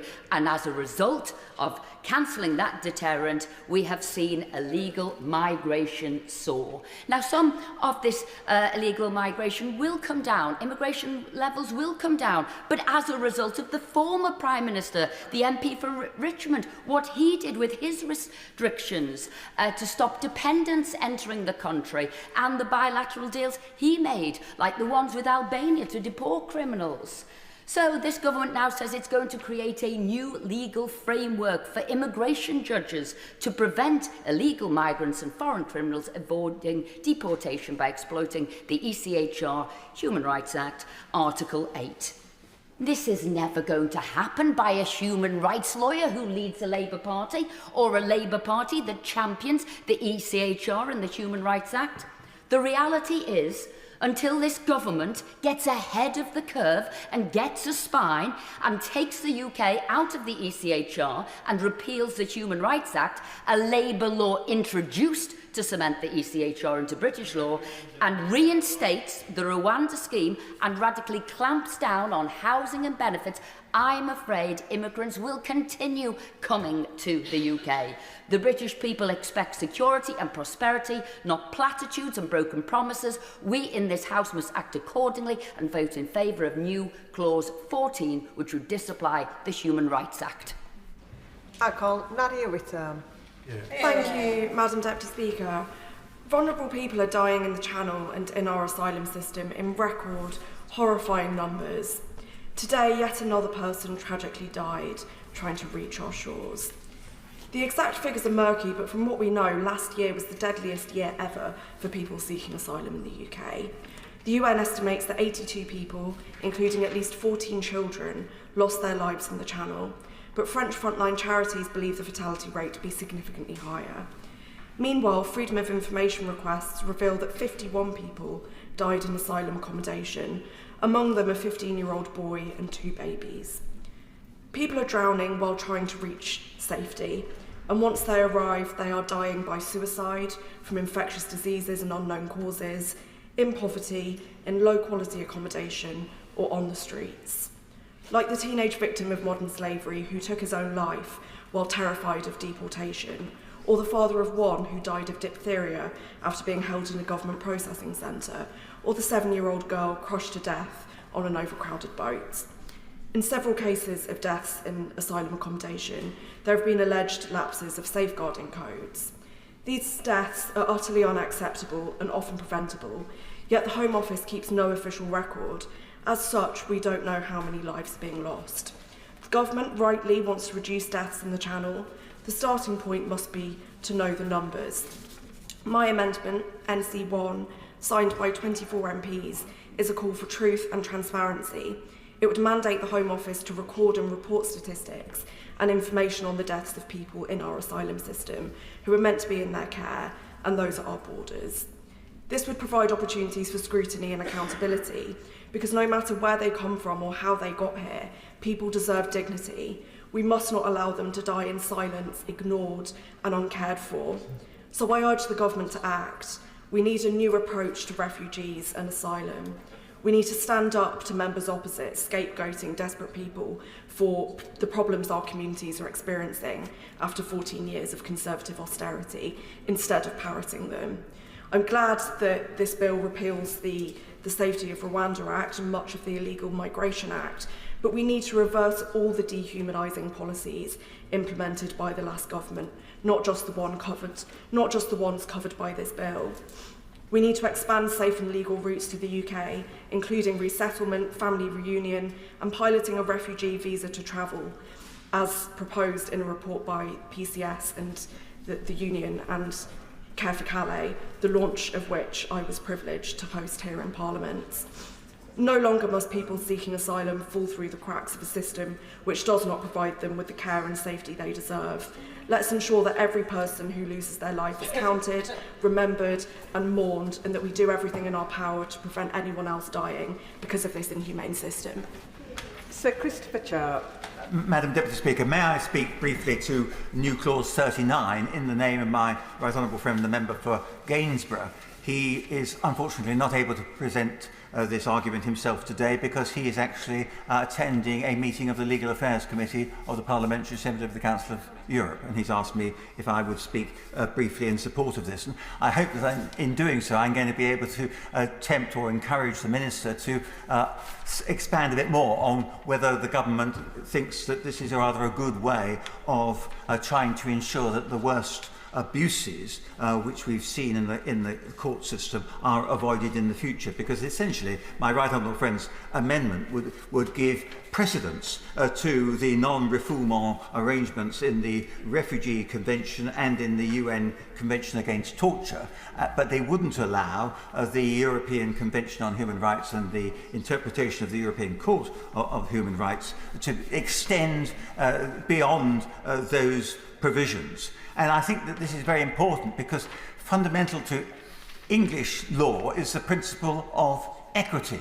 And if people come here with clean hands and seek justice and our support, we should be very keen to encourage that. But if people come here and they abuse their hospitality or they've already committed offences, then we should get rid of them very quickly. And that at the moment is not very easy because of the way in which the courts are interpreting the European Convention on Human Rights. And my right honourable friend for Tatton referred briefly to a new clause 14.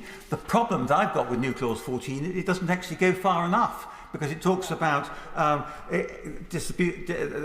getting rid of the or disapplying the Human Rights Act, but it only goes to talking about disapplying the interim arrangements for the European Convention on Human Rights. I think we need to go much further than that, and I'm slightly reluctant to be enthusiastic about it. But one provision I was very enthusiastic about and am enthusiastic about, and I'm disappointed that the official opposition are not going to be calling a division on it, and that's new clause 15. Because new clause 15, in the terms of the Shadow Home Secretary's explanatory statement, says this new clause will prevent a foreign national who is convicted of any offence from remaining in the UK, as well as anyone who has been charged with... Yes, I can wait. Yes. Well, I very much agree with my right honourable friend. Does he not also recognise there is an issue of democracy here? Successive governments, successive ministers have said they want to toughen up the regime. And yet activist judges are undermining that, and that is a further reason for supporting the clauses that he is setting out.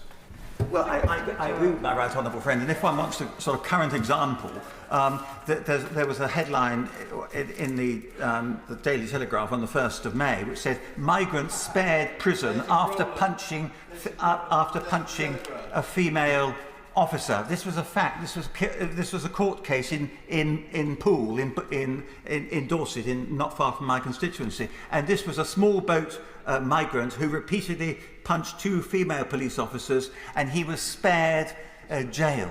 And this is completely laughable. And I've got the support of the David Sidgwick, the excellent Police and Crime Commissioner for Dorset, trying to take this issue further. But that brings the whole system into disrepute. The fact that people come here, they seek our help and assistance, and when they abuse the system, we are still indulging their presence. And I hope that the Minister will get much tougher on this. And sadly, the bill as drafted seems to be actually weakening the offence regime under the immigration law rather than strengthening it, which is what I think we should be doing. I call Phil Brickell. Thank you, Madam Deputy Speaker. I'm pleased to speak in support of the bill today because for far too long, criminal smuggling gangs have operated with virtual impunity, ruthlessly exploiting men, women and children and putting their lives at risk for profit. That's why I'm encouraged to see a government being honest with me and my constituents. No more gimmicks, no more wasting £700 million on unworkable and fantastical Rwanda schemes, just giving our law enforcement bodies the tools and the resourcing they need to intervene earlier and act faster, with new offences to target those who supply or handle boat parts used in crossings, with up to 14 years behind bars for those guilty, seizing electronic devices like phones and laptops to help gather evidence and disrupt operations, and a new interim serious crime prevention order to allow immediate restrictions on travel, communications, finances, to stop criminals in their tracks before they escalate their activity. And it's also why I'm particularly pleased about the £150 million into the new Border Security Command and further National Crime Agency officers working across Europe, including, importantly, through Europol. It's not rocket science, but the National Crime Agency itself has said that these measures will give them what they need to disrupt smuggling networks and dismantle their business model. Just as importantly, this bill will put a stop to the party opposite's attempts to turn our backs on the world, as we saw recently with the 2 fantastic trade deals concluded recently with India and the US just last week. And that's a vital recognition that putting Britain back on the global stage and tackling the gang smuggling people into our country can go hand in hand. Now, crime doesn't respect borders, so it's quite right that we are prioritising strong international partners, and I would particularly like to welcome the new joint action plan with Germany through the Calais Group and the G7 and the alignment of efforts across Europe to shut down smuggling routes, seize key equipment and bring gang leaders to justice. New clauses 6 and 7 both set reasonable timelines for first-tier tribunal appeal determinations, important clarifications given the damage interminable proceedings and delays due to trust in our immigration system. These will cut the asylum backlog and drastically save money for taxpayers. And new clause 7 will, I hope, improve our approach regarding persons convicted of serious sexual offences, something I know my constituents have grave concerns about. So it's right that foreign nationals who commit sex offences should not be able to claim refugee status here in the UK. The UK is a welcoming and open nation, and we need a sensible, fair and caring immigration system to support our key industries. But I'm pleased that the government is making moves towards that, and I am pleased to support the bill tonight. Nick Timothy. Thank you, Madam Deputy Speaker. I want to go through the difference between what the government told the newspapers and the reality of this bill and the amendments that are presented today.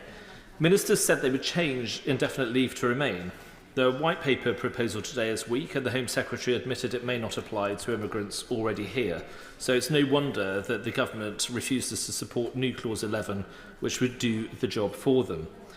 The visa crackdown on the nationalities, Pakistanis, Nigerians and Sri Lankans, we were told, blamed for asylum costs. The promise to kick out all foreign criminals, both were headlines with no credible policy presented to us today. The government promised action against the tens of thousands of people, maybe more, working illegally for delivery companies by abusing substitution clauses. So it is welcome that substitution clauses are being added to sections 15 to 24 of the Immigration, Asylum and Nationality Act. But what will be the operational reality? There are perhaps 1 million illegal immigrants in Britain, but only 366 fines were imposed for illegal working in the last quarter of last year. At least 100,000 people are trading identities online to work as substitutes. Before the local elections, the headline said foreign sex offenders will be banned from claiming asylum in the UK. And I suppose this is what Government New Clause 8 does. But what use is this if ministers don't give themselves legal powers to deport foreign sex offenders? The government is whipping its MPs to vote against New Clause 14, which does disapply the Human Rights Act and interim measures issued by the European Court of Human Rights in Strasbourg. Madam Deputy Speaker, today is, I'm afraid, just another stage in the cycle of political deceit. Now, I should say that my party has in the past been as culpable as the party opposite, and we must be honest about that. Immigration policy must be not just about who comes here, but about who we decide must leave. People here on time-limited visas must be told to go. People who refuse to accept our culture and way of life must leave, and people who have broken the law and those who take out less than they put in must be thrown out. We're going to need to ensure vast numbers of removals and deportations in the years ahead. And we need to remove the legal impediments in domestic law and in international conventions drafted in another age that stop us securing the border and saving our country. And we must be tough about who we allow to come here. We cannot afford to import more of the world's hatreds nor allow foreign conflicts to be fought out on our streets. We must accept that not every migrant is the same and not every culture is equal. 1 in 50 Albanians in Britain is in jail. 1 in 3 Pakistani and Bangladeshi heritage adults is economically inactive. 72% of Somalis live in social housing. We are a million miles away from doing what is necessary, and despite the rhetoric, this bill takes us even further backwards. Look past the words, and this country will see what this government is doing. Joe Platt. Thank you, Madam Deputy Speaker, and I want to speak in support of the bill and the government's new clauses, as it is an issue that matters deeply. Because when we talk about immigration and border control, we're not just talking about policies made in Westminster. We're talking about real-life consequences on those seeking refuge. And this bill is a major step forward in building an immigration system that is both firm and fair, robust and compassionate. So since the general election, this government has already taken bold action. Over 24,000 people with no legal right to remain have been processed, the most in years. And in just 1 month, enforcement teams raided over 800 businesses, arresting more than 600 people for allowing illegal working practices, a 73% increase compared to the same period last year. But this is just not about numbers. It's about confronting a criminal underworld that preys on human suffering. People smuggling gangs are profiting from desperation.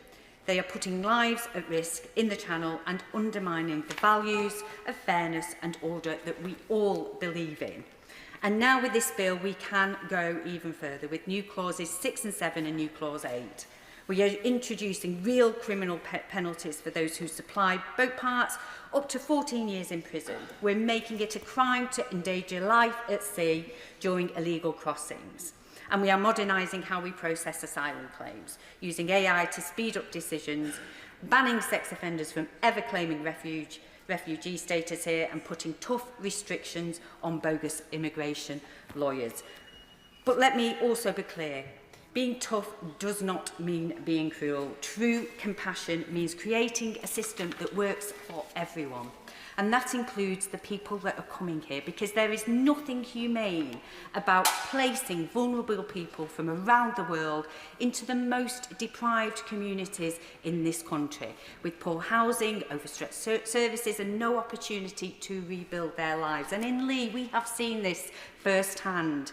So this doesn't relate to the bill, but I do need to mention it. Serco has acquired many properties in Lee and Atherton and around the greater Manchester area. Our town has lost its industry. We have fewer job opportunities and a housing crisis of our own, and yet we are being asked to carry a disproportionate burden simply because our homes are cheaper. So that isn't compassion, that's neglect. And for those being housed in failing conditions, no one benefits. Not the asylum seekers, not our local residents. This government is delivering real results for the first time, and this is what we need to see. We need to see a fairer system, one that protects lives, upholds the law and restores order without losing sight of basic human dignity. Zoe Franklin. Thank you, Madam Deputy Speaker. First of all, may I start by noting that I am the Vice Chair of the APPG for Refugees, and I rise to speak this evening in favour of new clause 21, which would allow asylum seekers the right to work after 3 months of waiting for a decision. A measure I back for 3 key reasons: common sense, economic rationale and human dignity. In my constituency of Guildford, I work closely with a charity called Big Leaf, an outstanding organisation supporting over 200 displaced young people. Through them, I met Mohi, a young woman who, on arriving in the UK, lived in a hotel consecutively for 20 months. Her husband had nursing experience and Mohi herself dreamed of becoming a nurse. She told me, "I want to give back to the country that has given me safety. We are here to be useful. We don't want to rely on benefits. We just want a normal life." Big Leaf, her peers, her mentors, her colleagues, her employers all recognised what she could become. Everyone saw her potential except the system. Today, she works as a healthcare assistant and this September is excited to begin training at University of Surrey to become a nurse. New Clause 21 would have given Mohi, and so many like her, the chance to contribute, to grow and begin their lives in this country with dignity. Britain lags behind our international friends. Countries like Canada and Sweden allow asylum seekers to work within weeks. The Refugee Council and Lift the Ban Coalition estimate that the change made by New Clause 21 could generate over 100 million a year through tax revenue and savings. For a country that prides itself on sensibility, I have to question why, for 14 years, the Conservative government refused to see sense on this issue. We have the opportunity today to bring change, improve lives and unlock so much potential, both human and economic. And I urge colleagues... I will give way. Thank you. I thank my honourable friend for giving way. In addition to the 3 fantastic reasons she gives for lifting the ban, it is also popular with the public. 80% of people polled back the right for asylum seekers to work. In addition to that, 45% of asylum seekers would be classified as critical workers. So does she agree that there's, in fact, 4 fantastic reasons why the government should lift the ban? I absolutely agree with my honourable colleague, and I thank you for his intervention. And I will just end by saying I urge colleagues across this House to vote in favour of New Clause 21 to unlock all of these 4 reasons that between us we have stated. Thank you, Madam Deputy. Tom Hayes. Thank you, Madam Deputy Speaker. So late in the day, with so much said, I'm going to take the direction which is different to some of my colleagues. I want to talk about what border security means for us as a country. The playwright James Graham says, "Our country is only the story that we tell about ourselves." Well, with the Conservatives, we were told a story of hopelessness, despair and scapegoating. People were left to believe that we should be frightened by the challenges we face, frightened by our inability to meet them, frightened by the setbacks that we face and what they say about who we are and where we're going. And that's why it's so important for this Labour government to be correcting that narrative, getting a grip on our borders, closing asylum hotels, bringing the asylum bill down. These are the basics that people expect. These are what make people feel confident, not frightened, feel secure, not susceptible to those who on the opposite benches would peddle empty promises and ultimately let the British people down in the end. For me, no. For me, border security sits alongside fixing potholes, tackling graffiti and fly tipping, and stopping e-scooter and e-bike speeding. It's obviously more complicated than these. It involves a lot of international negotiation for one, but border security is security. It's vital for people's safety and pride. It underpins so much. If people cannot rely on the basics, they cannot begin to enjoy everything else that life has to offer. If people can't see pledges being kept, promises being delivered, things being improved where they live, they won't just lose trust, they will succumb to hopelessness. We must not allow the spirit of our people to break. We must get the basics right, and with this bill, we will do that. We will secure our borders with this bill and these amendments, new powers on seizing electronic devices, a new law to protect life at sea, a new statutory border security command, tougher action on foreign national sex offenders, ending asylum hotels, that cost eye-watering sums. It's in our national interest to get our borders back under control against criminal smuggler gangs. Now, in order to understand the politics of where we are, I've been looking back over old debates, and the Conservative members opposite may enjoy what I'm about to say. With our policies and our politics and border security, as with much else, I feel like we could benefit from listening to a question that was put by the first Earl of Stockton in his maiden speech in the other place in 1984. Do we just slowly, majestically sink like a great ship, or shall we make a new, determined, united effort so historians of the future will not describe the decline and fall of Britain, but the beginning of a new and glorious renaissance? As the Member of Parliament for Bournemouth East, I want to work with all in this place who share the former Conservative Prime Minister's moderation and determination to have a united effort to bring about a better Britain, and that involves fixing the basics like border security. After all, it would be an absurdity for small boats to sink a ship. Thank you, Madam Deputy Speaker. The trafficking gangs that profit from the most vulnerable refugees do not care if those on those boats live or die, and it is obvious that we all want to see the end of this horrendous crime. But for those who travel, they are not bad people, they are desperate people. And it is understandable that communities who see groups of mainly young men, economically inactive, will be frustrated and angry. But these asylum seekers are not responsible for people not getting a doctor's appointment. It is the people who traffic them. When I was the leader of BCP Council, I backed the Lift the Ban coalition, and I met an inspiring young man from Cameroon who had arrived here legitimately on a student visa, and whilst here his village was torched and his uncle killed. He could not return home, and so he claimed asylum from where he was in the Midlands. He was immediately relocated to a hotel in Bournemouth and refused the ability to work, something he had done legitimately right up to that point. Letting him work would allow him to contribute to our community, not be a great drain on it. I also want to talk to the Liberal Democrat new clauses 24 and 33 relating to our work with international partners. Madam Deputy Speaker, as a member of the Armed Forces Parliamentary Scheme, I recently learned more about UNCLOS, the International Law of the Seas. Article 99 covers the prohibition of the transport of slaves, but it does not cover human trafficking. And around the world, our international partnerships are being hamstrung as a result. And I would urge the Minister to look to see how we could use the Interpol as a route towards developing UNCLOS further. Finally, Madam Deputy Speaker, I want to speak against new clause 16, increasing the minimum income for a spousal visa to $38,000. This would mean the average police officer, research scientist or nurse outside of London in places like Mid Dorset and Northport would not be able to get a visa for their spouse.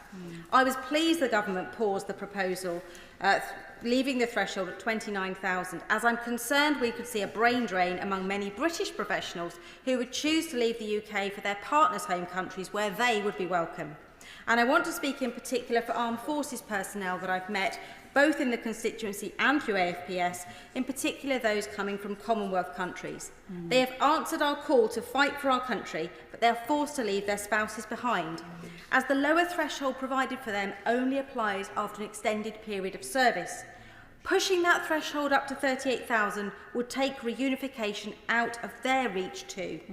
The current threshold ensures that families who can support themselves can stay together, and I would urge the government to leave it where it is.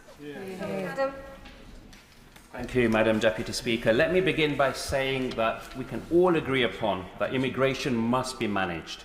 The public rightly expects a fair, firm and functional system, but control cannot come at the cost of compassion. So let me be clear, immigrants cannot be viewed through the lens of fear. Parliamentarians on all sides must choose their words carefully. We are responsible for ensuring our rhetoric does not incite attacks, fear, division, or even lead to violence. It is not enough to say we denounce hate. We must also refrain from language that fuels it. And the terms like islands of strangers simply do not help.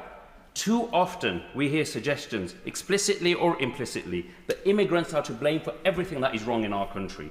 Let us be honest with the public. It is not the immigrants who have polluted our rivers or our seas with sewage. It is not our immigrants who set sky-high rail fares while slashing routes. It is not our immigrants who have hollowed out our NHS, cut GP services or closed libraries. And it's not immigrants who have overseen 40 years of economic stagnation, rising rents and growing inequality. There are indeed some aspects of this bill that I can support. Abolishing the ridiculous Rwanda bill is for one, but there are more shortcomings, especially in relation to the lack of help for victims of human trafficking, which is why I rise to support some amendments to the bill.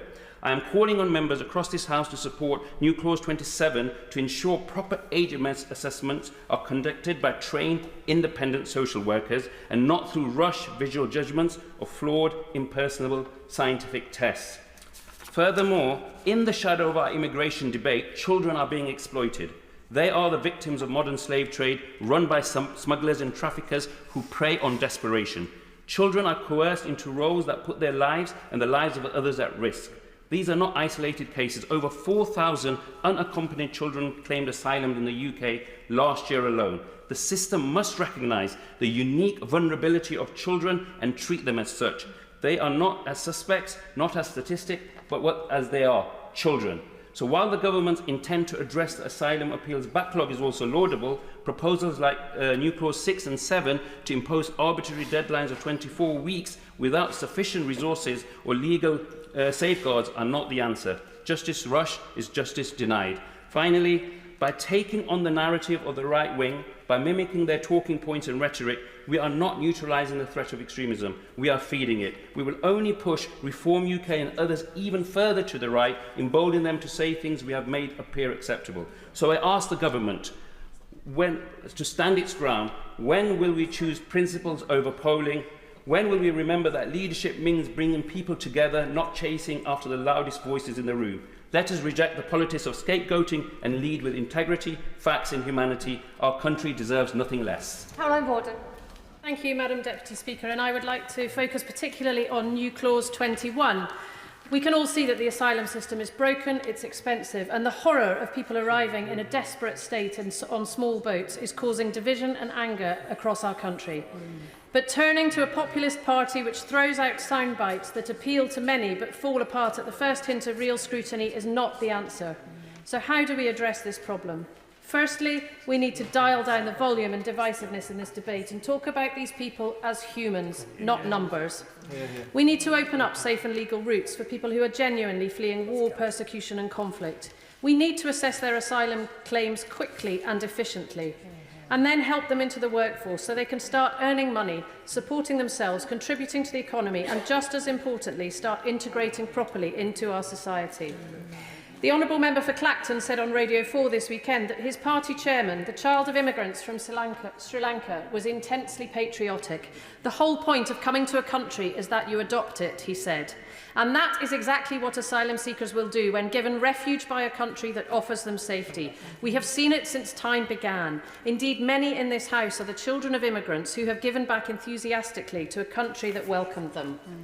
The asylum backlog stood at 91,000 at the end of 2024. While they wait, asylum seekers are trapped in limbo, unable to work or rebuild their lives and forced to depend on government funds. This benefits no one. The Liberal Democrats' new clause 21 would lift these restrictions on asylum seekers engaging in employment, which would help manage the cost of asylum, benefit the UK economy and help them integrate. Evidence from the Refugee Council shows that in the medium to long term, refugees in the UK make a net positive fiscal contribution. Initially, they rely more on public services, but within 5 to 10 years, their tax contributions exceed their cost to the state. After 5 years, 60 to 70% are employed, approaching national averages for employment rates. And a study by the Centre for Entrepreneurs shows that 1 in 7 UK companies is founded by a migrant. 17% of non-UK nationals have launched businesses compared to just 10% of UK-born individuals. The reality is that we have an ageing population, more people than ever over 85 who depend on services. We have fewer people paying tax, working, providing services, and more who have greater needs, particularly in health and care. The Chief Operations Officer of Care Your Way Franchising told me that we are both baffled and deeply concerned by the government's decision to revoke the visa route for social care workers. It is harrowing to witness such a critical sector continuously overlooked.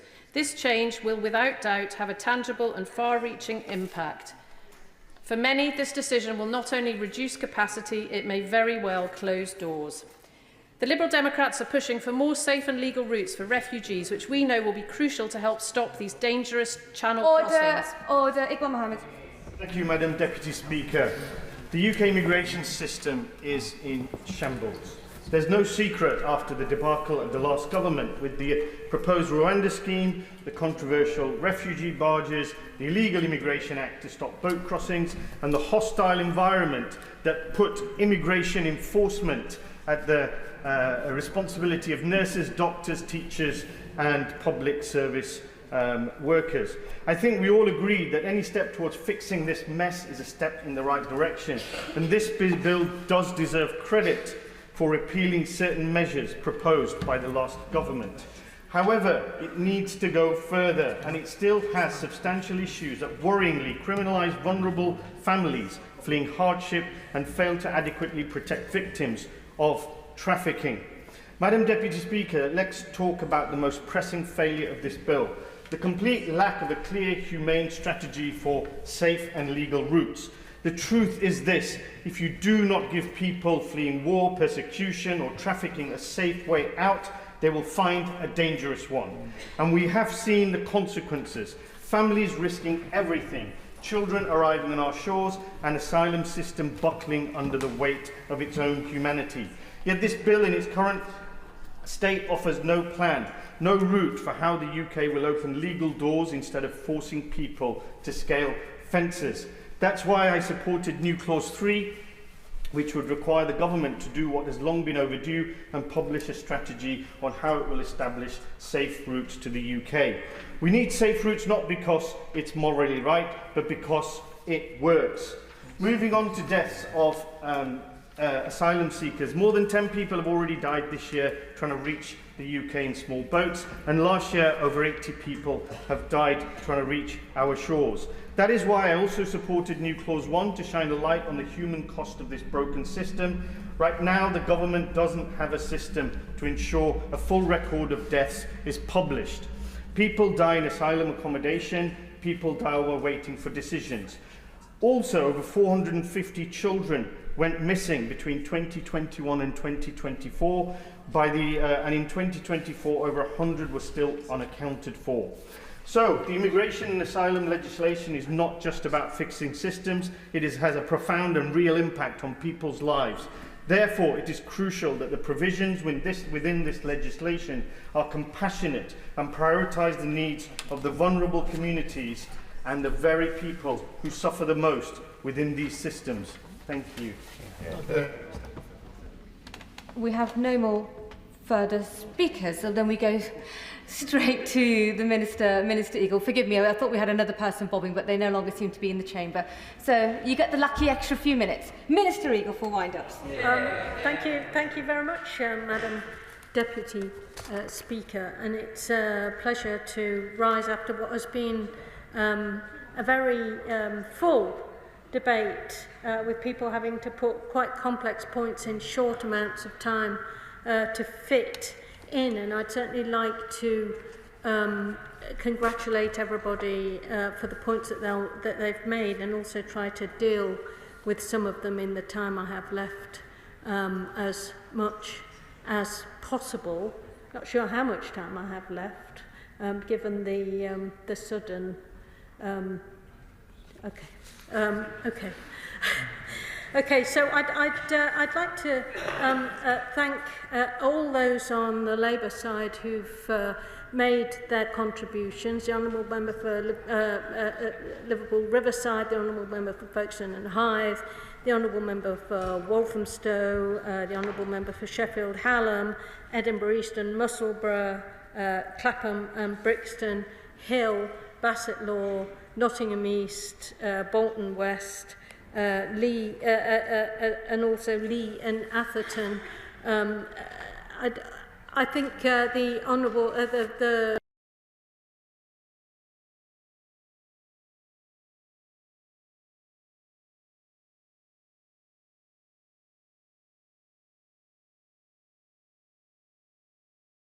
member Perth and Kinrossshire, I was disappointed, was worried that he'd had such a difficult time in committee. I thought we were having quite a reasonable time, but he's extremely downbeat about it. I must try more on another occasion. Obviously, I'd also like to welcome the maiden speech from the Honourable Lady, the member for Runcorn and Helsby, which we all listened to in the traditional silence. Congratulate her on that, welcome her to the House, and wonder if Reform are practising the principle of one in, one out, or perhaps one out, one in, but it's a pleasure to welcome her to the House. The Honourable member from the front bench, the Honourable member for Croydon South, produced a flurry of amendments and new clauses demanding that we do a whole range of things that he didn't do when he had the chance to, as not only as a Home Office Minister, but that they didn't do when they had the chance in 14 years. I have to keep saying this, but we did inherit a system that was in the most incredibly difficult mess, with huge backlogs. He says we made it worse, but by beginning actually to process claims, that by definition creates a backlog of those who've been refused. So by trying to get the system working again, what happens, you get a backlog of appeals, because people who are refused asylum generally appeal, and therefore your backlog, as the Honourable Gentleman knows from his time in the Home Office, reappears in the appeal system, which is why we have the new clauses on attempting to get a kind of timeline for dealing with them. But I want to concentrate particularly on some of the things I know there'll be votes on tonight. Firstly, I want to deal, if possible, with on safe and legal routes, new clause 3. Our approach is to resettle refugees identified by the UNHCR who would benefit most from resettlement to the UK. Alongside this, we have bespoke routes to sanctuary for those from Ukraine, Afghanistan and Hong Kong, and it's important that safe and legal routes are sustainable, well managed and in line with the UK's capacity to welcome, accommodate and integrate refugees. Part of the difficulty that we have at the moment is the legacy we had from the party opposite of huge quadrupling of net migration and the issues around having to assimilate all of those in the huge unplanned way in which they delivered it. I want to talk about new clause 37, the Honourable Member for Clapham and Brixton Hill. We recognise her campaigning on this issue over the last 5 years. We also recognise that there's been an unfair burden for some families with rights to citizenship by the system as it is, and I can confirm that the work referenced in the White Paper on page 76, I think it is, right at the end of the White Paper, will look at tackling the financial barriers that she highlighted in her speech, and I would urge her to work with us on how we move forward and to withdraw her amendment today. The opposition new clause 14. Let me be clear that this government is fully committed to the protection of human rights both at home and abroad. As the Prime Minister has made clear, the United Kingdom is unequivocally committed to the European Convention on Human Rights, and it's worth noting that many of the legal obligations provided for in the European Convention are also found in other international agreements to which the UK is a party. Very quickly, because I have a lot of points and not much. Just set out once again, as the Prime Minister did earlier today, her steadfast commitment to the ECHR. But does she not accept that that makes the legislation not watertight, and we will continue to see those who have committed serious criminality able to stay in the United Kingdom because of the ECHR?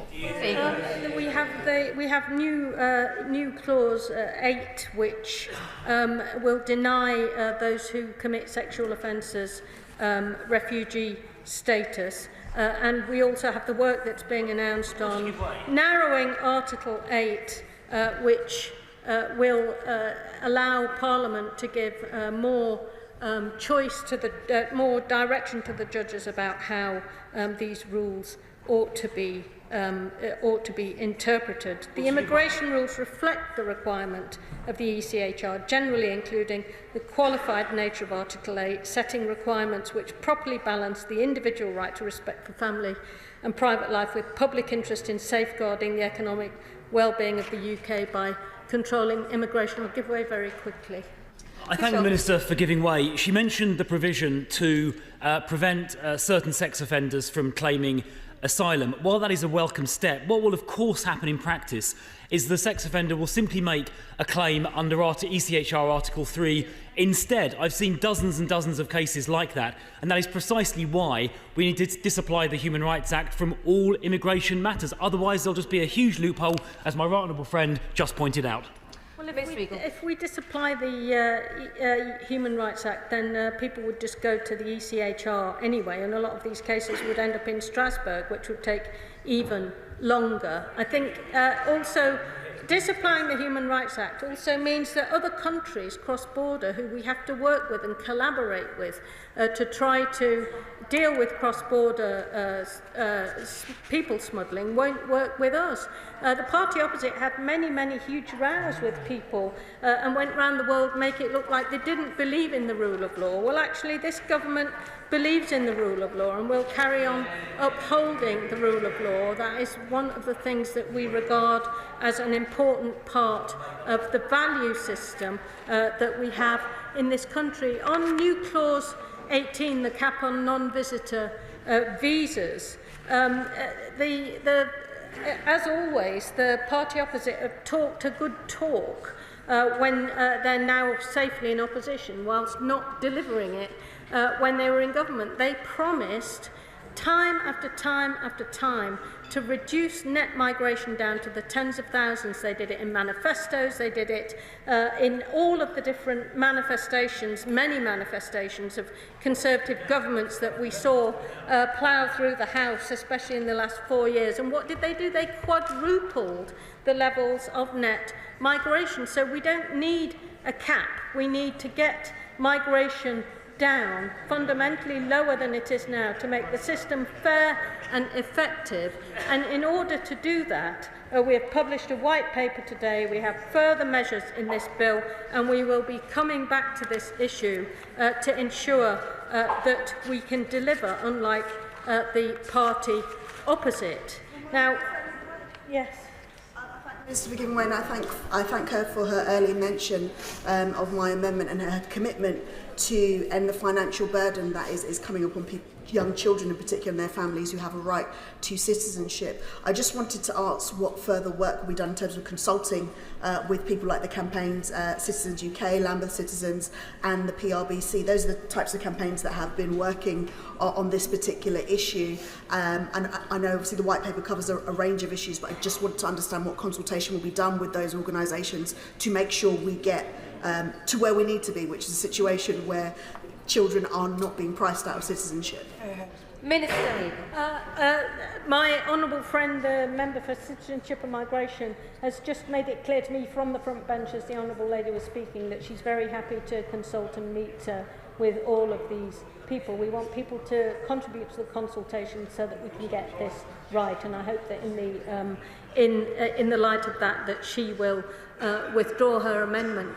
I wanted to deal with the right to work in the very brief time that I have left. The Lib Dem bench has talked particularly about this, and it is an issue about balance. We know at the moment that if one's asylum claim is delayed for 12 months, you have the right to work in particular shortage areas.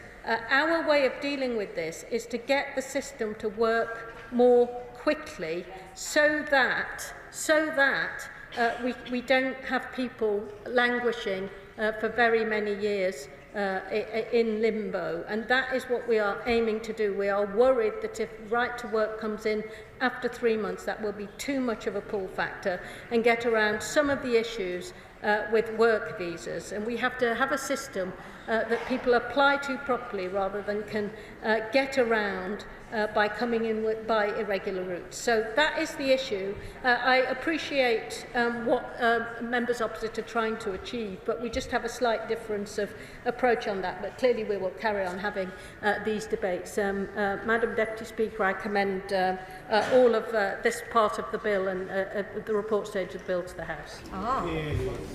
Order, order. Under the order of the House of the 10th of February, I must now put the questions necessary to bring proceedings on the consideration to a conclusion. The question is that the Government new clause 5 be added to the bill. As many in that opinion say aye. Aye. Of the contrary, no. The ayes have it. The ayes have it. That's what I said. Read it a second time. Oh, of course, I'll do the first one.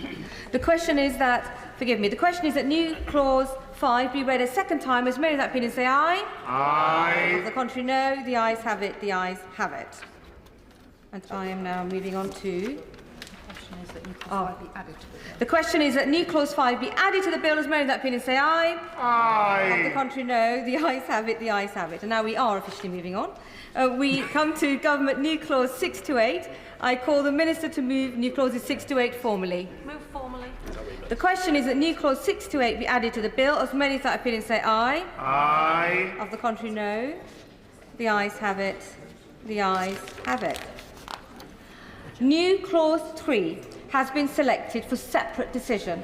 I call Pete Wishart to move new clause 3 formally. Move formally, Madam Deputy Speaker. The question is that new clause 3 be added to the bill. As many of that opinion say aye. Aye. Of the contrary, no. No.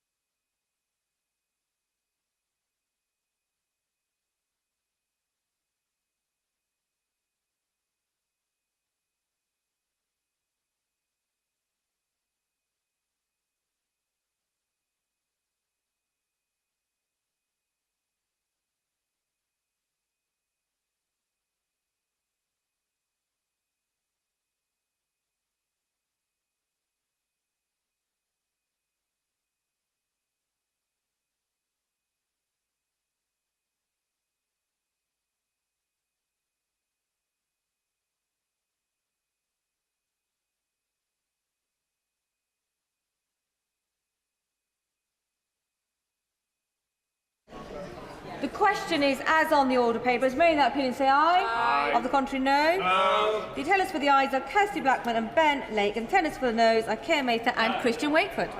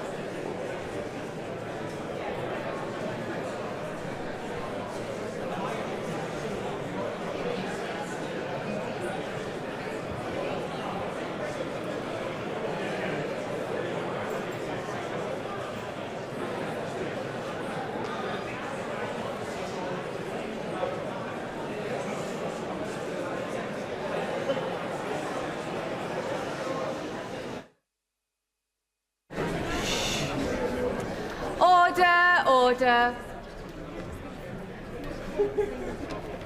The ayes to the right, 90. The noes to the left, 318.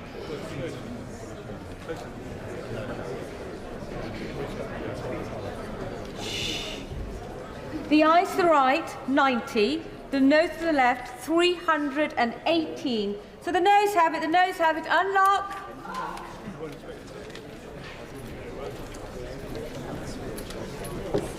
New clause 14 has been selected for separate decision. I call Chris Philp to move new clause 14 formally.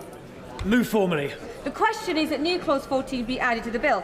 As many as that opinion say aye. Aye! No? No!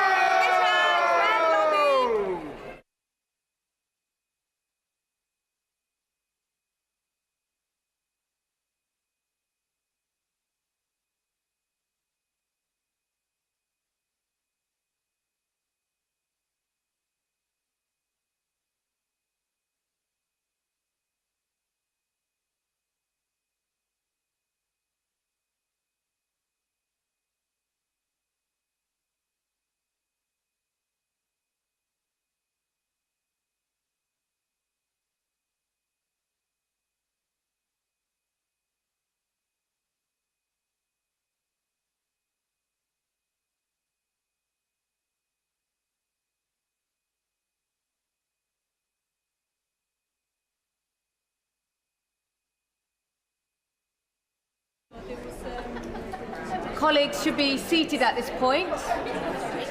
Colleagues should be not wandering around the chamber looking on their phones. They should be seated at this point. The question is, as on the order paper, as many that opinion say aye. Aye. Of the contrary, no. No. Tellers for the ayes are Katie Lamb and Richard Holden. Tellers for the noes are Keir Macer and Christian Wakeford.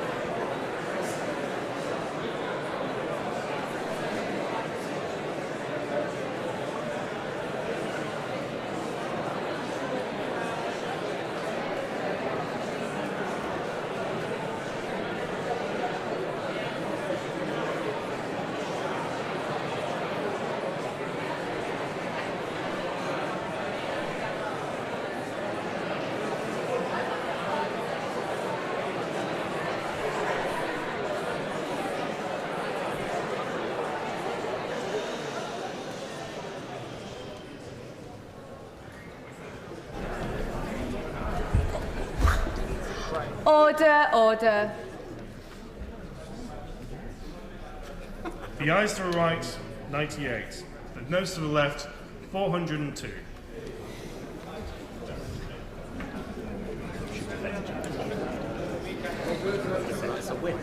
The ayes to the right, 98. The noes to the left, 402. So the noes have it. The noes have it. Unlock.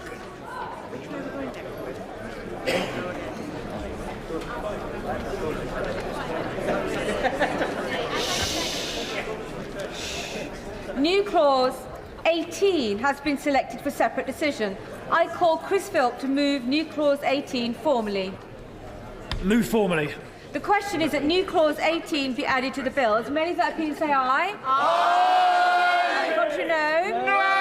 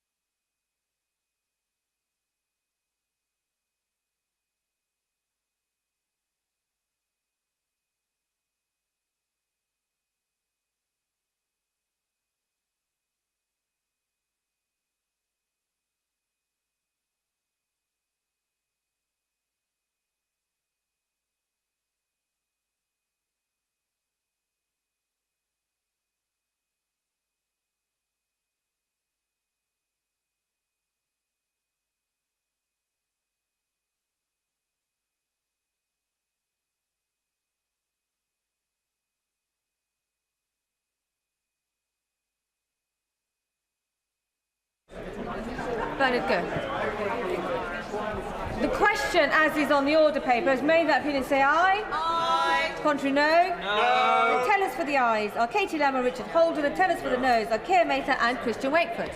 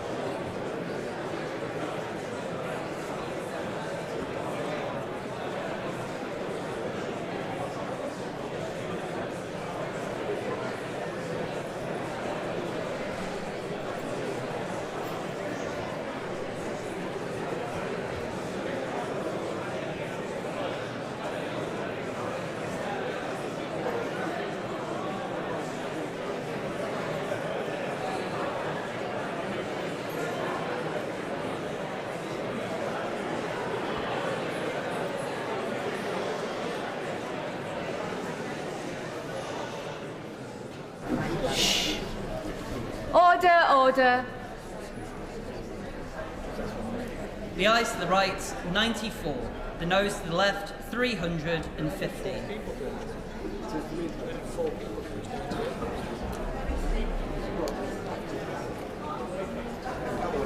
The ayes to the right, 94. The noes to the left, 315. So the noes have it, the noes have it. Unlock.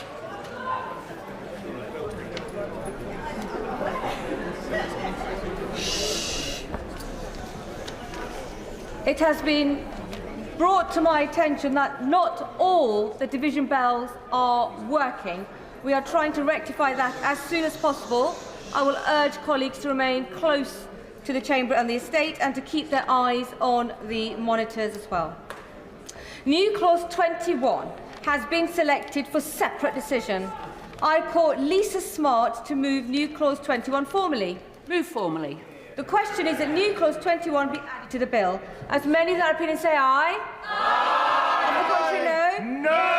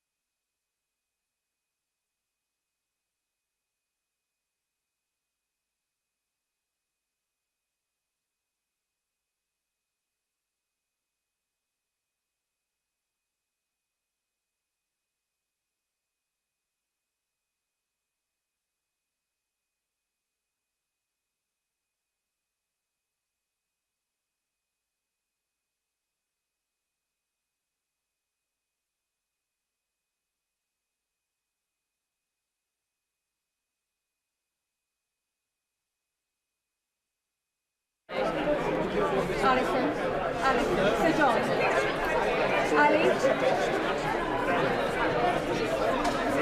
seated. Colleagues should be seated. Seated. The question is as on the order paper. As many that opinion say aye. Aye. Of the contrary, no. No. Tellers for the ayes are Tom Morrison and Bobby Dean, and tellers for the noes are Keir Maker and Christian Wakeford.